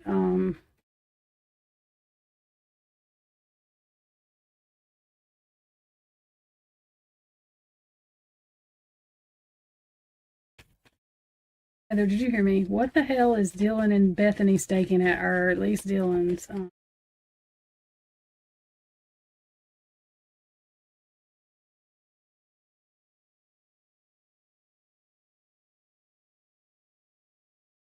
Because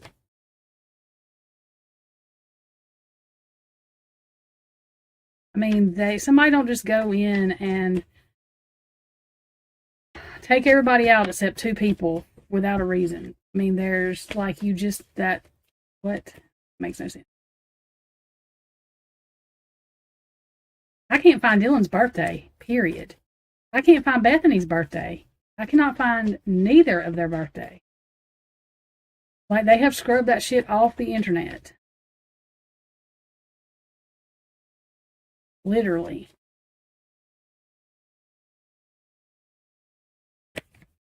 I mean, I'm just saying, and I'm not saying that Ellie didn't lie on Dylan. I'm saying if she opened her door that many times, in my opinion, she was waiting on somebody to leave or to be done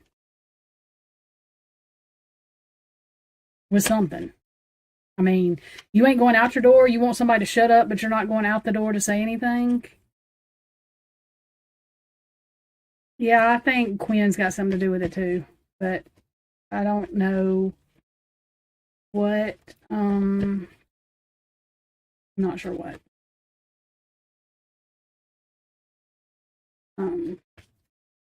Just from the way he acts, like talking about he's never been to Moscow. That's a mother effing lie. Yeah, I'm done out. Look, I'm out my door the second time. Okay, like you don't just do that. Yeah, I'm coming out the second time. And so, in my opinion, if she opened her door that many times, she was waiting on something to be over with. But that's just my opinion. All the way.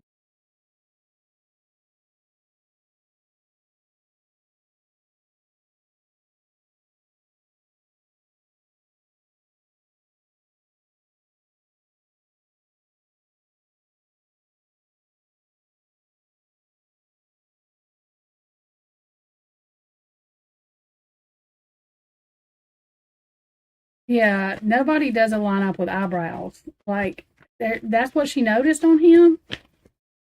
What, the eyebrows? You and there wasn't nothing in his hand. What the fuck did he do with a knife? What?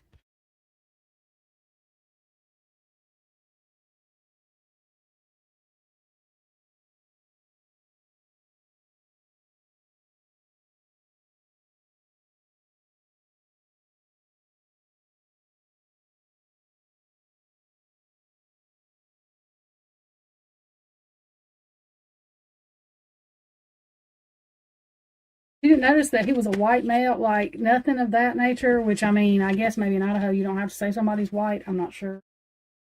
I beg to differ when people try to tell me Alabama is racist because I in my life, I think they pinned us wrong. I think they lied. 'Cause I ain't never seen no shit like. I had no idea. No idea.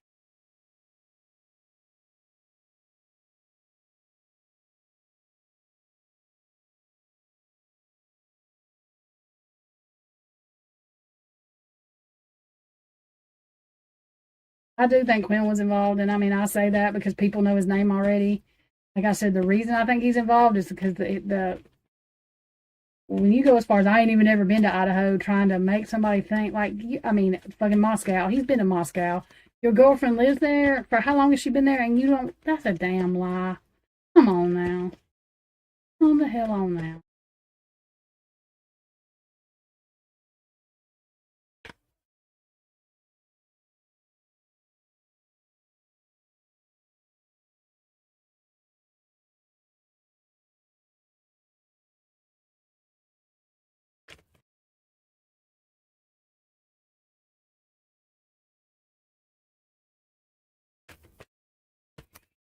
I mean, I think they left the house, but they didn't leave it.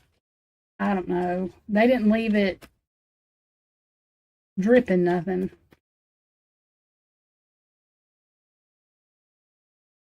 I don't think, but I mean, they're fixing to do this. Well, I said I'm going to do these readings. Oh well. Oh yeah, Heather, that's true. He watches YouTube, so he could have got that just by.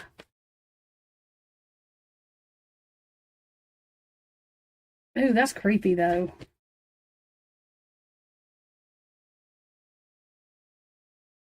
Creepy. But yeah, as creepy as that Mr. Rogers video is he did, yeah, that would not shock me by any means. That actually makes perfect sense. Okay, so we're going to start, like I said, we're just going to start from the beginning because I like it with people here because some of y'all know some of these cards, some of y'all don't, but I know you did, Heather. I know you did. And then he made a Mr. Rogers video for you, and that in itself is fucking weird. Just saying.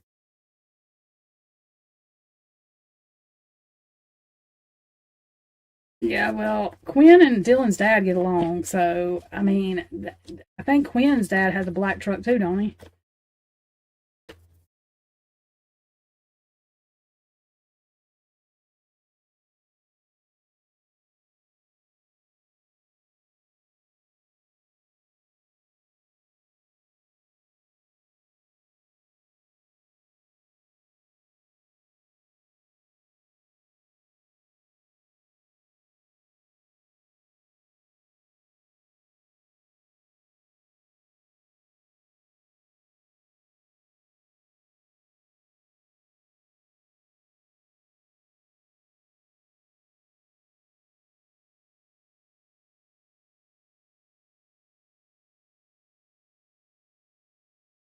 I wonder what Dylan's thinking with that, with him being moved up there to Boise, knowing that now the trial is coming to where she is.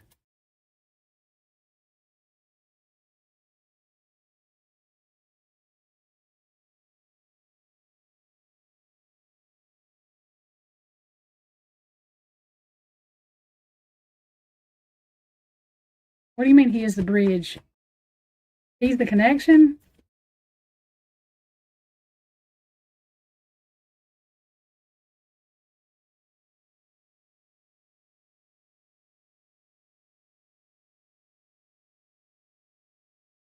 Who just got out of prison? Oh, yeah, okay, I know who you're talking about. Never mind, okay, yeah.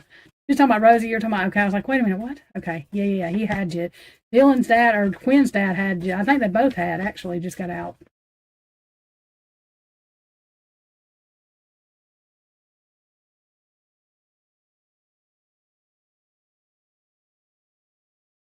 Oh, so Rosie,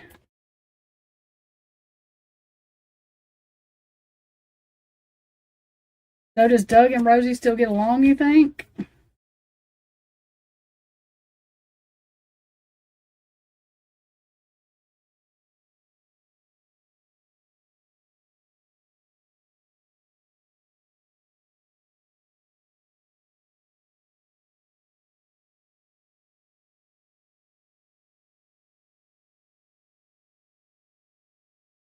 Hmm.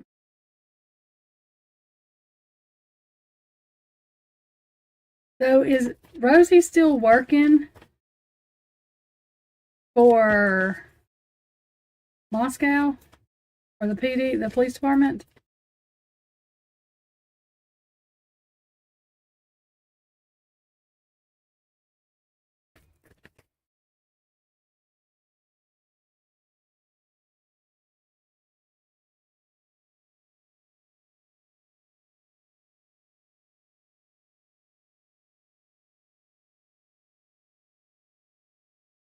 So is he good or bad, Heather?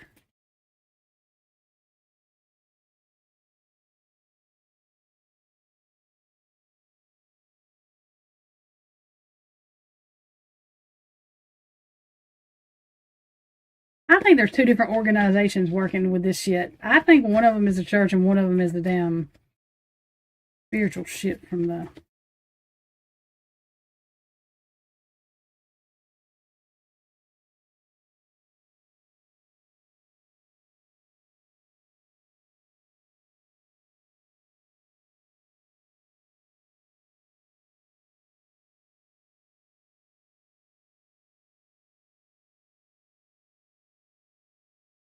Okay, so if he's the bridge, then he's the one. Okay, wait a damn minute.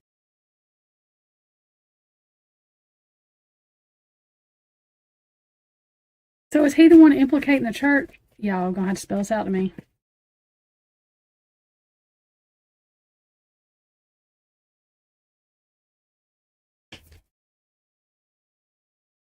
So he's the one implicating the church, but he. Oh, what the.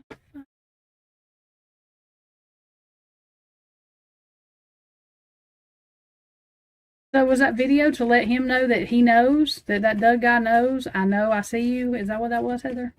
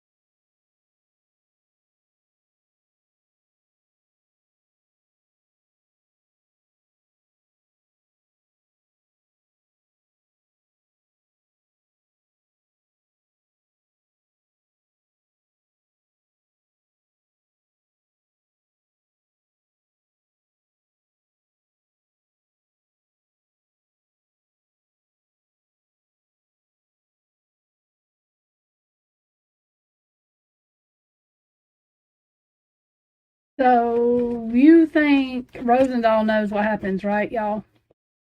Knows what happened. Blah, blah, blah. Is that what you're saying to me?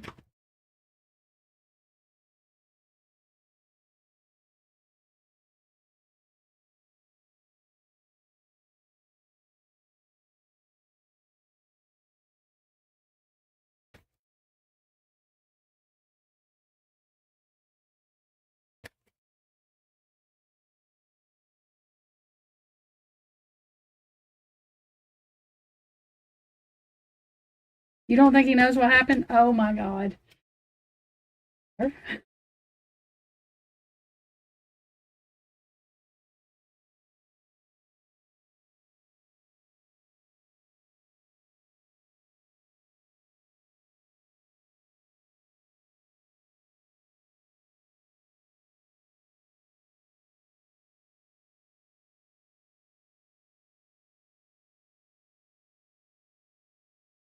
Okay, so you think Rosendahl is somebody that really don't like Doug or the church, and he's the one that implicated the church? Is that what you're saying?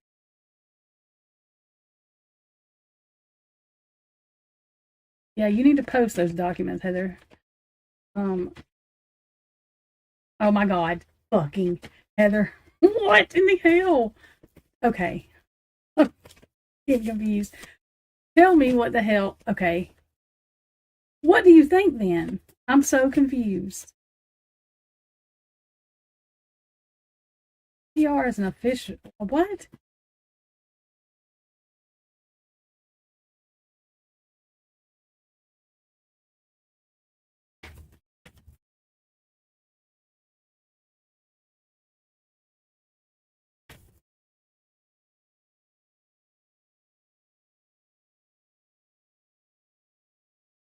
Okay, so who the fuck is Rose? So what is Rose? So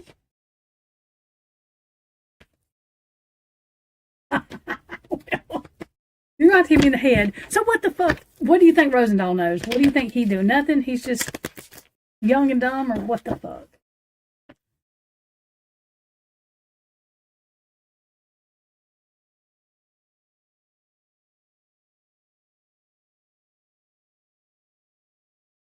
Because I'm confused.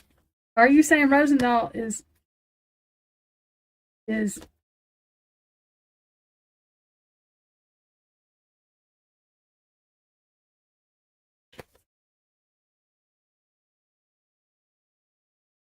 he's the connection?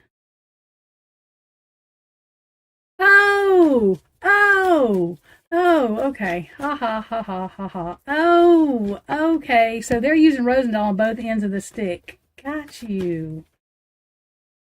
Got you, got you. Young and dumb. Oh. But he didn't do that because he's young and dumb and then said some shit that he should have said probably.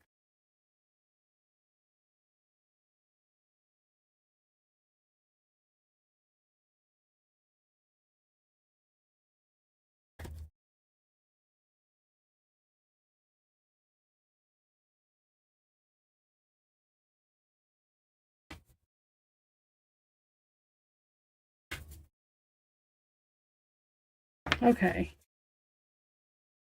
Jesus. Okay.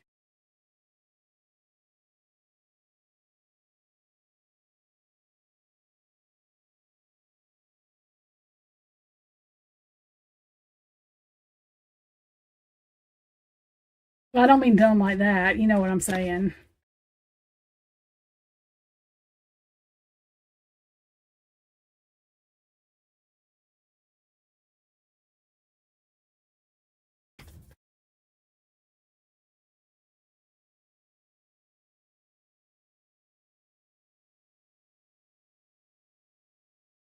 So did Rosendahl know he was the bridge?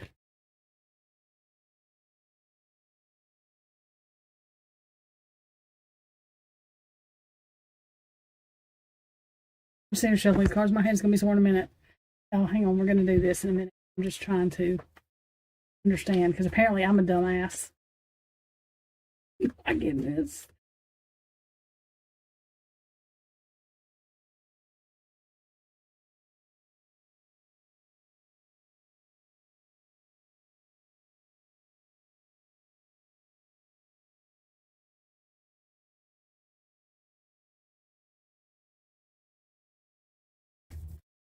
The university does.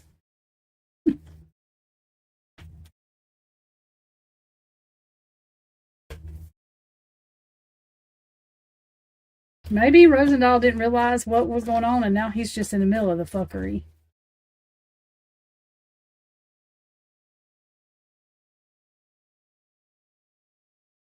I would have said I was out before this shit even started. I would have been out after Stickergate. I would have retired. I would have been out. Yep. I probably wouldn't have stayed in Moscow. I wouldn't have. I don't. Yeah, I don't know.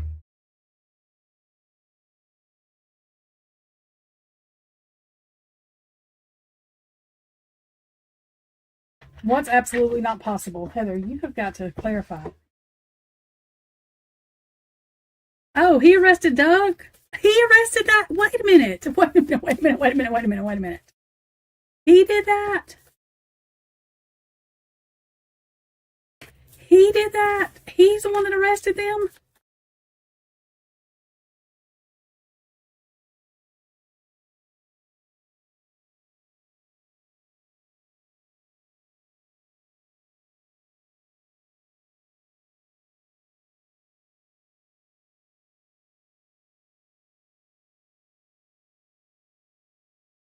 Okay, I was going to say. Okay, so is Doug mad at Rosendahl then?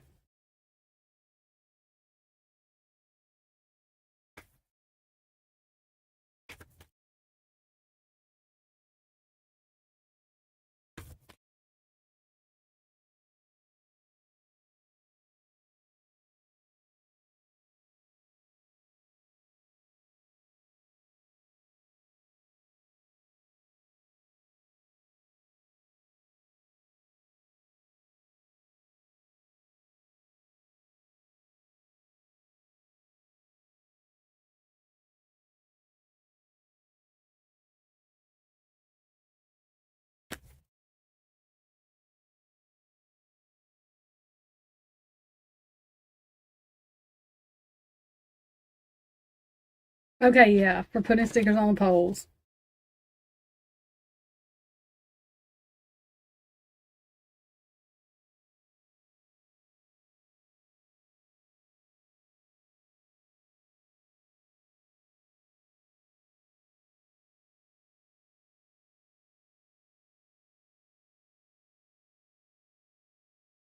Okay, so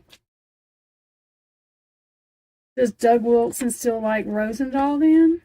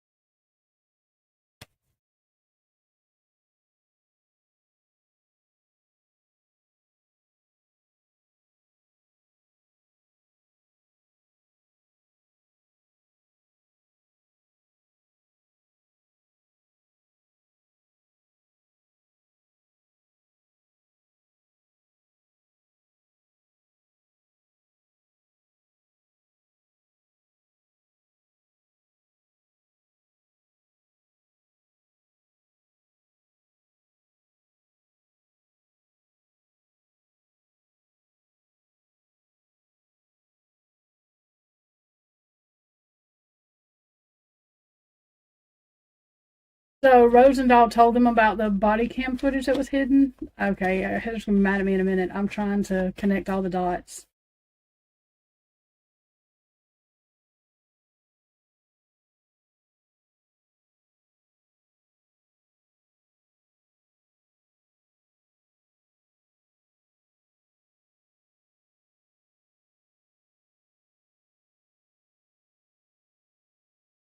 Okay.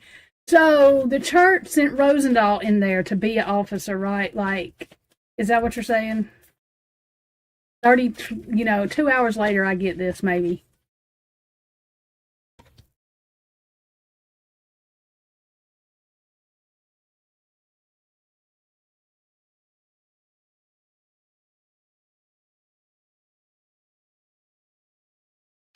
Okay, I got it. Okay.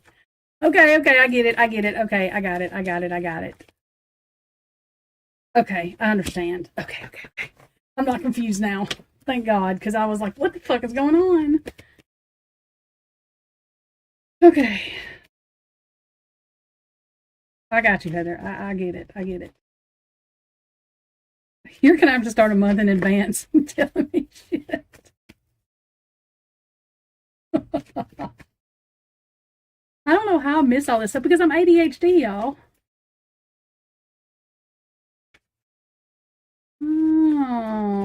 Okay. Okay, got you, Heather. I get it. I get it. I get it. I get it.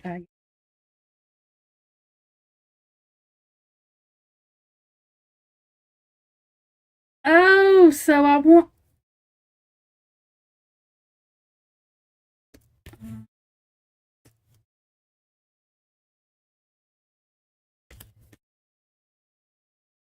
Could he be working both sides of that bridge, Heather?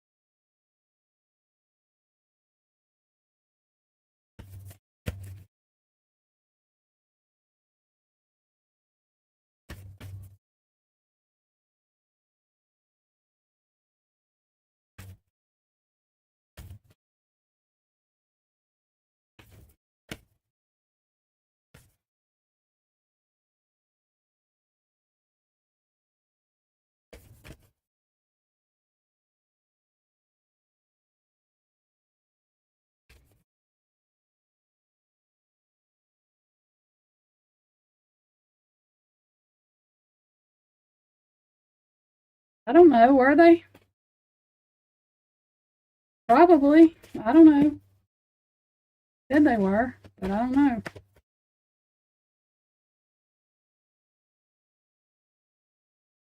Well, I don't know because Ellie doing the undercover. I don't know.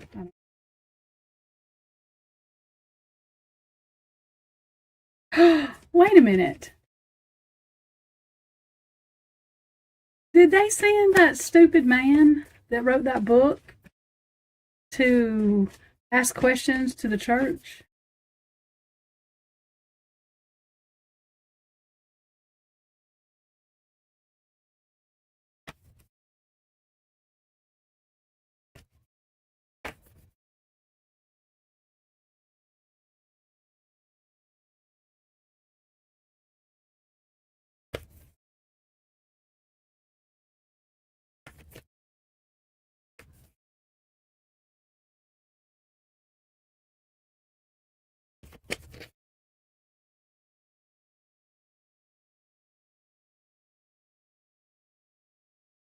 Oh, yeah, I thought they were scared. But all those kids around there, these are powerful adults. I mean, what do you do? This is how our government got screwed up, if you ask me.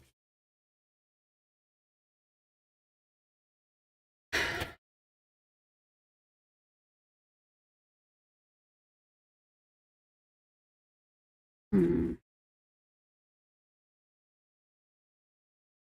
Okay, let's. Now that my mind is warped completely, and now I have 15,000 things on my mind. I was going to do a reading about Rosendahl, but now I'm a little scared to, so I don't know if we should or not. Um,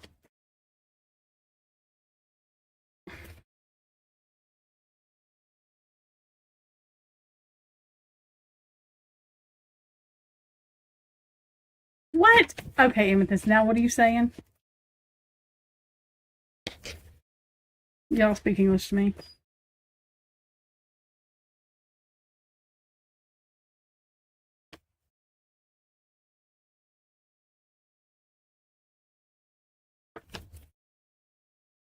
Girl, I don't know what you're talking about. Oh, I know what you're talking about. Never mind, I get it now. Look, I can't read nothing. Like my brain's everywhere. Okay, I know. I'm trying to. Okay, I got you. Okay, okay, y'all give me a second.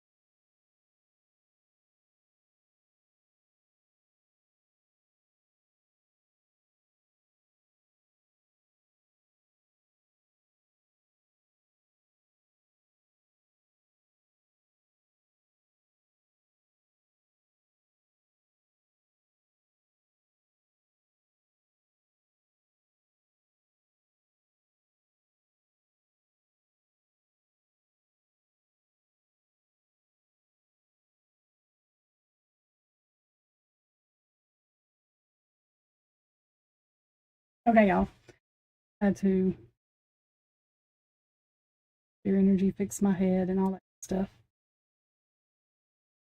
Okay, so yeah, I think we're just gonna start over, and that's why I'm gonna do these lives like oops, just like this, because I think people enjoy doing readings live, and then I don't like listening to myself, but I can go back through and do timestamps and take notes just so we can keep up with it. But if anybody else here wants to take notes, that will help. That will be fine.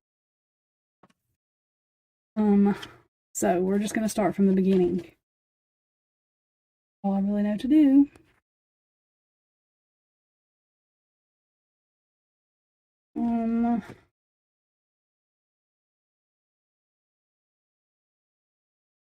So let's just get the energy, and I know Kaylee wasn't there, I guess, the whole week, but I'm just going to get the energy around the house that week, leading up to the crime, like from Sunday to Sunday. See what we get. I'm going to use these because these are the major arcana cards. These are like major life event things. The other one, and y'all may have to remind me that I need to go over what means whenever we're doing it. I do go by what the cards mean, but I also go by what feelings I have when they come out, and I'll explain that too as I go. Let's see. So, energy around the King Roadhouse. I don't know. God, that's my candle. I thought something was on fire. It is my candle. So, the week before November 13th, that Sunday to the next Sunday, is the energy around the house.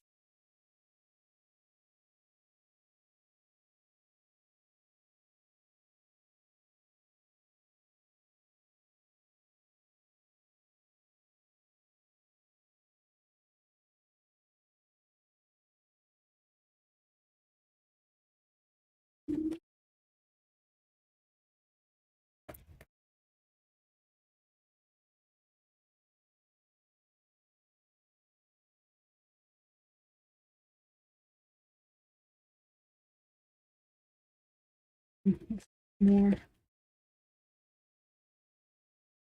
weird to come out for the first.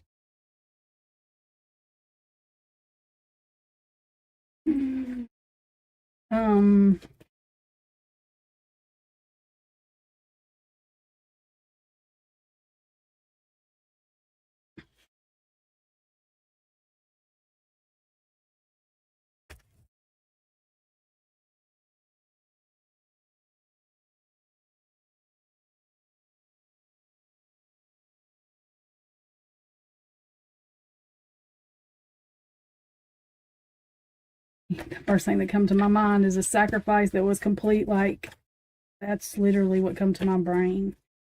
The hangman can be a sacrifice. It can be a pause in something. It can be a delay. It can be looking at something from a different perspective. But the first thing that comes to my mind, the world card, is a completion. I mean, that could also, I just have these in upright position, but that could be in reverse. So technically, really, I would read it like that. That's not complete. A sacrifice that's not complete yet. So the energy that I get from around the house is not from people. I get a spiritual side. That's what I'm getting with that energy. Yeah. So now I'm going to put in the intent to ask for what is the people's energy around the house, and that's what happens. When people tell you it matters that how you ask or what you ask in tarot, it does. Because I didn't ask. I just asked for the energy around the house, so that's what it gave me. The energy around the house, which if you've never looked into frats or sororities, I'm just telling y'all to look into them. In my opinion, they are mini Masons. That carries a spiritual aspect, whether you know it or not. It does, and so that. Okay, so what is the energy of the people in the house? Like, I guess Maddie, Dylan, Bethany, and Xana were there, and Ethan was probably there most of the time. So I mean, we could even add Kaylee into that because I know she wasn't there then, but she was that weekend. So just the people in the house. Yeah, that is true. Oh my God. Okay, well, see, do y'all see what happens? And I will shuffle. Now it's in reverse, so that's still sacrificial. And temperance is a balance of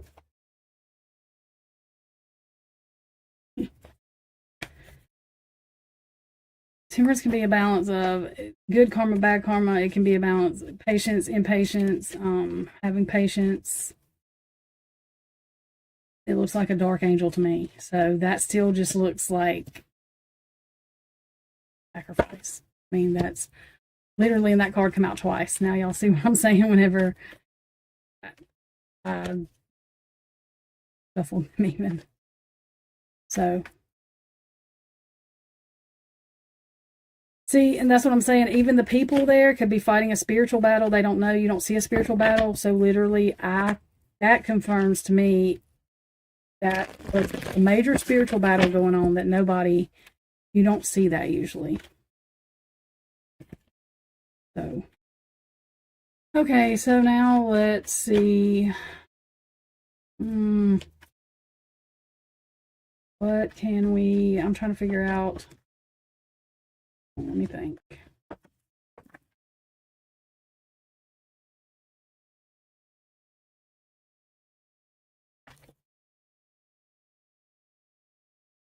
Let's start with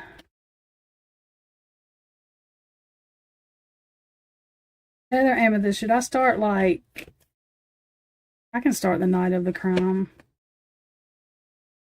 and go. We're going to say, I think Ashley did when the sun goes down. I'm fixing to use her theme from it. When the sun goes down till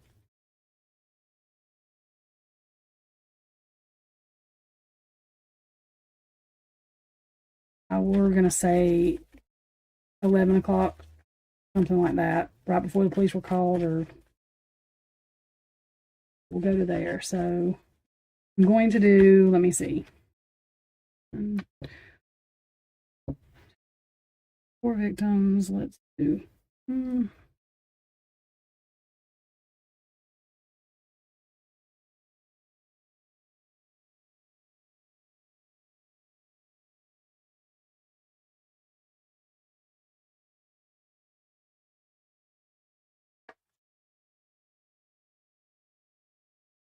Yeah, that's, yeah. That. Okay, so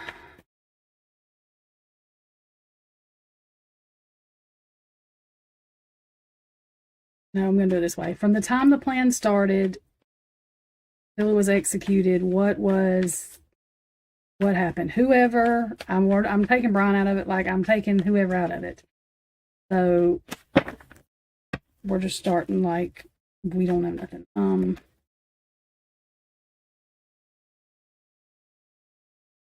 From the time that this plan was implanted in somebody's head, or the go-ahead for it, what was the plan?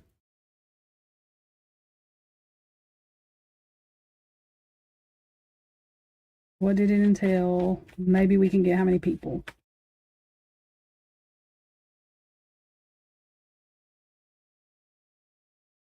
So that is 6 of Pentacles, coins.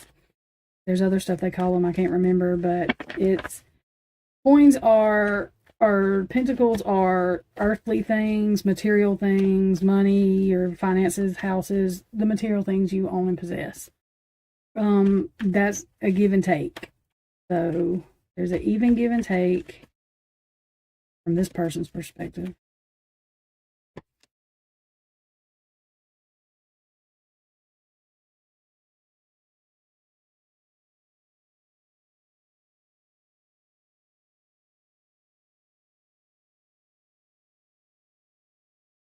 Yeah, earthly, fast movement, fast actions.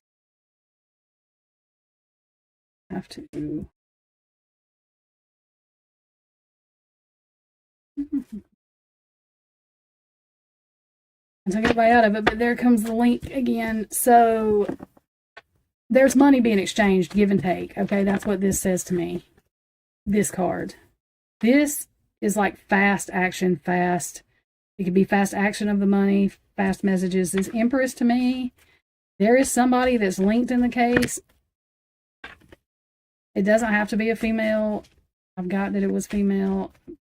But with these cards, this is a major arcana card. Just because it shows a female doesn't mean it has to be that. It's just feminine energy. And everybody has both energies, so. But this is somebody who is not the nice motherly type. It is somebody who is, a lot of times, they could have mental problems. They could have all kind of problems. Conniving.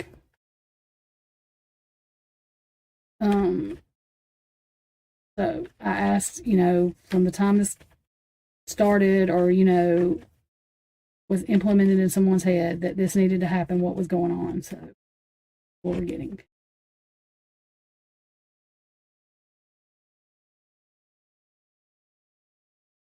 King of Wands. King of Wands, that's upright, is someone who is charismatic, the center of social, like socializing, popular, like the one everybody goes to talk to, talks to everybody, gets along with everybody.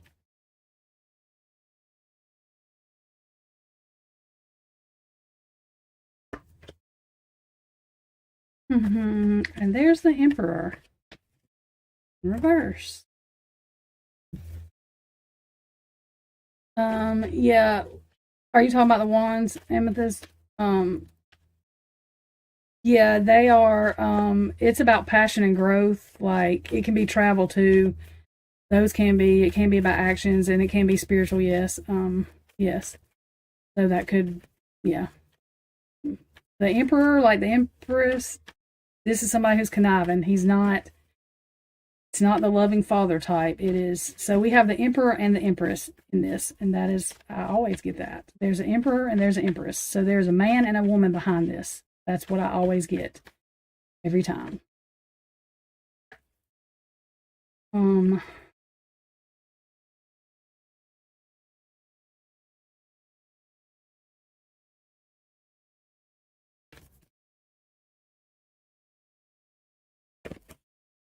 It's like the guy is higher up than the woman is, and I know it sounds like a gang we're talking about, but in any kind of organization, that's the way that works. But she like makes all the calls, pretty much. And they feel trapped. And if you look at this card, this is swords, this is thoughts. It can be mental trap or physical, really. Most of the time, because you see that she can actually escape. She's tied up, but there's like, she could actually get out of there. So mentally, these two, this Emperor and this Empress, feel trapped for some reason. Okay, so what I want to get clarification on King of Wands, because that's weird that just showed up right there. That's upright, but I don't know who that is. Yes, I do. Communication. So that means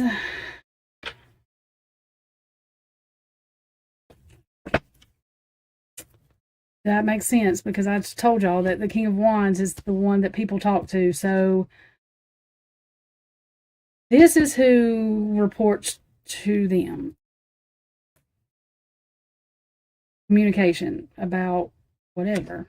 The give and take, like money, messages, news, what's going around in town.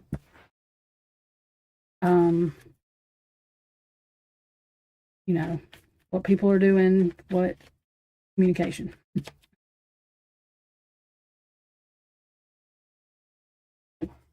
God. Okay, so that's now what else? So we have the Empress and the Emperor.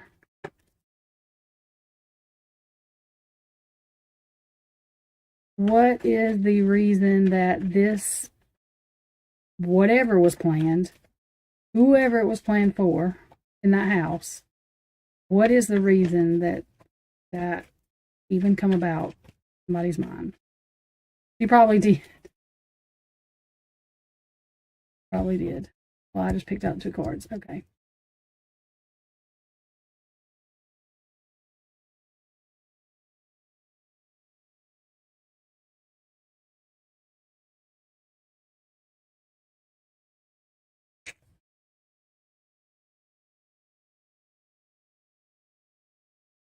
Didn't see a connection.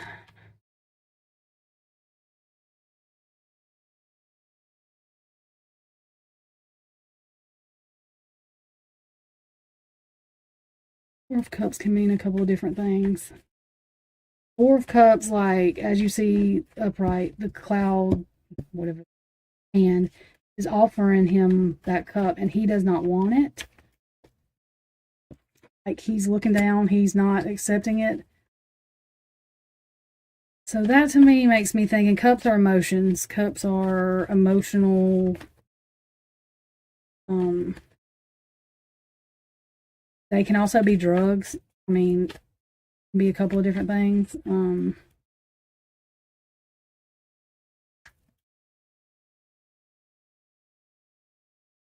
But that to me is like seeing a connection. Let's see. Let me pick that one and see.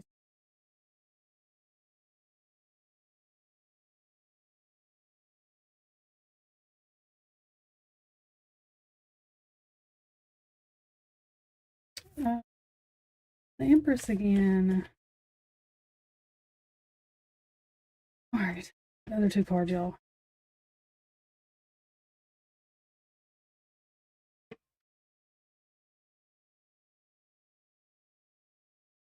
Swords.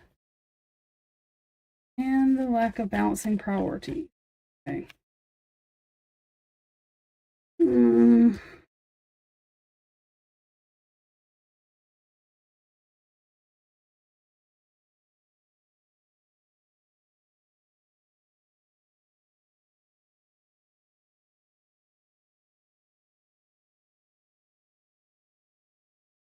Basically, these cards, and it's going to be hard for me to explain this, but this is what I'm getting.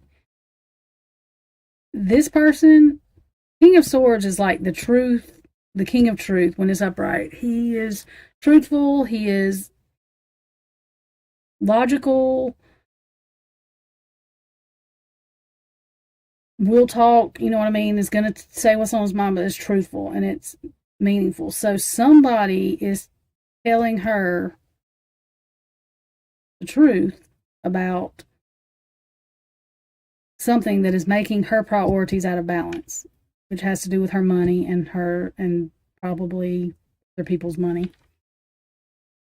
So somebody's talking, basically. That's what I get out of that. They're being told somebody's talking. Oh, yeah, she might have her dog outside, too. Okay. Let's see.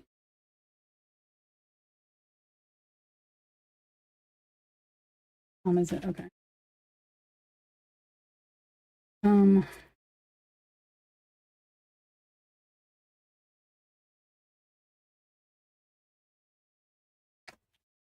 So I asked about what happened with it. So somebody in the house is talking. That's what I get from that. Or she's being told somebody's talking.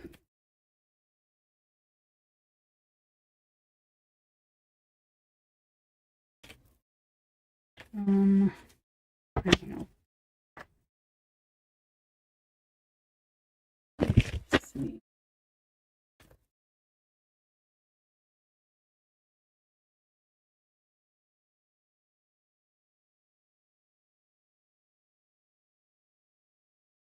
Hang on, y'all. Let me figure out how to form this next question.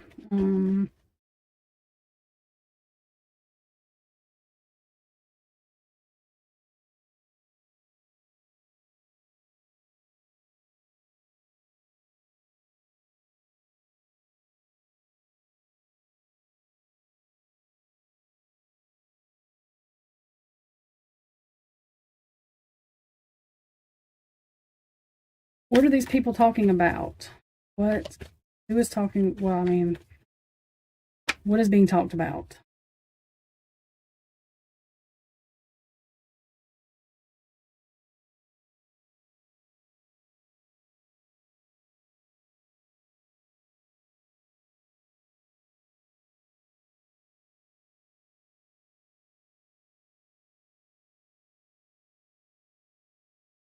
Hmm. That to me says this is like a person that's getting what they want. You know what I mean? Like has everything they want, fat and happy. But the sun in reverse is like that's what they were talking about. Whatever keeps this person feeling like that emotionally is in the dark. Whatever they're talking about, they want to keep it in the dark.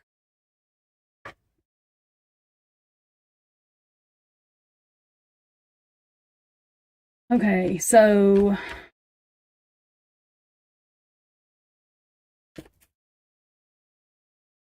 hang on, because that can represent Haley, Maddie, or Xanon, either or all four of them.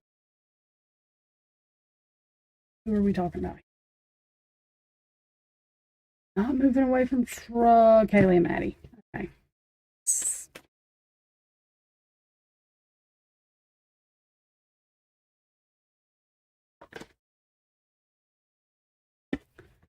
Yep. They have to stop them. It's taking their strength away. They are talking.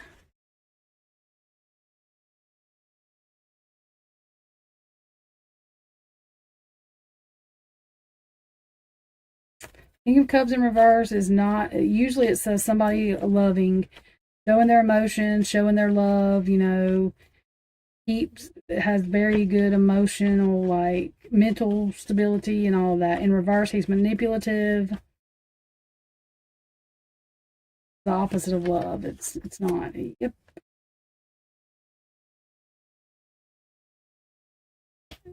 They need to stop them from talking.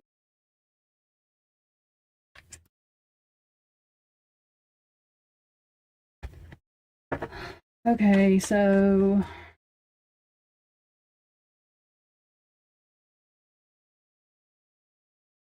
hang on. Okay, that's okay. So Kaylee and Maddie first, and it usually always separates them because I think it's two different things, but exactly. Okay. They had to take down, like, collapse. Stop them from talking.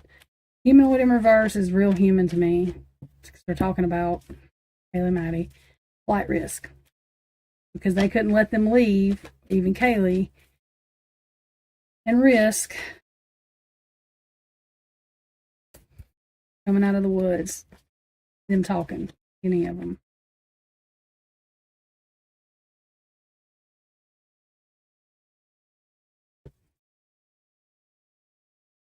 There's the devil.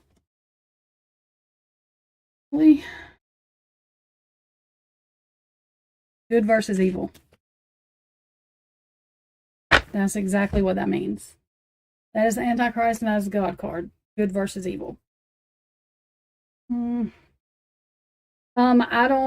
I haven't got that far as to what, I mean, I know I've got in the past, I will get there. I just wanted to know what they were talking about, but this is good versus evil. This is still somewhat talking about the spiritual battle, but this is good versus evil. There's no other way to read that.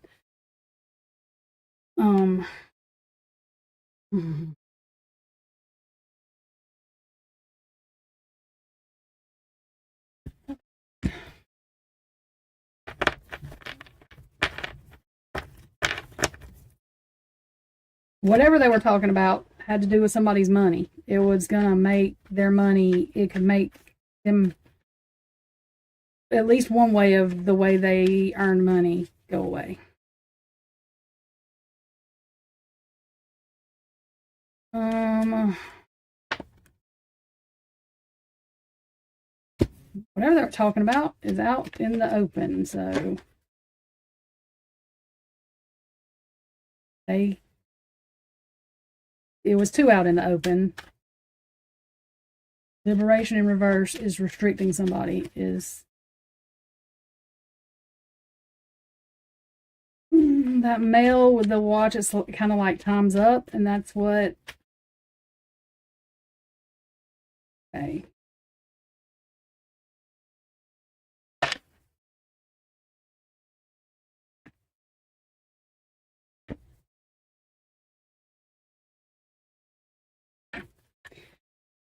Deep state exposed. Deep state usually is.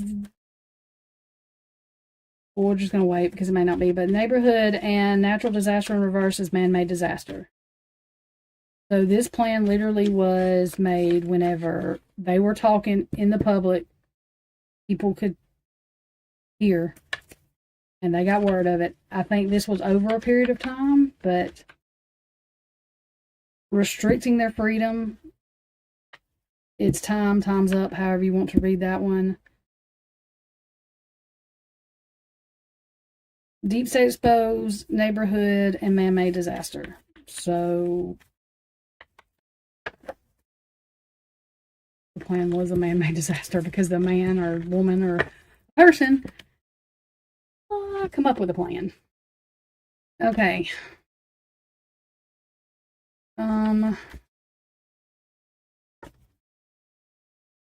Devil exposed just come out. Okay. And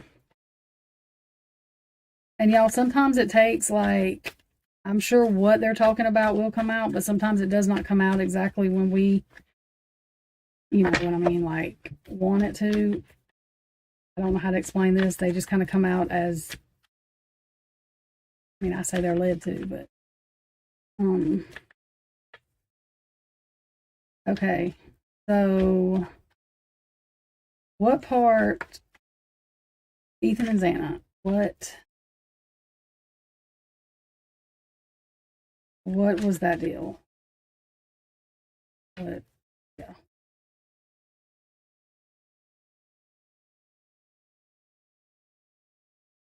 Programming. Get a few cards here because I don't know exactly.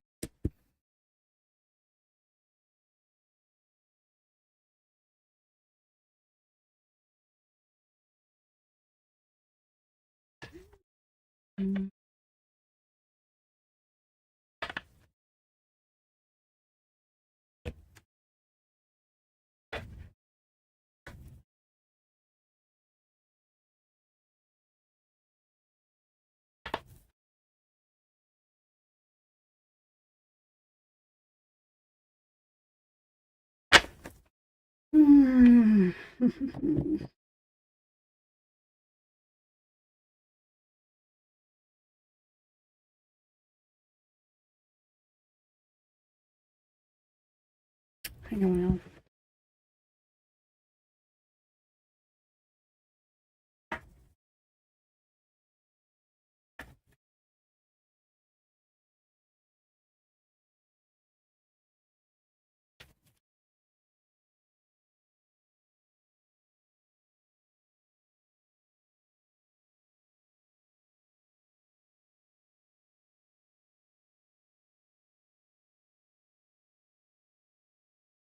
Okay, let me get clarification for predictive programming.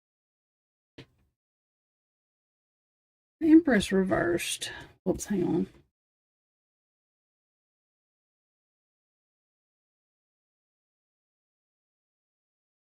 That's who ordered it. I mean, that's who. Fluent.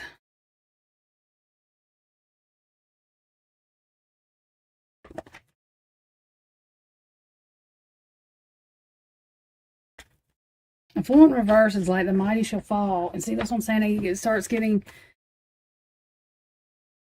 sometimes they don't tell us stuff in order like the way we're wanting it to. So it's saying that the Empress is predictive, premeditative. That's the way I look at that. Ordered it. Looking to the future, though, the mighty will fall. That fluent in reverse. Corruption exposed. Let's see. Cover up.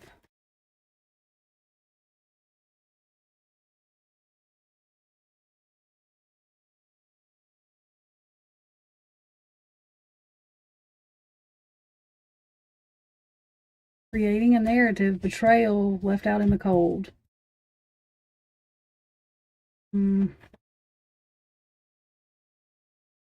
These two.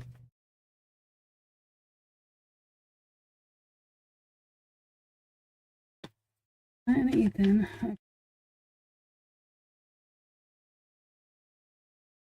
Captain Mind Control, so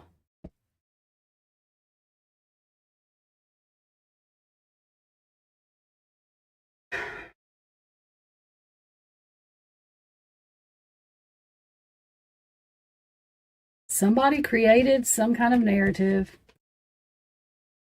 to betray, and it's like it's a cover-up exposed, so that's it's like it's part of the cover-up, and we're gonna have to read more to get into that. This is why I have to take notes, because it doesn't come out in order, y'all, sometimes. But whatever with Ethan and Xana, it was something created. It was a betrayal to leave them out in the cold. This murder-suicide exposed, that's connection. Like, basically, to me, that's Ethan and Xana. And then mind control and trapped. So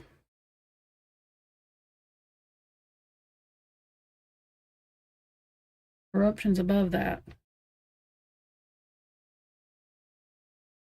There is some sort of aspect to mind control to this, y'all, and I don't know. I mean, there can be other mind control besides that MK Ultra stuff. It doesn't have to be that deep in it, but there is some kind of, I guess it could be spiritually too. But there's some. These people have a lot of power. Whoever these people are, they have a lot of power. So it can be mind control just because somebody's scared of them too. But whoever they are, they have a lot of power. That's, I mean.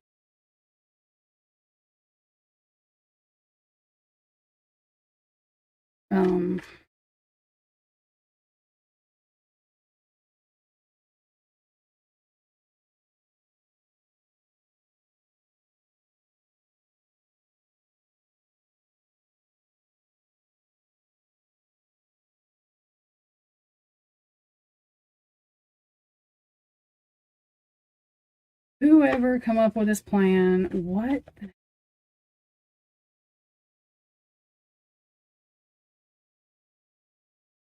was their plan? Like, what was the plan supposed to be, or what was the plan that whoever come up with this plan wanted done?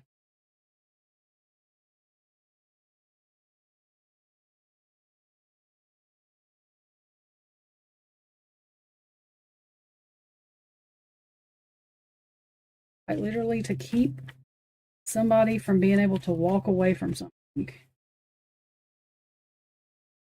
that they were attached to emotionally some way. What the heck? Hang on, y'all.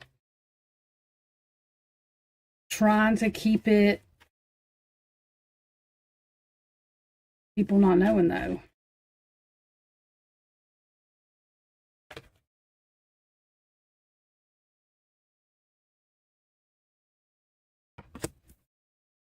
Ten of Pentacles is, I use it as my organization card. It can be a family, the inheritance and stuff like that, but I usually use it as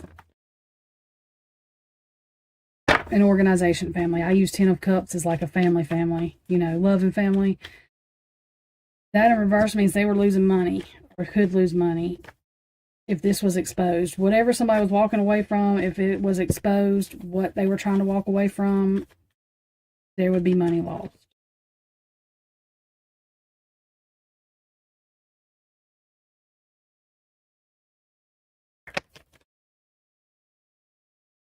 Knight of Swords,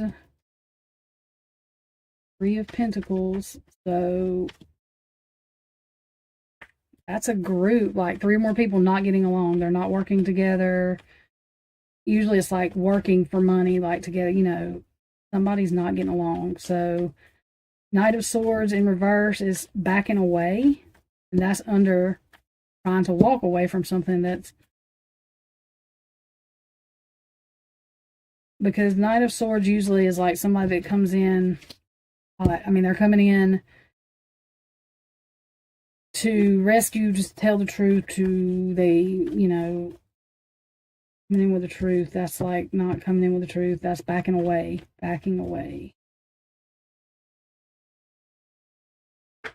From this group or organization. Haley and them walking away from the fraternities. Yes, strategy. The strategy. So, and this could be Ethan too walking away from it. This is betrayal. This is Seven of Swords. In reverse, it can be a cover-up or strategy, or them trying to do it without it looking like betrayal. You know, everything I'm getting right now coming out is about the spiritual stuff. Oh.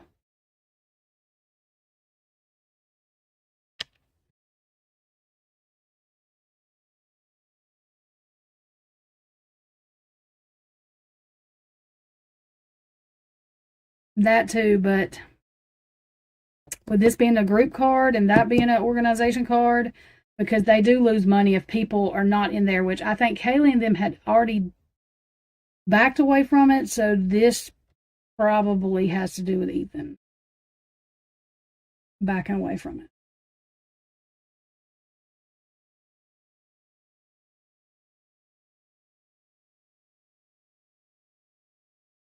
All right, let's see.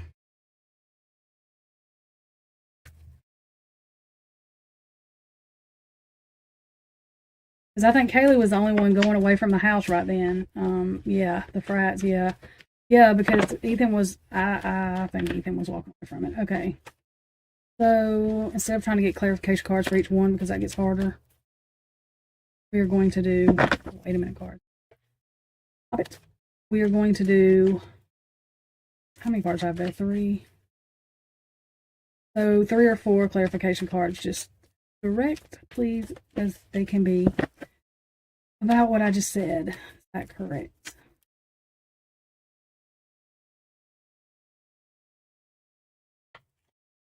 Chosen poison.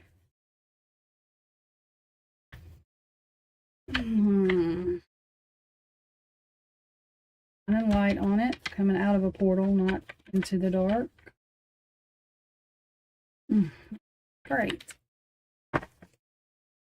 Side in reverse, which would be me, that's not somebody doing it to themselves, but somebody else doing it to them since it's in reverse. So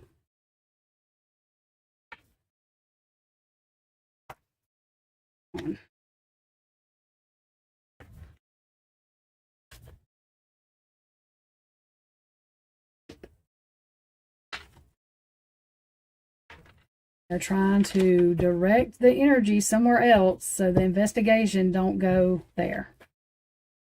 Good morning, Christy. Well, that makes sense. Don't, but it does.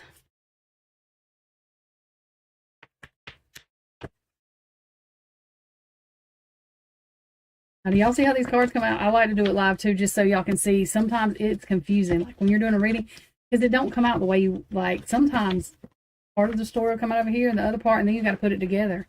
Puzzle pieces.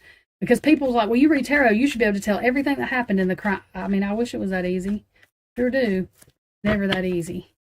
If it was that easy, I mean, nothing would go unsolved, right? We would just solving everything, right? This is not, I mean, this doesn't mean I read all these cards right. I'm just saying, though, if it was that easy. And I don't get names. There's plenty of people that are better than me. I will never, ever. Lone Bella, Ashley, they're all better than me. but I don't get names. Like, there's people that get names. I'm still, some things I don't want to know, so I think that's one reason. But, and it gets confusing. That's why I said it's like easier to do it live, because y'all will remember some of the stuff that I may not, and I'm going to have to take notes on it. Just to be able to remember. Like, I'm not going to go into much more detail on this reading just because I need to form questions. I'm going to have to get with Amethyst and like Heather and even Christy and get, like, we're going to form questions, because it does matter the question you ask.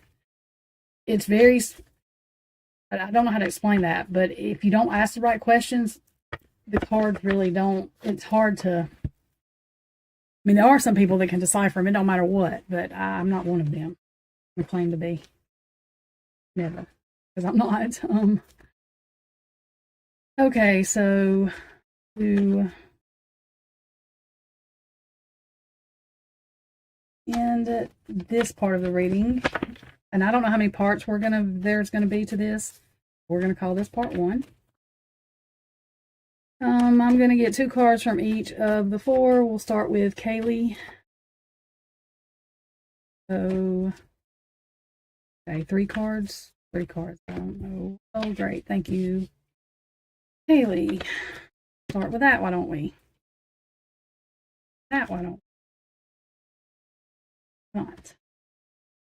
Okay. That.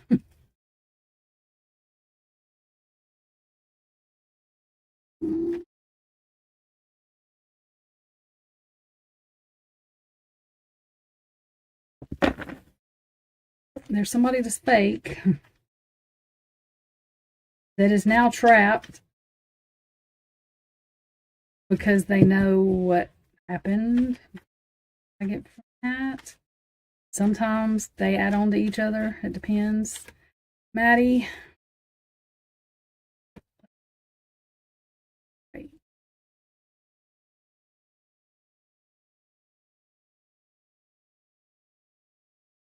Great. Hang on, y'all. What the hell is that? I don't know what that was. Y'all still hear me? Okay. That was like a confirmation or something. I'm not really sure what that was, but that was a weird noise. Great. Thank you for that. Okay. Collapse, cleanup, salt exposed.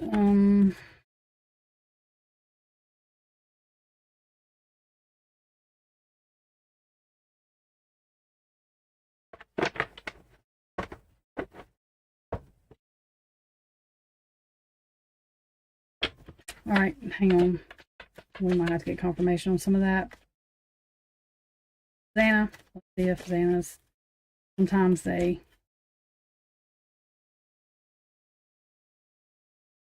don't. They do. Let me fix.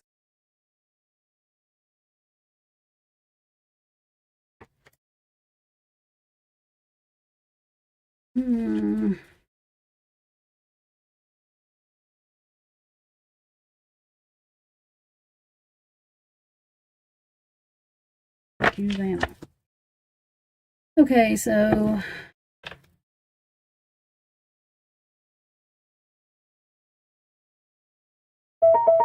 what the hell is that noise? Yeah. Oh my god. If that happens one more time, I'm going to die. I really don't understand what that noise is. I have no idea. Okay, it's flipping me out.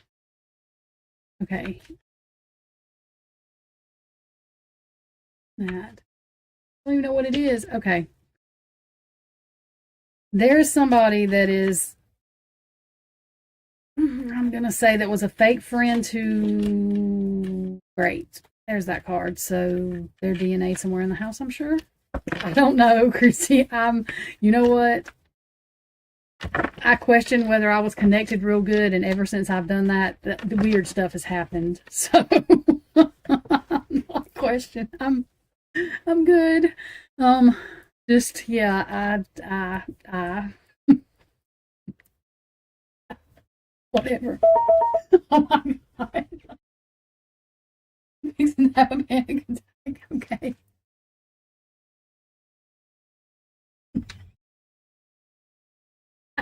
No, it's not my computer. It's coming from over here, but y'all, I don't under. I give. Okay. No, I can't. Let me pick Ethan's cards. Let me. I don't know.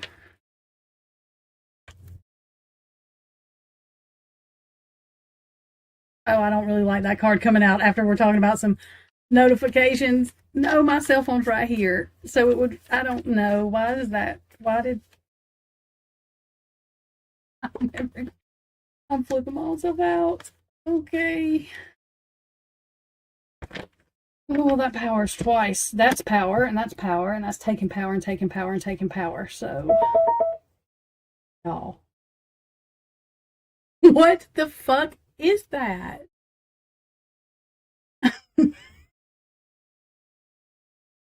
To God, I'm not drunk, nor am I losing my mind. I don't know what that is. I don't understand. It can't be my lights. Your lights don't make that noise. Stop it. What the fuck have I got myself into? I'm having a panic attack. It's okay. I don't understand.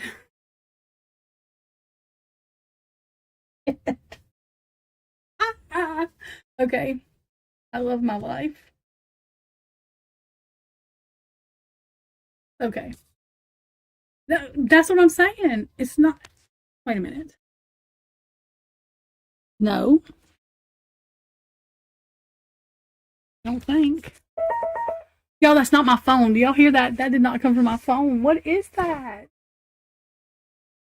Let me blow this candle out before I really have a panic attack. Look here. I don't know. Well, we're just going to ignore whatever it is. Might be a battery low somewhere, but I don't know what it is. Okay. Chrissy, I know you can't stop laughing. I know you can't. Oh, God. Why is my Discord going off now? Wait, what time is it? What time does... God. Uh-oh. Okay. Oops. Sorry.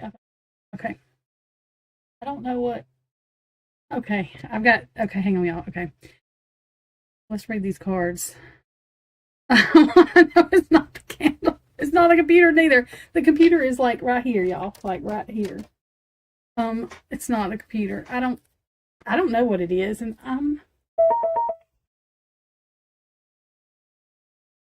God. And if I told y'all this, y'all would think I was lying, so I'm not even gonna say it.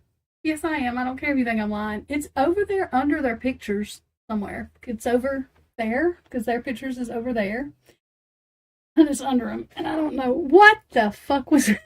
I'm done.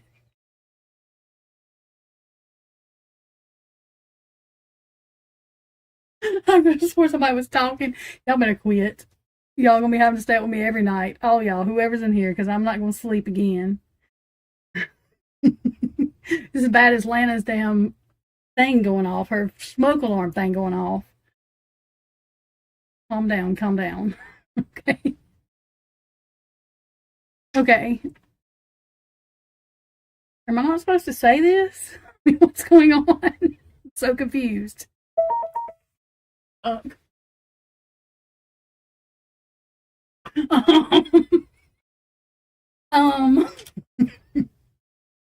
am I not supposed to say this for real? Like, what am I doing? What?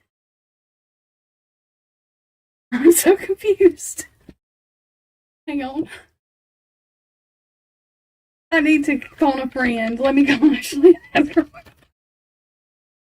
Yeah, I know.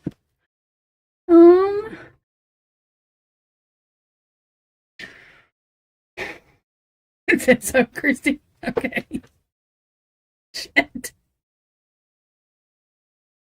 Somebody knows something that is a fake friend to these people. Don't come through my damn thing there, please. Whatever you are. God. I done freaking summoned the devil. I'm just playing. Please don't. I didn't. I did not summon the devil. I'm gonna have a panic attack. I hope Shaggy watches this so that way he cannot think I'm crazy. So I'm gonna make him watch this because otherwise he's gonna think I'm crazy. I refuse. What the fuck is really going on in my life? Okay. I'm glad you're getting a kick out of this, Christy.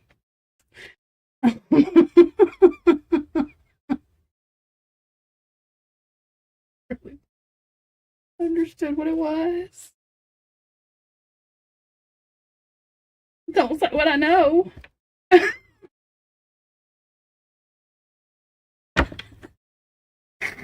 I'm so confused. Has Heather got a remote to my house? Is she messing with me?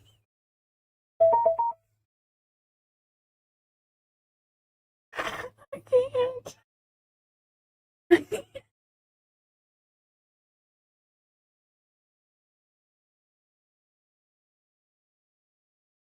I can't.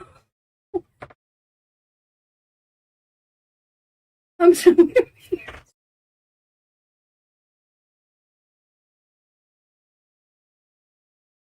Why? Why? What? Seriously, let's do a live reading. Let's do this, y'all. Let's do this. And this is what happens to me. I've never heard this thing in my life. So I don't know. Is there a device in my house that I didn't know about?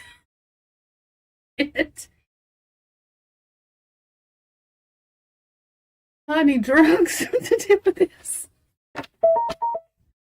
Oh my god.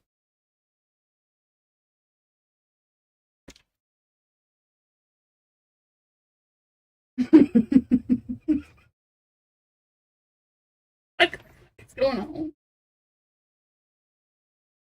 Okay, so what I'm going to say is this. That's all I can say. There's somebody's DNA in the house that's a fake friend to these four, and it takes power away from somebody.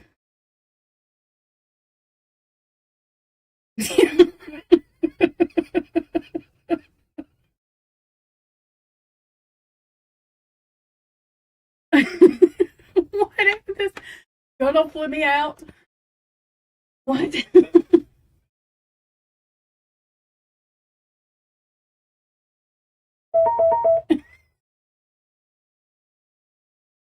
Yo, if I find some crazy shit in my house, I'm going to die.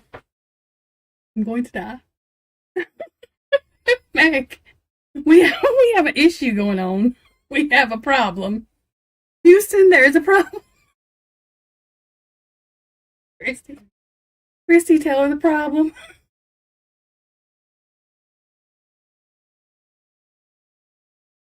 I think my house is bugged. I don't know why I'm laughing.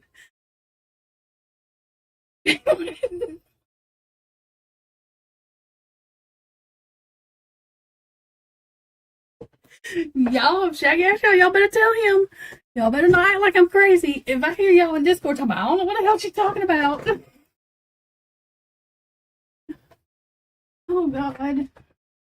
Hang on, y'all. Oh, my God. What is going on? I don't know what it is.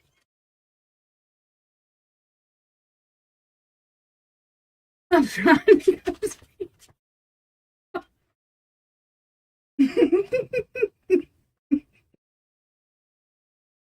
Well, Meg, I was doing a live reading where we started over on Idaho 4, right? So I'm just going to do this every week. Well, I guess I am unless I die. But I'm doing this reading and I get to this part and there's some device going off in my house and I don't know what it is. No, it's not. Oh shit. Oh no, I was like, God, is that going? Did you scare me? No, it's not. Okay, good. Almost freaked out. Do you hear that, Meg? Do you hear that? I just want to know if you hear that. Do you hear that? Jesus. My stomach hurts. I probably should be laughing. Amethyst is like, please go find the device. Please go find the device. But Amethyst, I don't see anything. I'm in the middle of this meeting, reading room.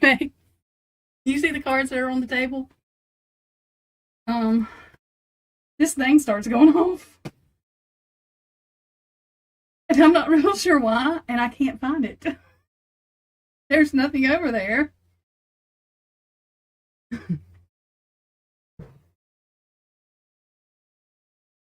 So, no. It's underneath what?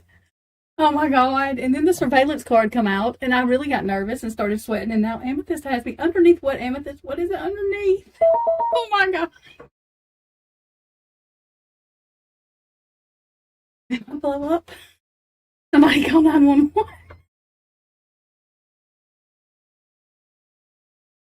All I can do is laugh because I'm nervous, so why are more people coming in here now that I'm laughing? What the fuck is going on? Okay. Amethyst is under what? What is it under, honey? What is it under? No, my computer's not dying. My computer's is a desktop, and my phone's sitting right here. No, this phone is right here, and that noise is coming from over there. Amethyst, what the fuck is it under? I wasn't going to say the person's name, by the way, even though I don't think I know it, or maybe I do and don't know it. People. I'll get under this motherfucking table and there's something stuck to it. I'm going to die. Hang on. I don't know with my life. Only me.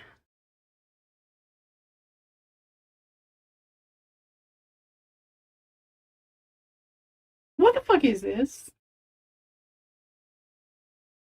Hang on. Dang it. What's going on? Wait a minute. Answer it!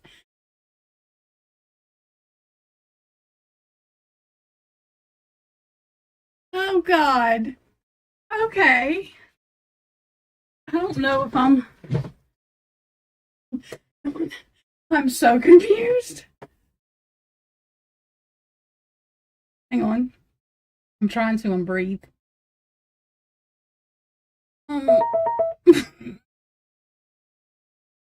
Is it gonna die?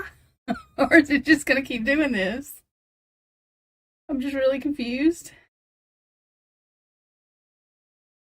Well, I don't have any kids here. I'm so confused. Listen to me.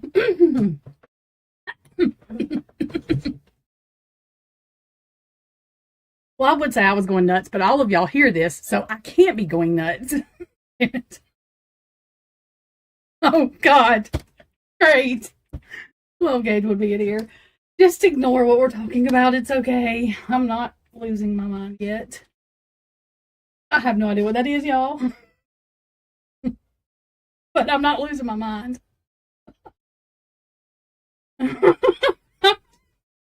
Oh, God.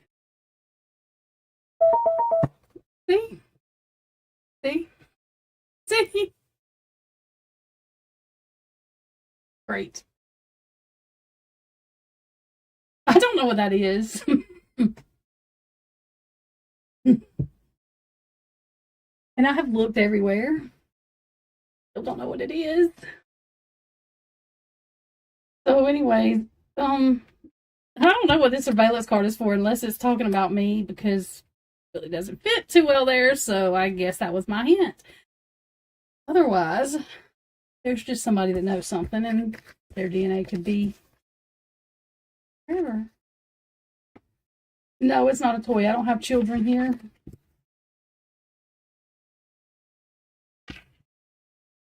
And a damn sure ain't no adult toy, because there ain't no adult toys that go off like that. So that's not it either.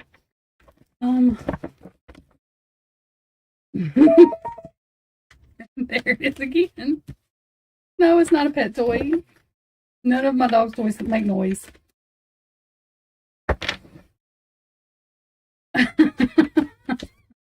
Well, the thing is, where it's coming from,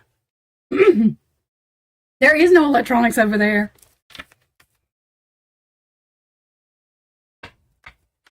I don't know. Wait a minute. Let me look under this thing.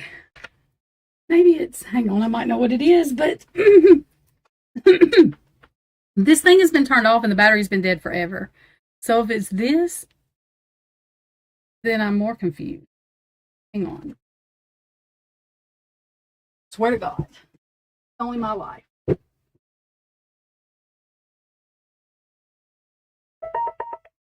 It is this. Do y'all see any lights on this mother?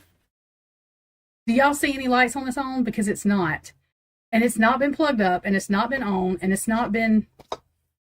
We're just going off like there's something... There is a recorder on this, though, but I've not used this in, I don't know, a year? Why is that going off? It's not on. Hasn't been on. Well, there's our corporate. I don't know what the hell that means. At least I know what it is. Look under it. Girl. I want to know. It's a speaker. If this damn thing don't go off again, because it went off when I picked it up. It better go off again. There it goes, see? Look under. Look under this. There's nothing on it. I mean, I don't... Girl. Why is it going off? You'll hear it in a second if you ain't heard it yet.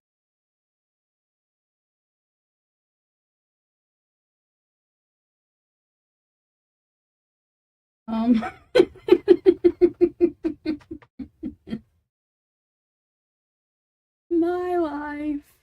It's always entertaining. Never dull, that's for sure.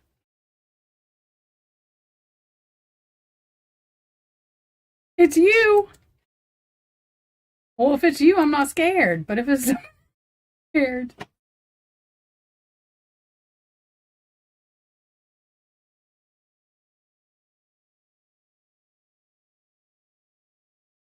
Hang on. Y'all hear that? That's what that is.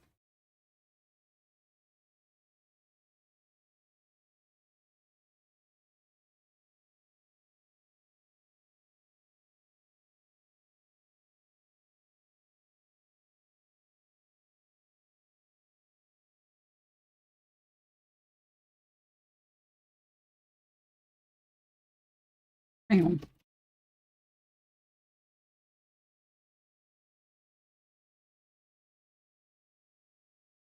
Y'all see there's no lights on it coming on, so this has not been turned on and it's been dead for over a year. Like there's nothing, I'm confused.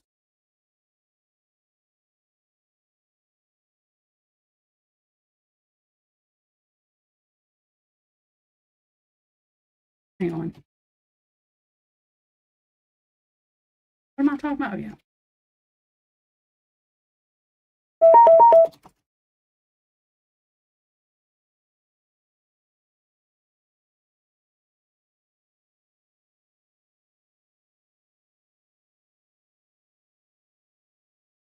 Oh, girl, that's because my head was not. I was okay.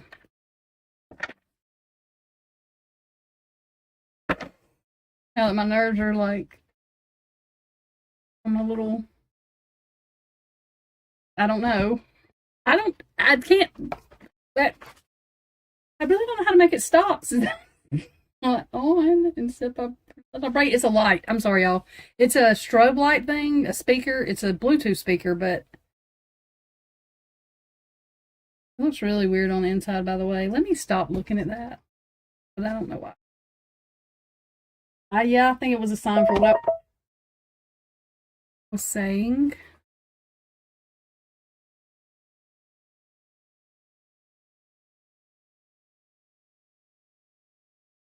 Only me. I'm glad I don't get embarrassed. I really was not embarrassed. I was just laughing because that's all I could do because I was nervous.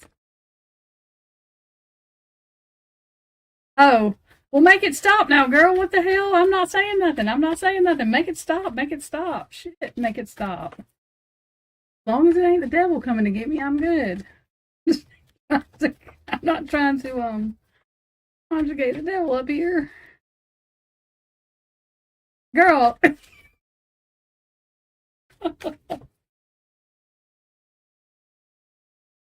Oh God. Oh, now 12 gauge is live. At least he's still here. Can we call me a clown? Care. If he gets on his damn thing, call me a clown today. I'm gonna be mad. Damn it, this.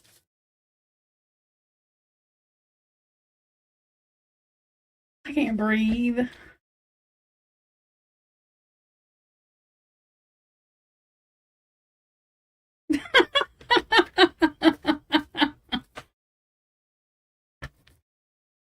I need nerve medicine.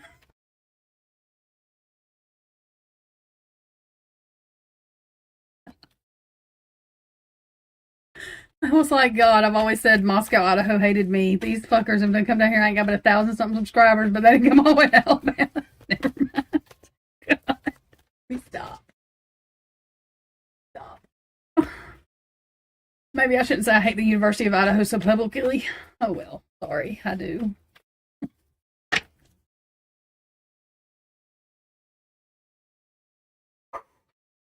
So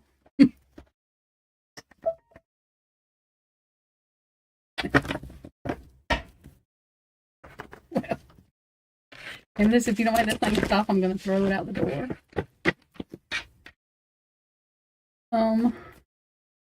No, it's not give and take.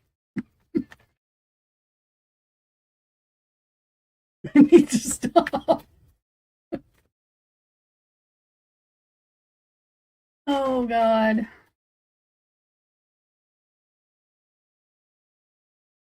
At least I have proof I'm not crazy. Damn it.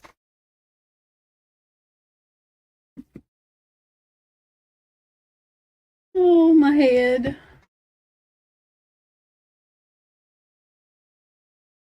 Head. What is burning? How do I smell something burning?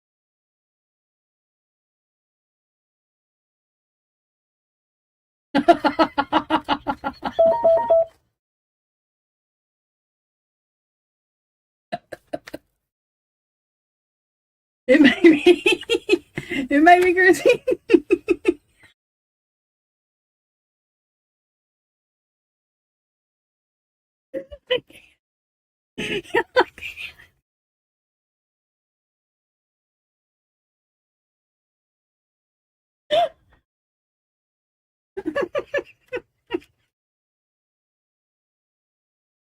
I'm gonna pee on myself. I gotta pee. Oh, hang on. I gotta go pee. I'm gonna pee all over myself. Sit here and conversate with yourselves for a minute. I'll be back. I'll mute this so y'all don't have to. Shaggy comes in here. Y'all better tell him the truth. Y'all better not be telling him nothing crazy.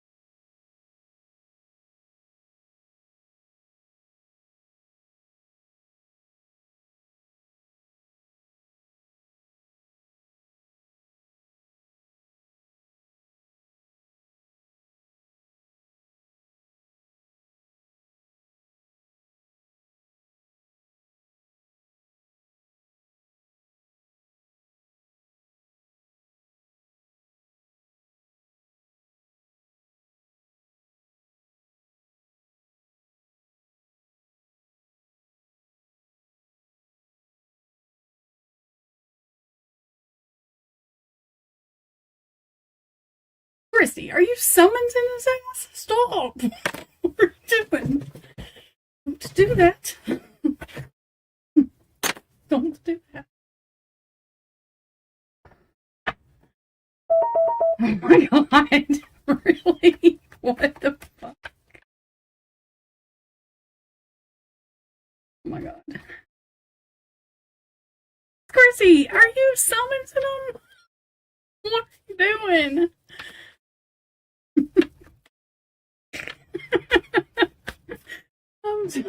My stomach hurts. Can't. I don't know what to do. That's because I had it on mute.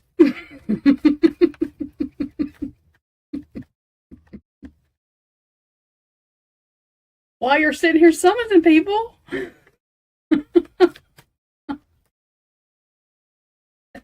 Oh my god, Christy.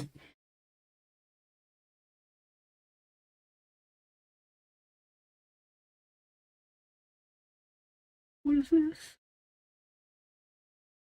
Oh, okay.